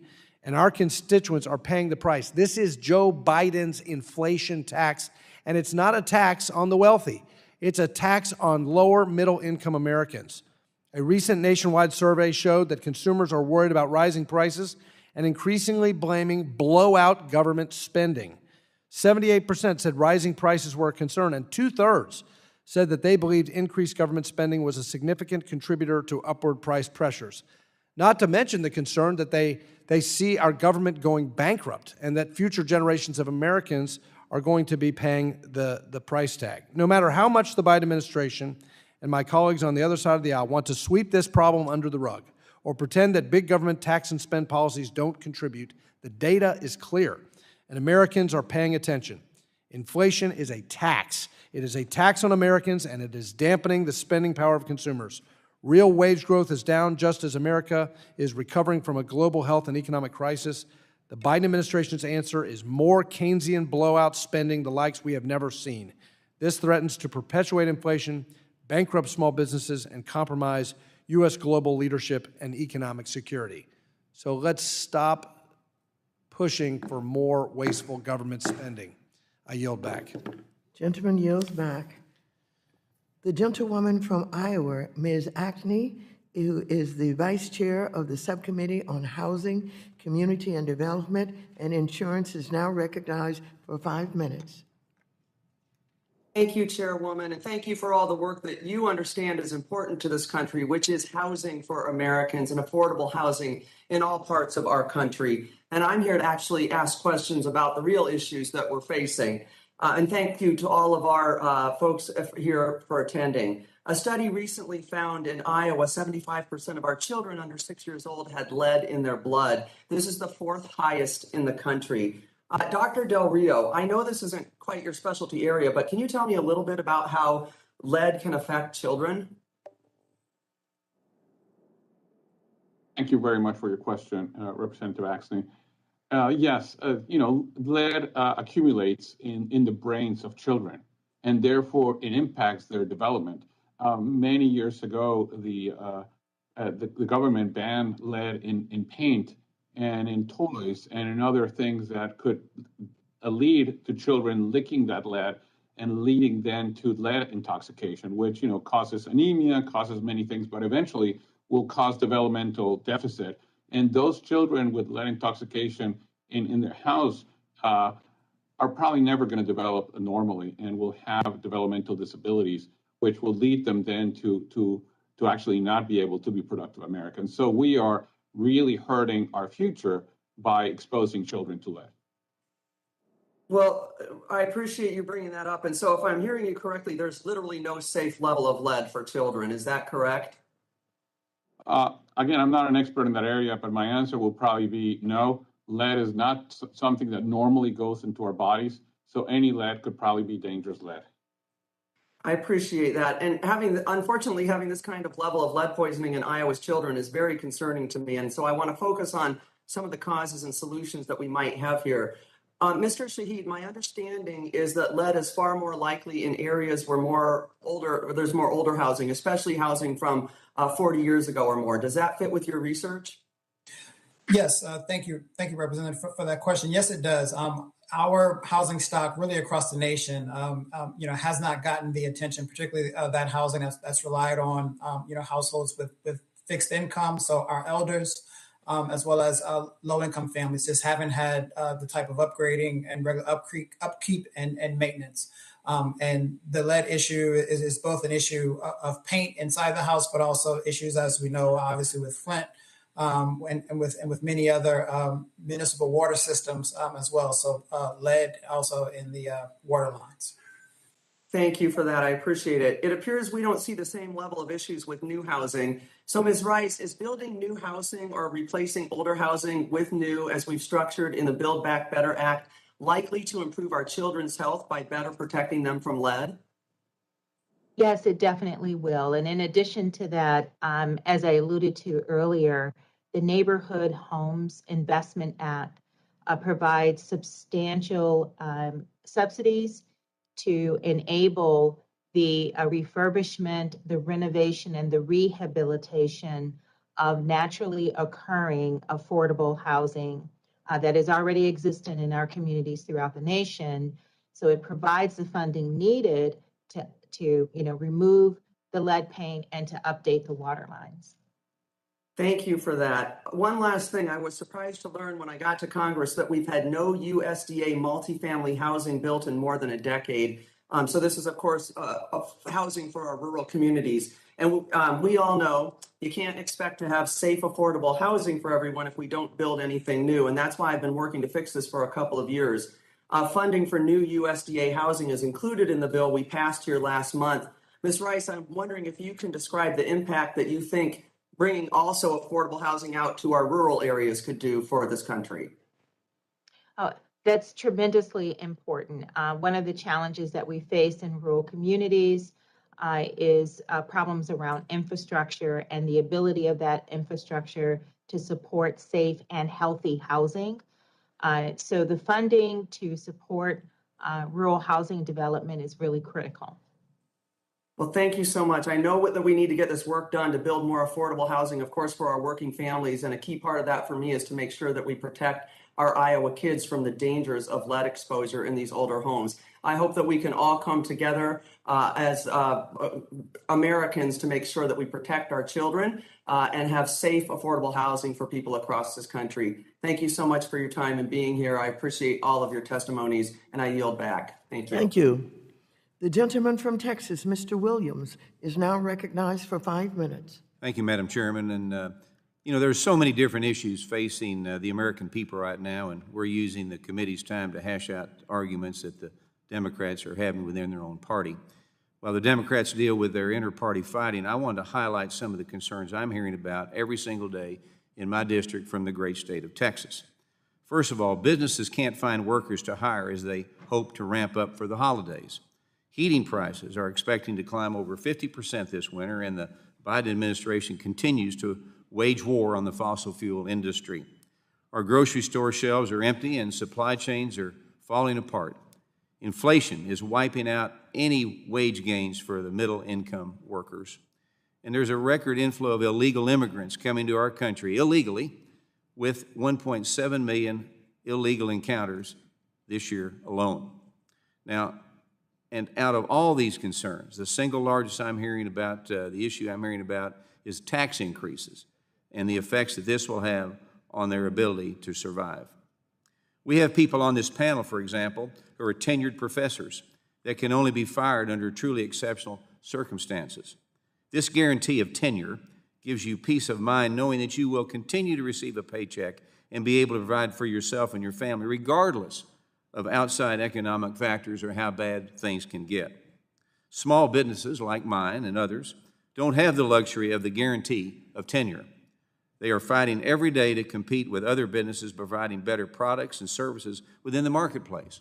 Let the customer decide who they want to do business with, not the government. And this competition is the heart of American capitalism that makes our country one of the top innovators in the world. Now, I can tell you, everyone here today, when we are talking about tax increases that the Democrats so-called in their program called Build Back Better plan, Main Street America is scared to death of this, totally scared. Because, look, you can't raise taxes and help the economy. You've got to cut taxes and help small business and put cash flow in the economy. They see through these lies. They see through the lies that no American making over $400,000 will have to pay more in taxes. Inflation alone is increasing their cost of doing business. So, Mr. Dickerson, thank you for being here and thank you for being on the scene to talk to us today. Can we discuss this misleading point that we keep hearing from the left about this terrible proposal and how these tax proposals would be especially bad for small businesses, in other words, Main Street America? Absolutely. Thank you so much, sir. And I know that you are a small businessman and have that experience, so thank you. The Build Back Better Act would increase taxes. It would increase taxes on people earning less than $400,000. It would increase taxes on small businesses. It would increase taxes on people all throughout the economy. And what does that do? That raises prices, that costs jobs, that costs people's to not get the raises that they would otherwise get. Why? Because the federal government's taking it so it can go under the control of politicians so that they can dole it out for new spending programs. And that's just bad for the American economy. It's bad for families. It's bad for our communities. Well, and small business right now, as you're probably seeing too, is totally playing defense. They're scared to death of tax increases. They're scared to death of mandates that is being put on. It's going to cost. So they have to decide, do I save money to pay my taxes and cut a person loose and terminate a job? Or do I have to terminate a job because I may have to pay for vaccinations or whatever the case may be? This is not inviting to risk and reward that built this country, where people can invest money and get a return on their investment. And if you're the banks, you're worried about all this reporting system. They have no clue. The banks have no clue what this $600 reporting system is going to cost them. And that's going to go down to where people can't make loans. The banks won't make loans. You dry up money, and big government takes over. So we have to fight this. And I appreciate you being here. Appreciate all the panel being here. And remainder of my time, Madam Speaker, I give back to you. Thank you very much. The gentleman from New York, Mr. Torres, is now recognized for 5 minutes. Thank you, Madam Chair. I just want to respond.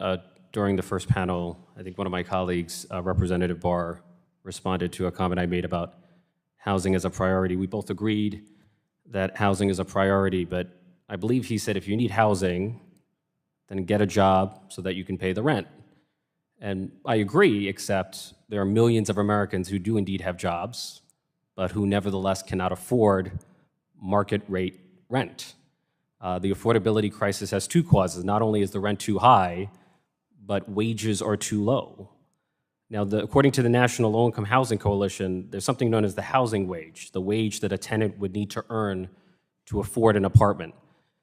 The national housing wage is more than $20 an hour versus a federal minimum wage of $7.25. So let that sink in. The federal minimum wage is about a third of the national housing wage. And if you earn the federal minimum wage of $7.25 an hour, you would have to work 72 hours to afford a one-bedroom apartment, 72 hours. And in the United States, not only do we have the working poor, but increasingly, we have the working homeless. Nearly half of the household heads in the New York City shelter system are working people, essential workers, who put their lives at risk for all of us during the peak of the pandemic, but who find themselves languishing in a shelter system because the affordability crisis is raging out of control. Now, the Republicans on the committee have consistently said that the latest hearing on housing is a waste of time, and Representative Barr asked, why are we here? And if you wish to know why we are here, look no further than the research of Dr. Chetty. Right? Dr. Chetty research demonstrates that housing is foundational not only to who we are, but to who we can become. It's foundational to the American dream. Where you live in America determines your opportunity and mobility. It determines the quality of the schools you attend and the quality of the services you can access.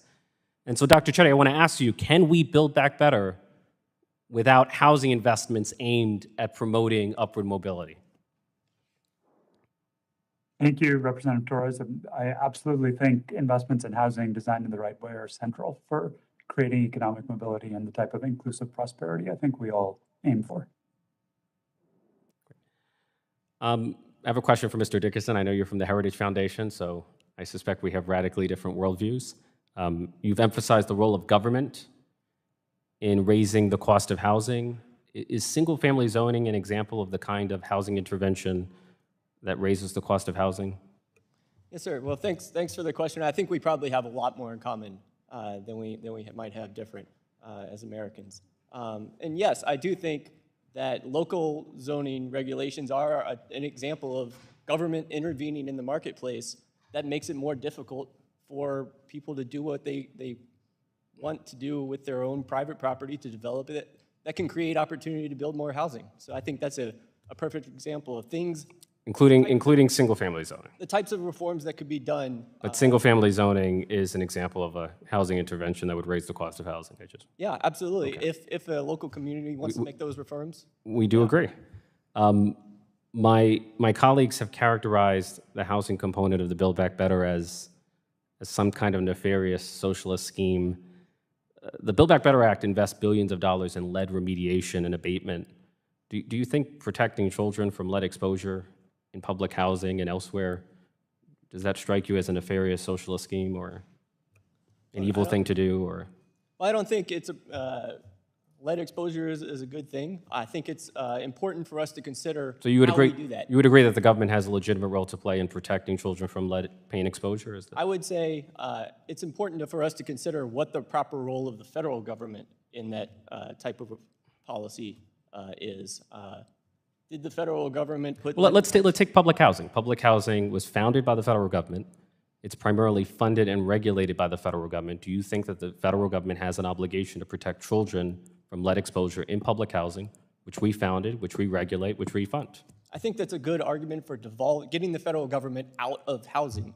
It should be devolved to the state and local level. But we've been in the business for 80 decades. There are 1 million people who live in public housing. We cannot withdraw overnight. So there are children who are exposed to lead, and as you know, if you're exposed to lead, you could be brain damaged for the rest of your life. Should we just let those children be brain damaged, or should we actually remediate the mold and make the federal investments required for mold remediation or lead remediation? And I think that's why we should get the federal government. But so you're not in favor of lead remediation? Okay. The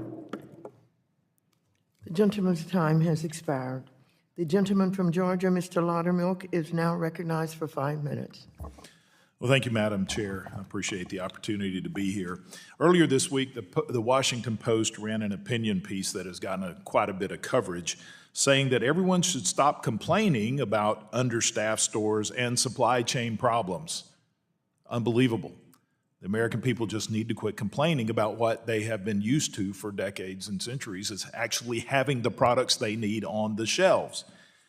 In other words, the American people should lower their expectations, they were saying, and just accept that this administration and the outgoing majority in Congress can't seem to get anything right. Secretary of Transportation said, look, these shortages are because the economy is good. Expecting that people are going to accept that paying over $3 for a gallon of gas is good, and the inflation that we're seeing is good. Yeah, it may be that the people are buying, but what they're getting for what they're spending is less than it was in the previous administration. That's clear. I got a better idea. Let's stop pushing the policies that are causing the problems. Out of control spending is causing consumer prices to skyrocket. The massive expansion of entitlements has caused millions of people to stay at home and not go to work. Hence, the supply chain catastrophe that we're currently in. There's an all-time record of unfilled jobs. And by the way, an economist just came out and said the reconciliation bill will cost 8 million jobs. I guess that's one way of balancing out the 10 million jobs that are available. Just make 8 million of them disappear. Takes care of part of it. But the outgoing majority is engaging in the very definition of insanity. They're doing the same thing over and over again, expecting different results. I have some bad news for the outgoing majority. A new poll came out yesterday which shows that 62% of Americans believe the Biden administration's out-of-control spending policies are responsible for the skyrocketing inflation that we're experiencing. In other words, they don't want Congress to spend another $5 trillion because that's the primary cause of this inflation. Also, I might add, 2/3 are opposed to the Orwellian proposal to spy on their bank accounts.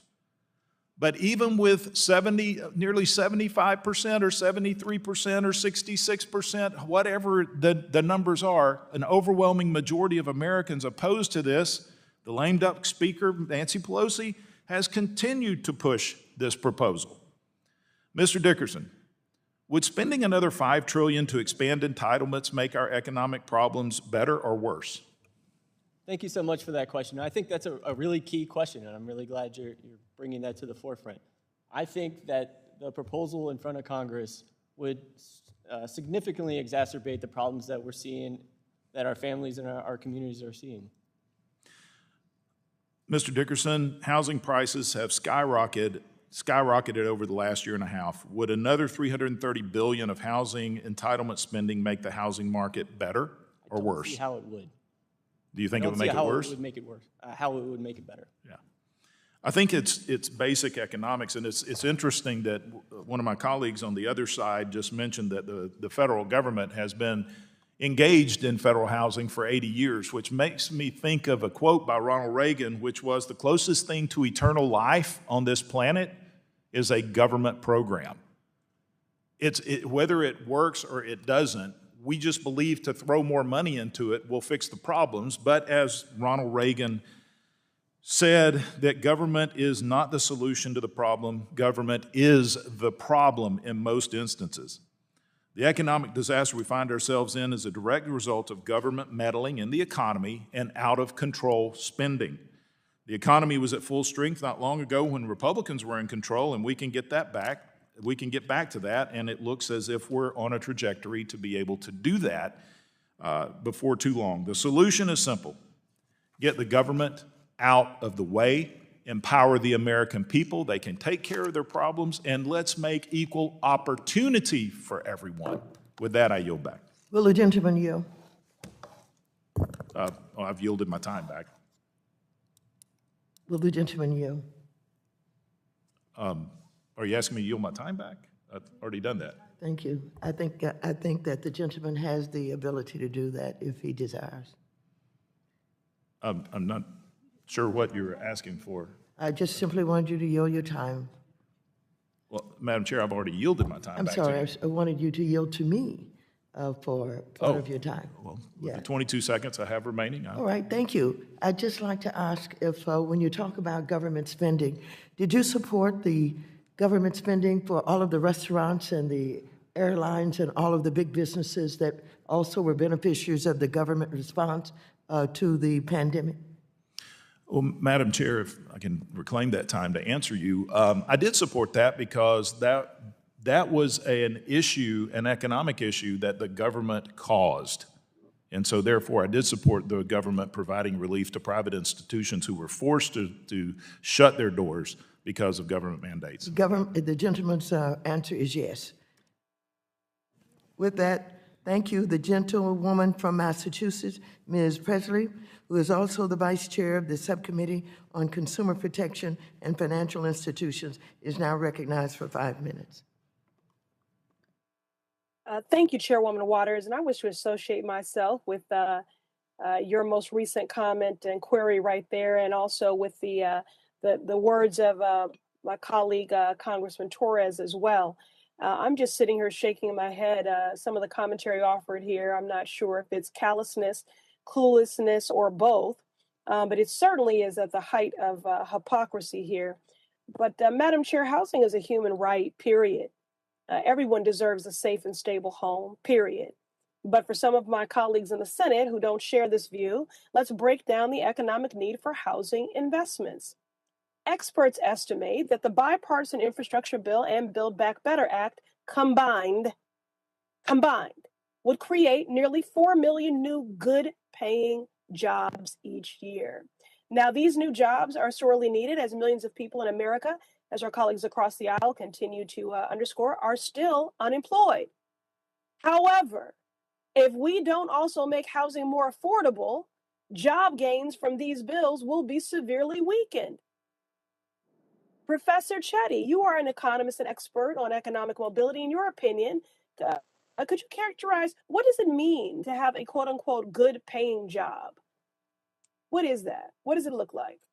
I would say it's being financially secure, having some savings, having a good quality of life, having stability. Right. I agree with that. So if someone is paying 50% of their income on rent and have no savings month after month, would you say they're financially secure? No, I would not.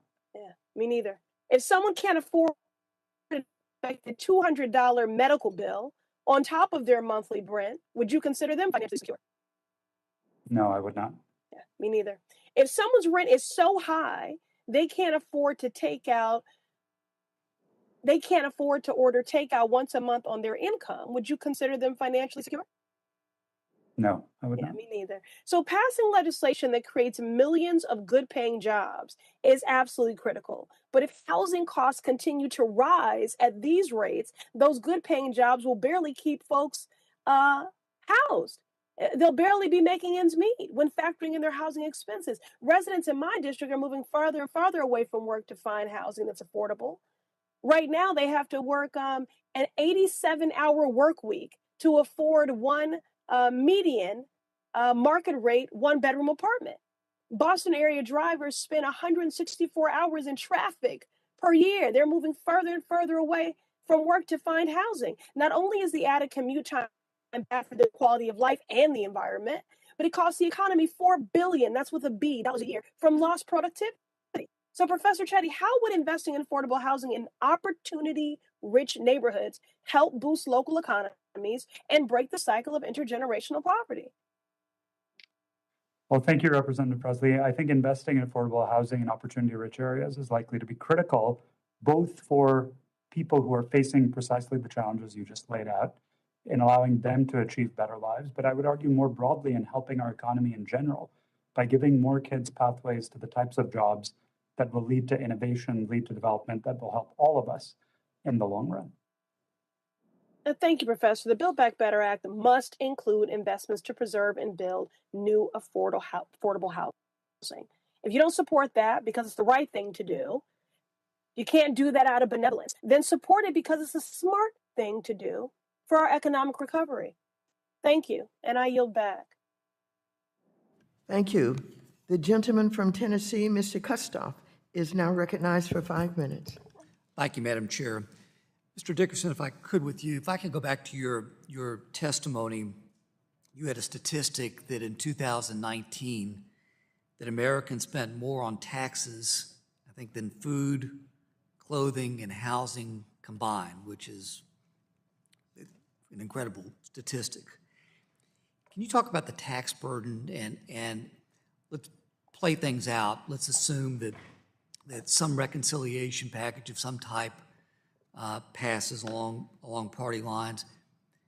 If you will, what will the increased government borrowing and the spending, how will that impact the quality of life for the people that you cited in your remarks?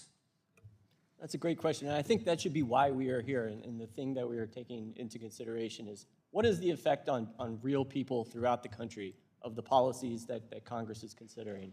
And so increasing the tax burden even further would take money away from people who earned it, and it would give it to the politicians here in Washington, D.C., and away from the people who earned it.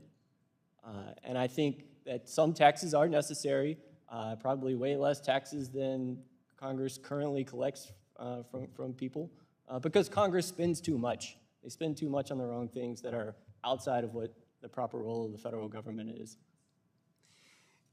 And again, taking it further, and obviously at this point, we don't know whether reconciliation is going to pass or not. We don't know at what limits. We do know that we have inflation. There are some economists that characterize the inflation as transitory. How do you characterize inflation?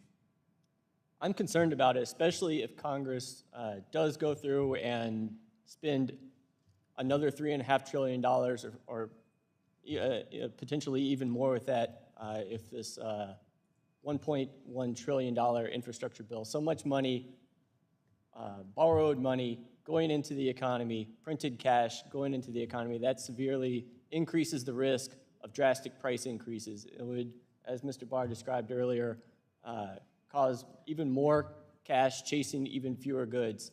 Combined with the rest of the policies in the bill that would restrict the supply of goods, restrict the supply of labor, that's just a recipe for disaster for our economy.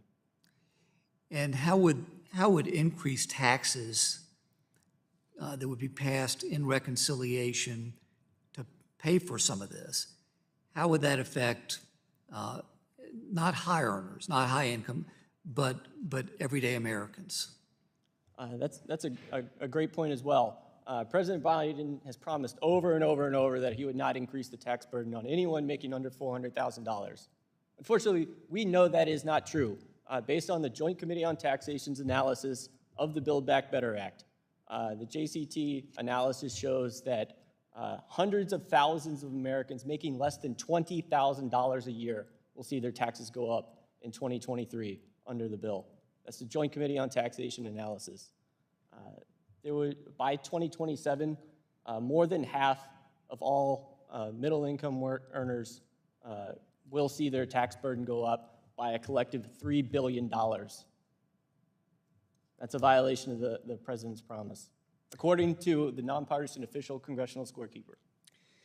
Mr. Dickerson, if we could talk about state and local tax deductions, SALT, So as we know from reports, there's been some talk that the SALT deduction that was part of the 2017 Tax Cuts and Jobs Act, which I think a lot of us can argue was a main driver for the economy performing as strongly as it did before the pandemic and even after the pandemic, that with that deduction, there's some talk of either increasing that limit or maybe outright repealing the deduction cap. First question is, when we talk about the SALT deductions, who does that benefit the most? It's almost exclusively high earners and high tax states. And in the earlier panel, we heard from a property owner who talked about having a tough time with making ends meet. Part of it is property taxes. What would the repealing of the SALT cap deduction or increasing it, what effect would that have, in your opinion, on local governments and their ability to increase property taxes? It would be a federal subsidy for local property taxes, which high-income earners would be able to deduct and low-income earners would not be able to. Thank you. My time has expired. Thank you very much. The gentleman from Florida, Mr. Lawson, is now recognized for 5 minutes. Thank you, Madam Chair, and to the ranking member. And I'd like to welcome all our panelists to the committee to get today. And I know from the standpoint when we're talking about affordable housing, by the panelists heard everything except affordable housing, what people are talking about. I can tell you during my tenure in the legislature in Florida for 20-some years, even when we had full employment, one of the biggest concerns then, when they said there was jobs and everything around, there was still the concern about affordable housing. You know, how can we get affordable housing because of the amount of minimum wage, as you heard some of my colleagues explain about, and how will people be able to have access. We've had the problem in Florida where even our school teachers, every school teacher, where communities wanted to invest into affordable housing in order to keep teachers in the state of Florida because of the amount of money that they were earning. And I would tell you that, and my question would probably go to Dr. Del Rio. What we have found, Doctor, maybe you can respond to it, where hospitals have decided also to invest in affordable housing because the shortage of nurses and bringing nurses in to different communities, especially into the larger cities, is finding affordable housing for them so they can function and help take care of our medical needs. Some hospitals have begun to do a lot of investment in that area. Please discuss how affordable housing can lower medical costs for individuals and diminish the need for such expensive care. Thank you, Representative Lawson. This is actually a really important issue. What we learn is that, you know, very little of healthcare actually happens in hospitals, right? A lot of the healthcare happens in the community. A lot of your health happens in the community. While we, as a nation, talk a lot about, you know, how genetics determines your disease and how we're doing personalized medicine, I can tell you that your disease outcomes and your types of diseases that you're going to get are more determined by your zip code than by your genetic code. Where you live determines what kind of diseases and what outcomes you're going to have. If you're going to have cancer, your outcomes may be a lot worse if you live in certain zip codes than if you live in others. Same individuals, same genetics. In the hospital, as a clinician, not uncommonly we'll have somebody that we need to discharge who happens to be homeless. And that person may go to a shelter, but sometimes will also go to the street. And then not uncommonly, that individual will then not take their medications, not be able to fill their medications, and then will be readmitted. So the cost of healthcare is frequently the cost of readmissions and the cost of unnecessary care that could have been avoided by doing housing. For that reason, it is many healthcare systems across the nation are now investing actually in creating housing and in finding housing so they can have patients housed there, or they're partnering with organizations like that. There is an important need to create housing for people who have unstably housed and are being discharged from the hospital. It is a way to decrease the cost of healthcare in America. Thank you, Doc. And I would like to see if Ms. Rice would like to respond to that. Thank you, Congressman Lawson. Yes, I agree with the response by Dr. Del Rio 100%. We know that housing and residential segregation are social determinants of health. In fact, my organization, the National Fair Housing Alliance, just partnered with Zillow Corporation because Zillow is, as a company, is so concerned about this issue. And Zillow found that healthcare facilities are hyper concentrated in predominantly white communities, and they're very sparsely located in communities of color. And that has contributed to the disparities that we're seeing related to the COVID pandemic. So yes, we definitely need to address housing issues and build more affordable housing in areas that are very well resourced. Thank you very much, Ms. Rice. And I know my time is running out, but I would like to say to my colleagues, it's not just affordable housing for the poor, but it's affordable housing for everyone who have been left out and don't have the opportunity to have a roof, a shelter over their head. With that, Madam Chair, I yield back. Thank you very much. The gentleman from Ohio, Mr. Davidson, is now recognized for 5 minutes. I thank the chairwoman, and it's like deja vu all over again. Here we are talking about housing. And housing truly is important, but it's one of many things that are important within the Financial Services Committee. But of course, when you're homeless, you know, one of your priorities is to get housing. But let's talk about the whole scope of housing within our committee. You know, housing affordability and homelessness have been used really as a proxy to try to implement Bernie Sanders' socialist agenda.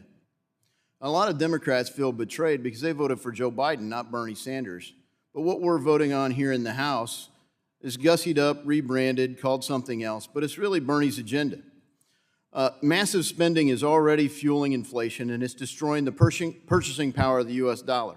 And who does this hurt the most? Retirees and working class Americans. Despite how much President Biden and his staff would like to think that inflation is, quote, a high-class problem, it is the working class who suffer most when you destroy the purchasing power of the U.S. dollar. Just to quote one of our witnesses from earlier today, speaking to you, Madam Chairwoman, was John Harrison. He was formerly homeless and now works for Prince George's County Department of Social Services, and he said that the housing vouchers aren't going as far anymore because of the price of housing. Housing isn't deflating, it's getting more expensive. And the more money we dump into the market, the more expensive it gets. And this highlights one of the problems at the Federal Reserve. They provided essential stability when this crisis first hit in March and April of 2020. The market needed liquidity and they provided important backstops. But since then, they've continued to inflate the housing market. They're adding $40 billion a month of mortgage-backed securities purchases. It's driving up the housing values by funding the market, fueling low interest rates that are putting that cash out of dollars into property. So then when people go out and they say, well, the good thing about inflation, because we heard from our press secretary that inflation's actually a good thing. It's not a bad thing.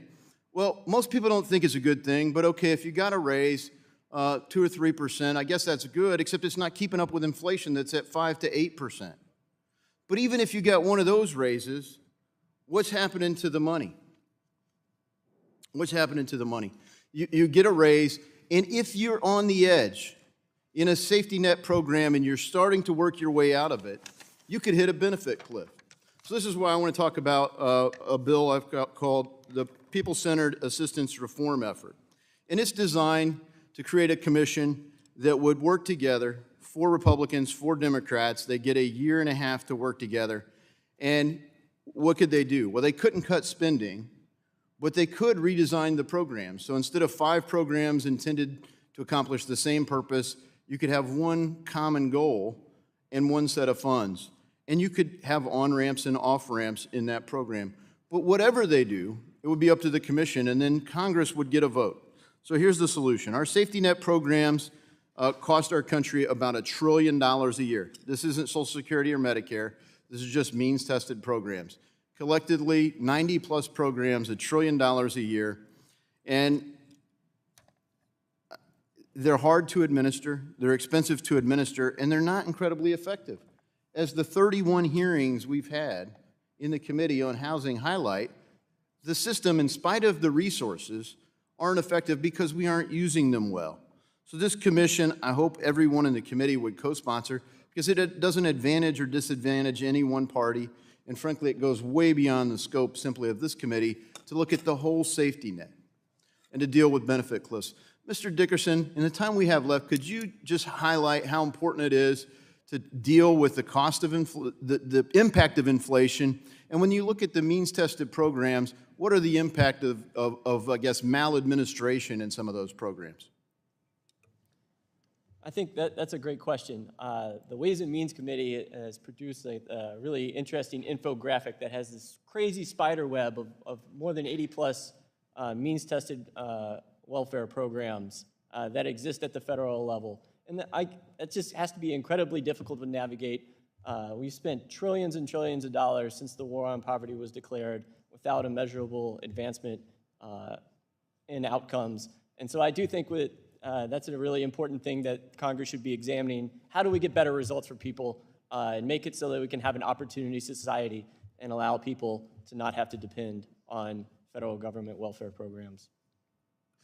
Thank you so much for that. And look, it's important that we explore these issues, and it's really important that we work together where we can agree. Because obviously with two parties, we disagree about some things. But we've got really in the House a leadership in Speaker Pelosi and frankly some of our other leaders that are opposed to working with any colleagues on any issue. And I yield back. I tried to get it in before you, will you yield? I do yield. Thank you very much. As you know, Mr. Davidson talked about this working relationship that we should have. And I'm sitting here knowing and understanding and not really understanding how is it we can work with those who would deny that January 6th was an invasion on our capital and an undermining of our democracy? How can I work with people who won't even protect voting rights for all of the people in this country? How can I work with people who would deny vouchers to the poorest people in this country, but support the biggest businesses in this country for tax cuts? Give me a break. Yes, we could work with each other if there was some respect for the basic issues that affect the people of color and for poor people in this country. Without that, it's very difficult, if not impossible. I yield back. Thank you very much. The gentleman from North Carolina, Mr. Adams, the gentlewoman, I'm sorry, from North Carolina, Ms. Adams, is now recognized for 5 minutes. Thank you, Madam Chair, and amen to that. Thank you for holding this hearing, and thank you to the witness for their testimony. Ms. Rice, you've spoken extensively about the links between racial inequality and access to housing, and so I think a number of us on this committee are actually aware of the links between those topics, but I'd like to hear directly from you. Can you talk about why it's important in any substantial investment in our nation's housing infrastructure to address the intersection of systemic racism and access to housing? Congresswoman Adams, thank you so much for the question. For centuries, since before the inception of our nation, laws and policies enacted to create land, housing, and credit opportunities were race-based. They were race-conscious, denying critical opportunities to Black, Latino, Asian American, and Native American individuals. Now, I have heard throughout the course of this hearing, I've heard some members of Congress refer to the Build Back Better plan as quote unquote social spending. And if that is the case, I feel compelled to point out that this nation, the United States, has always had social spending, invested in social spending to support land and home ownership. But it was just social spending for white citizens to the exclusion of people of color. The Indian Removal Act was massive social spending that transferred hundreds of millions of acres of land away from Native American populations and into the hands overwhelmingly, predominantly of white households. The Homestead Act was social spending. The Land Grant Act was social spending. The Homeowners Loan Corporation Act, in which we saved predominantly, almost exclusively, white homeowners from foreclosure during the Great Depression, was social spending. The National Housing Act was social spending. But again, these policies were developed and implemented in an explicitly racially discriminatory manner. These laws and policies created residential segregation, the dual credit market, institutional redlining, restrictive zoning, and other structural barriers that are still with us today.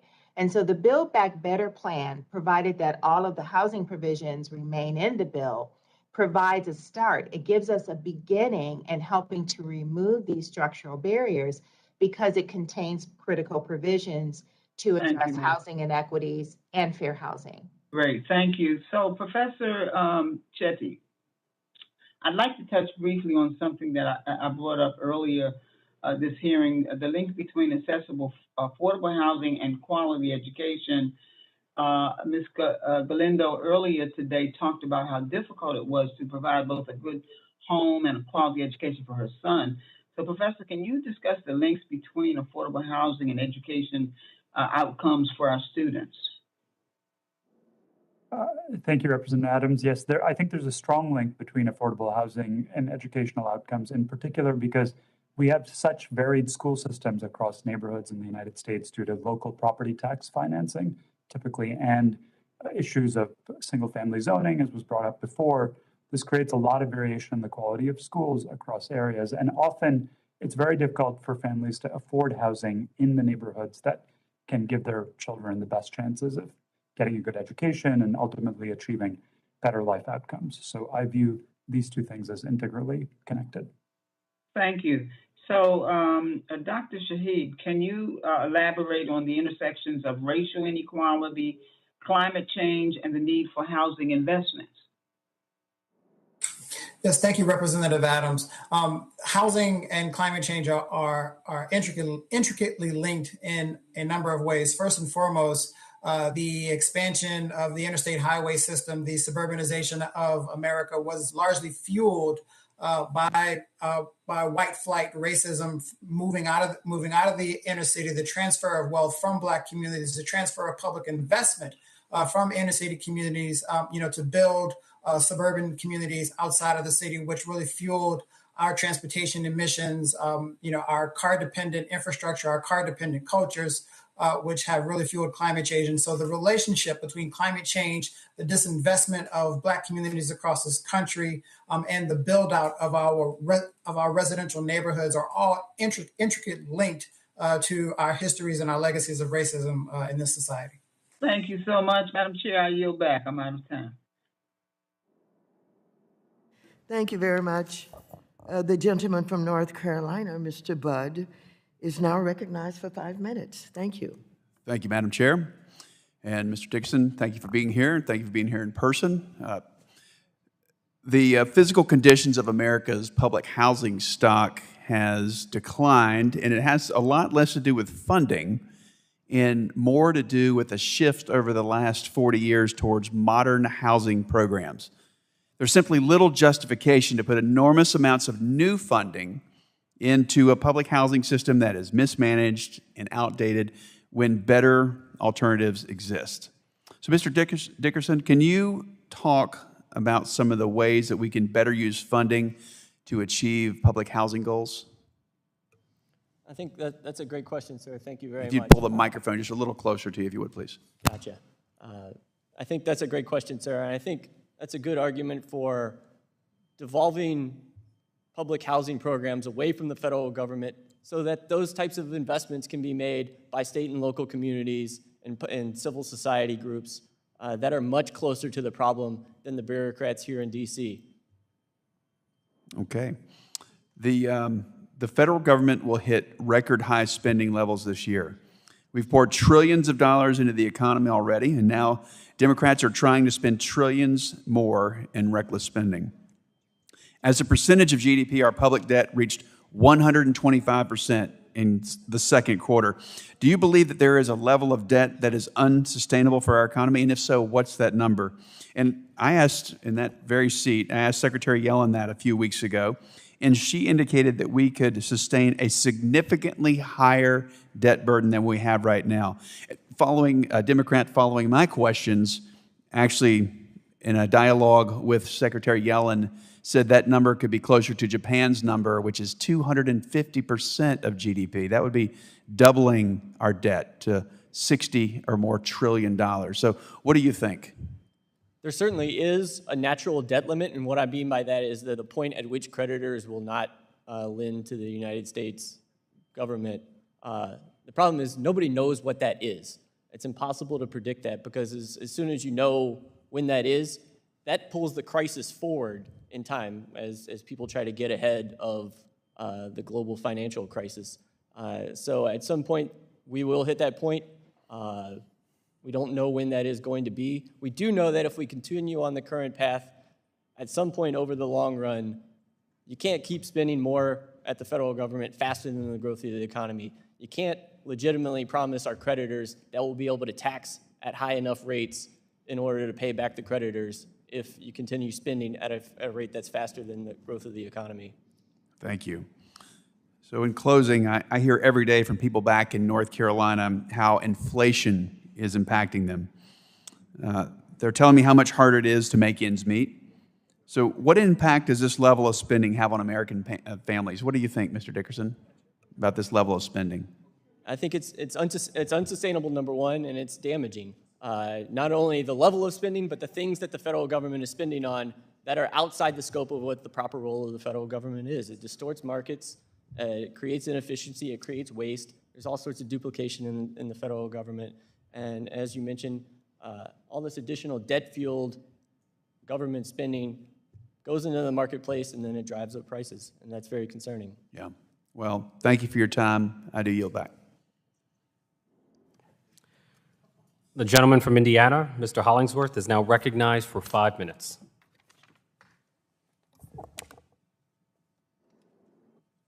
Sorry, a little substitution action we got going on here. Sorry. Hey, how you doing, buddy? Well, wonderful. I appreciate the time that's been afforded and certainly appreciate the majority holding such an important hearing to talk about these really weighty topics. I know a lot of us have done much work over the past few Congresses in trying to find solutions to this that will be workable and hopefully enduring to close some of these gaps that are so important. Ms. Rice, I wanted to ask you a few questions because I read with eagerness your lengthy written testimony. On page 15 of that testimony, I don't know if you've got it in front of you, you have a chart on denial rates based on race. I am trying to divine your intent with this chart to help me understand what you are showing me by virtue of its inclusion.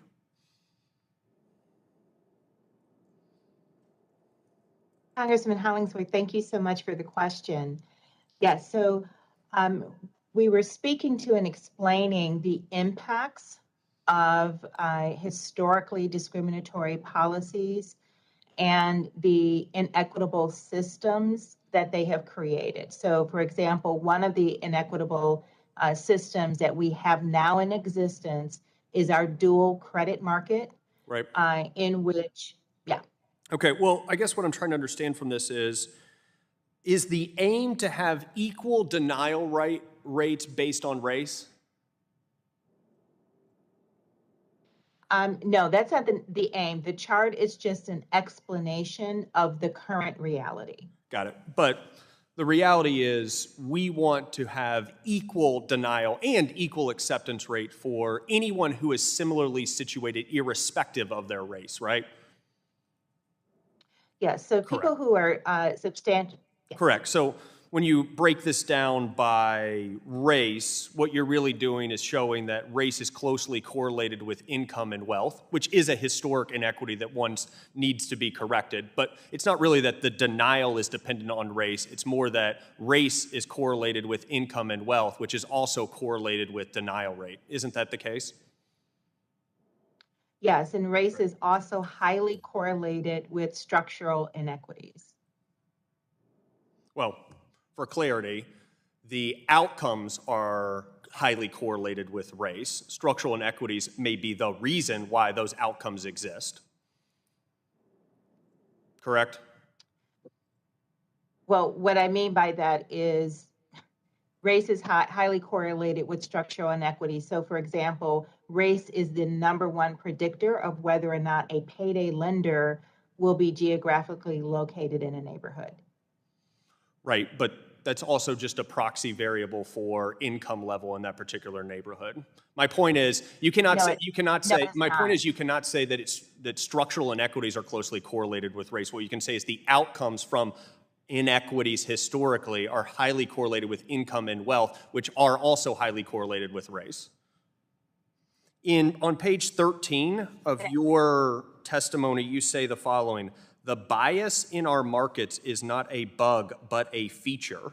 They were built that way and intended to operate in a discriminatory fashion. Can you distinguish between a bug and a design feature? What do you mean?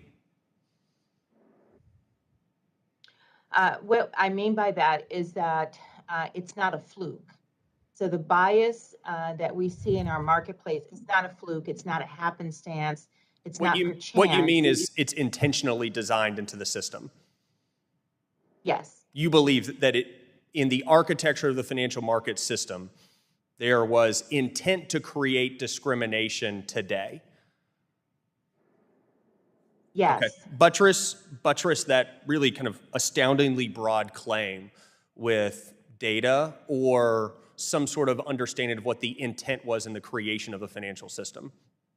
You don't go on to provide any evidence to that. Yes, it is in the testimony. Okay, where is it?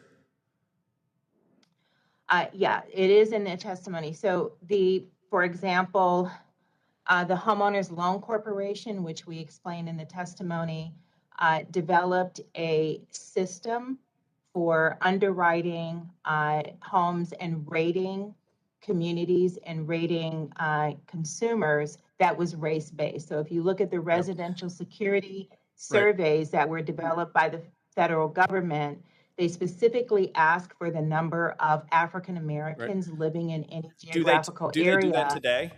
Do they do that today? The problem today, I'll just finish. The problem today is that race has become highly correlated with income and wealth. That is a problem I want to solve, but we should not pretend the problem is its correlation with race. We should find the underlying variable, not the variable between the two. And with that, I'll yield back.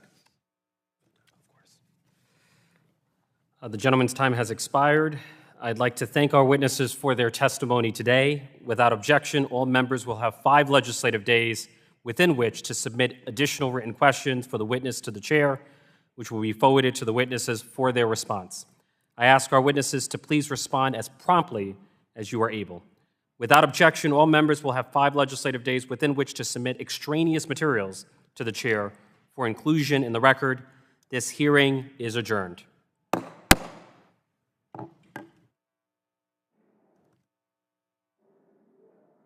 Thanks all.